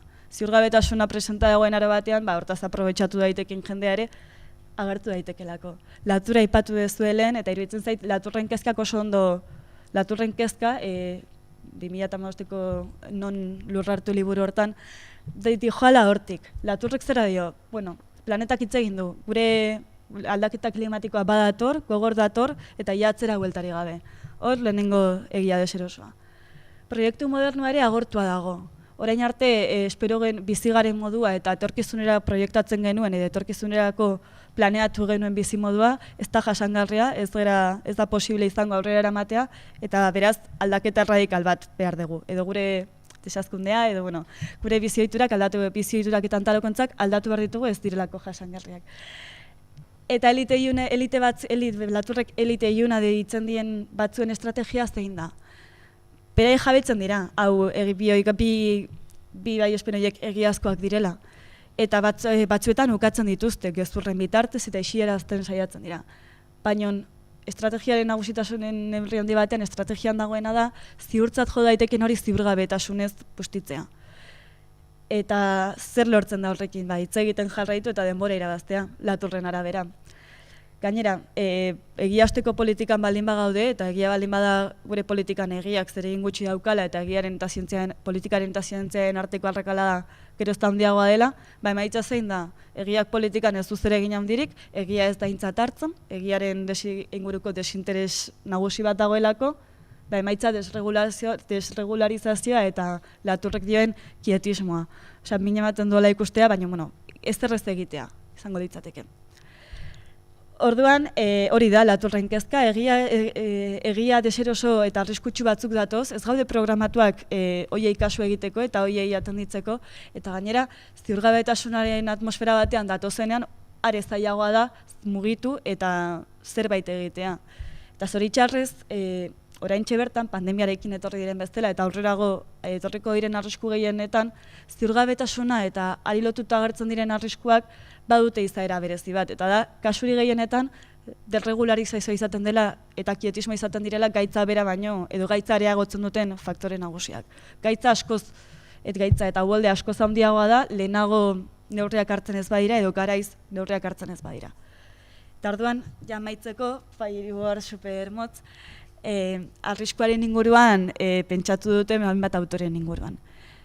Aproposak iruditzen zaizkit hauek ekartzea eta iruditzen zaidalako egia ostearekin batera datozen arrisku egoera asko, ziurgabetasunarekin astuta, ulertzeko balio dutela. Eta hietakoa da, Beckek esan zuen, gure garaian, modernotasun berantiarrean sartzen garenean, arriskuak ja ez datozuela kanpotik. Badago arrisku mota berezi bat, dela sistemak berak sortzen duenak. Guk aberastasuna produzitzeaz gain, arriskuak ere produzitzen ditugu. Eta arriskuak ez datozain beste sistemaren akats batetik. Adibidez, fabrika batek eukiditzaken arrisku guztiak ez datozain beste fabrikak lehertzeko dituen probabilitateagatik. Baizik eta fabrikak irekita jarraitzen den bitartean, sistemak normal funtzionatzen jarraitzen den bitartean, arrisku mota jakin batzuk sortzen dira. Eta gainera, arriskuiei aurre egiteko batetik sistemak berak normal funtzionatzen duen einean sortzen diren arriskuak direnez, hoiei konponbidea emateko aldaketa sakonak eta erroko aldaketak behar dira sisteman bertan, eta gehienetan beranduegi izaten denean ja ez dago atzera bueltarik. Horrek ematen digu pista bat, ziurgabetasunaren inguruko politikan eta egiazteko politikan arriskuen kudeaketa hori zestaia den ikusteko. Ez da erraza eta ez da interesgarria eta gainera komplikatua eta guk sortutako zerbait da jokoan dagoena eta kasurik egiten ez zaiona. Bestetik daukagu Giddens, iruditzen zaidala oso puntu interesgarriak ematen zituela alarmismoaren eta kietismoaren arteko balantza bat iradokiz. Giddensek dio, egiten ditu Becken antzeko bereizketak, arrisku manufakturatuak eta kanpotik datozenak bere izan ditu, eta Guidensek bekekin bat eginez, guk sortzen ditugun edo manufakturatuta dauden arriskuen inguruan ikusten du askotan horiek ziurgabetasunarekin hasten direla. Zeren, bueno, ezagutzak ematen digu gaitasuna gauza asko egiteko, Baconen esaldi ospetsu hori gogoan hartuz, baina gauza asko egitak ez du esan nahi egiten ari zeran guztia kontrolatzen dezunik, edo ezagutza eukitzea zerbait egiteko ez du esan nahi dakizunik zertan ari zeran. Eta orduan hortik sortzen dira hainbat arrisku kudeatu behar direnak, eta sarri ziurgabetasunarekin nahasten direnak. Eta zer gertatzen da ziurgabetasunarekin hasten direnan, ez daukagunan argi zenbaterainoko inpaktua, zenbateko probabilidadez, zenbateko dimentsioa dituen minak. Politikaren kudeaketa zailtzen dela, zeren ibili behar gara denbora guztian alarmismoaren eta kietismoaren artean. Arrisku baten probabilidadea ez dagoenan argi, neurri gogorriak hartzea esan nahi du igual alarmistegi jokatzen ari garela, eta neurririk hartze ezak kietismora garamatza, eta orduan pixka bat balantza horren artean gabiltza, eta iruditzen zait egiarekiko desinteresearen bidetik zaildu egiten dela alarma hori, balantza hori aliketa modu zilegi edo justuenean orekatzea. Eta azken idade, Sunstein eta Gisanetako autoreak arriskuen pertzepzio publikoaz ari direla. Imaginatu ezakezu egia ostean gizareko sintometako bat dela ez degula oso ondo arrazoitzen, arriskuaren pertzeptzean ere ez garela oso abilak. Eta hauek hortan dihar dute, erakusten dute, isuri kognitibo eta mediatikoek eragina dutela publikoak eta hiritarrek nola ulertzen dituzten eta nola irakurtzen dituzten arrisku egoerak. Batez ere ziurgabetasun faktorea eta beldurra eta olako faktorea jokoan daudenean. Eta gainera esaten dute hauek politikare baldintzatzen duela horrek. Hau daute politikarien ikuspegi onbera bat, olakoak ere badaudelako, eta esaten dute politikariek eta demokrazia batean idela baldin bada herritarren iritzia jarraitzea, herritarrek ez baldin badituzte erabakionak hartzen, edo herritarrak alarmizatzen baldin badira, neurri alarmistak ibukiko ditugu, eta alderantziz. Hori oso eztabaidagarria da, nik ez daukat bat ere argi, baina dudari gabe ematen diguna iradokitzera da, ziurgabetasun egoeretan egiaren beharra daukagula, egoera delikatua direla eta ziurgabetasunaren aprobetxamendua existitzen dela eta posible dela, eta egiazteko pentsalariek arrazoia baldin badute eta egia ostearen aroan bizi baldin bagerela, are komplikatuagoa dela guzti honi aurre egitea. Baina hau da gure aroa edo gure egoera. Eta horregatik, ja amaitzeko, ondorio gutxi batzuk, batetik ez da egia osteko aroa eta ez da ziurgabetasuna gora batean egonda ere, egia ezin dugu atzean utzi. Egia osteak ez du egia atzean uzten, batetik ez duelako zertan egia aukatzen, egiarekiko desinteresaren bidetik egia aukatu edo gezurra esatetik aratago dauden jarrerak somatu daitezke. Egia gutxiestea eta egia ezkutatzea ez dira gauza bera, eta zuen esku pentsatzea ea zein den arriskutsuago, eta ziurgabetasun egoeretan ere egia ez dugu atzean uzten. Egia ezagutzeko zailtasunak edo egia kalkulatzeko zailtasunak edukitzak ez du esan nahi ez dukatzen, egia badagoela. Eta gainera etortzen da, ate joka oantxe bizitunari garen egoera batean bestela. Gainera, ez egia ostean eta ez ziurgabetasun egoeretan ere egia ez da utxutxik agertzen, egia beti agertzen da eta emozio batzu egin lotuta, egiarekin lan egin behar dugunean edo egiarekin politika egin behar dugunean beti agertuko da beste balio batzuekiko elkarlanean edo elkarharremanetan, lehentasunen arteko kalkulak egin beharko ditugunean, baina hala ere beste zaku batzuetan sartuta egoteak ere ez du esan nahi egia hor egongo ez denik. Gero bestetik, saiatzen nahi izena azaltzen, egiarekiko desinteresak ez dakartzan etxai nagusiak edo mehatxu nagusiak ez dira bakarrik gezurtia edo ez jakina. Eta azke gainera, egiarekiko desinteresak badauka beste arrisku bat eta da galtzen dugula egiaren dimentsio garrantzitsu bat, dela egiaren almen salatzailea.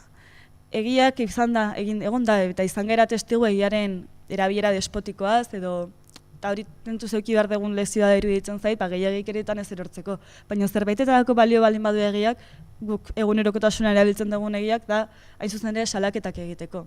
Eta kalkulatzea hain delikatua den ziurgabetasunaren kudeaketa politiko horretan, salaketak ez baldin bada, gero ondoren zuzenketak egitea beharrezkoa izango da. Iruditzen zait, egiaren almen salatzaile hori galtzen baldin badugu, galera handia izan daitekena.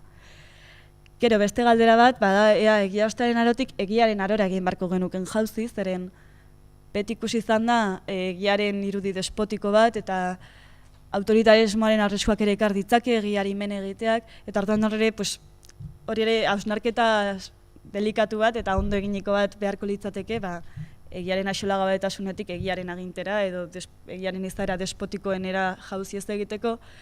Eta azkenik, ja esaldiari amaiera emateko, guzti honen inguruan bultakari nintzela, ez dakit nola iritsi nintzen Camusen testu honetara, hau da, Estokolmon 77an eman zuen hitzaldiaren zatitxe bat, eta hark esaten zuen, historia osoan zehar, bere belaunaldi orok sentitu dela bere gai mundua berrera ikitzeko proiektua zuela, eta ametsa. Eta bereak ez, bereak mundua berrera iki baino mundua desegitea saiestu nahi zuela. Bueno, dira hitz batzuk beste hauts batetik, beste testuinguru batean eta beste krisialdi batean gorpuzten direnak. Baina iruditzen zait aproposak direla gure oraingo egoera honetara eta oraingo krisialdi honetara eta batez ere etorkizuneko mundu berria eraikitzen hasten geranean pentsatzeko.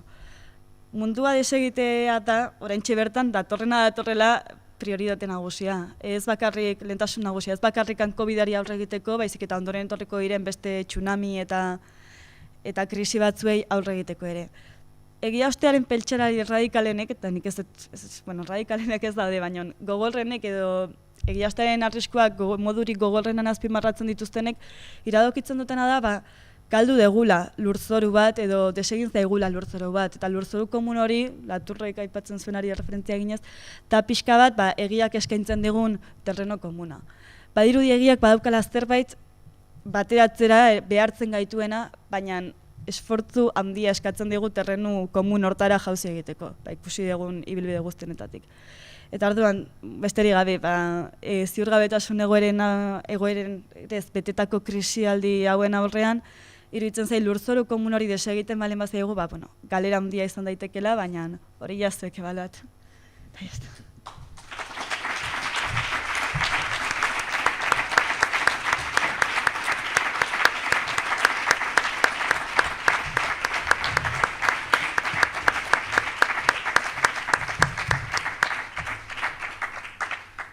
Mila esker Irati, argazki analitiko bikaina eskaini diguzu. Norbaitek zerbait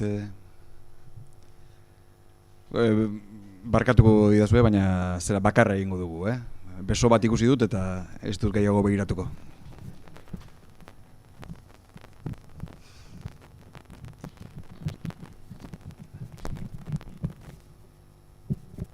Entzuten da, bai. Bueno, saiatuko naiz aber lortzen duan galdera forma emotea. Pasadan urtean entzun dituen bai El Paiseko eta Korreoko zuzendariak esaten egungo kazetaritzak daukan. Txeni eski ez dizut ondo bero entzuten. Mikrofonoare Hola, Roberto. Bai. Ez dakit nire, hola, Roberto. Hori, El Paiseko eta Korreoko zuzendariak esaten kazetaritzak, egungo kazetaritzak daukan erronkarik handiena dela fake newsei zelan aurre egin. Eta ni galdetu nahi dutea, horiek esaten dutena ezote den gezurraren demokratizazio moduko bat gertatzen ari dela, eta hori lotzen dute baizuk aipatu duzun informazioaren antolaketa berriarekin, teknologia berriarekin, bizigarelako gari baten, zeinetan adibidez sare sozialen bitartez gaur egun norbanako batek edo talde batek zabaldu dezake gezurra, eta hori lehen zegoen gobernuen edo edabide nagusien esku bakarrik, eta horrek arduratzen ditu boteretsuenek. Eta gero, azkenengo egunotan edo denboraldian entzun dugu adibidez Donald Trump esaten, berak ez duela gezurrik esaten, berak bere egia duela, egia alternatibo bat, eta hori besterik ez duela defendatzen, edo agian are larriago ikusi dugu zelan etxenikek egia baliatu duen gezurra estaltzeko, esaten guztiok ezagutzen baitugu gauzak, zertarako ikertu behar diren, ezta.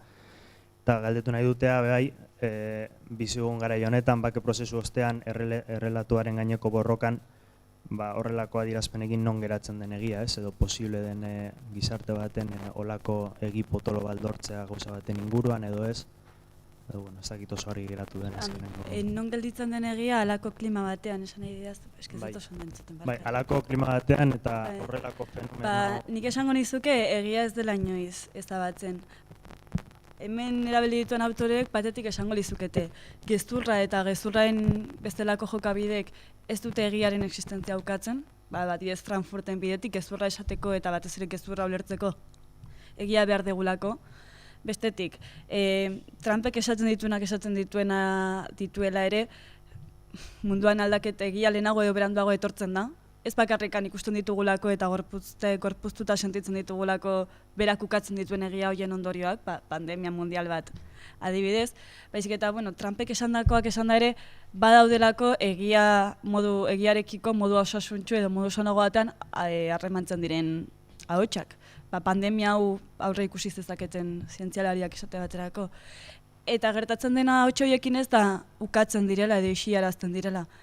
Egiten dena da ez direla aintzat hartzen. Ahots horiek ez dira ezabatu mapatik, eta ez dira zentsuratu. Kontua da, hitz egiten jarraituta ere ez dutela inongo efekturik lortzen. Orduan egia ez da ezabatu, egiak jarraitu egoten du, presente egoten jarraitzen du, baina iruditzen zait igual egiaren tokia gaur egun lehen izan beharko lukeenaren, baina atzerago dagoela edo beste plano batzean, beste lehentasun batzuen artean kamuflaturik dagoela. Baina ezabatu ez dut uste, zeren gezurrak ez du egia ezabatzen, eta uste hemen gertatzen dena beste goza da. Zagit erantzun diza.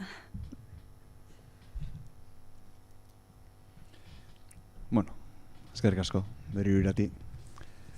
Eta, egia ustean, bazkaria. Pixka, hori da.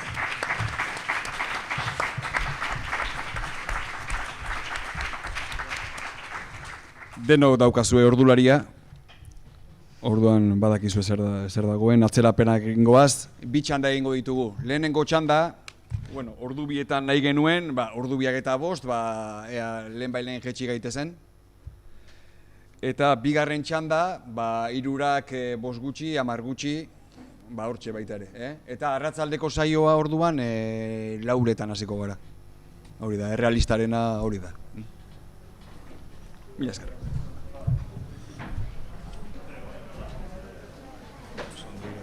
Barkatu, desatu ba nahi du. Esan behar nuen, lekurik, deserosoena zurea zen, beste guztien ondoren, Bazkala...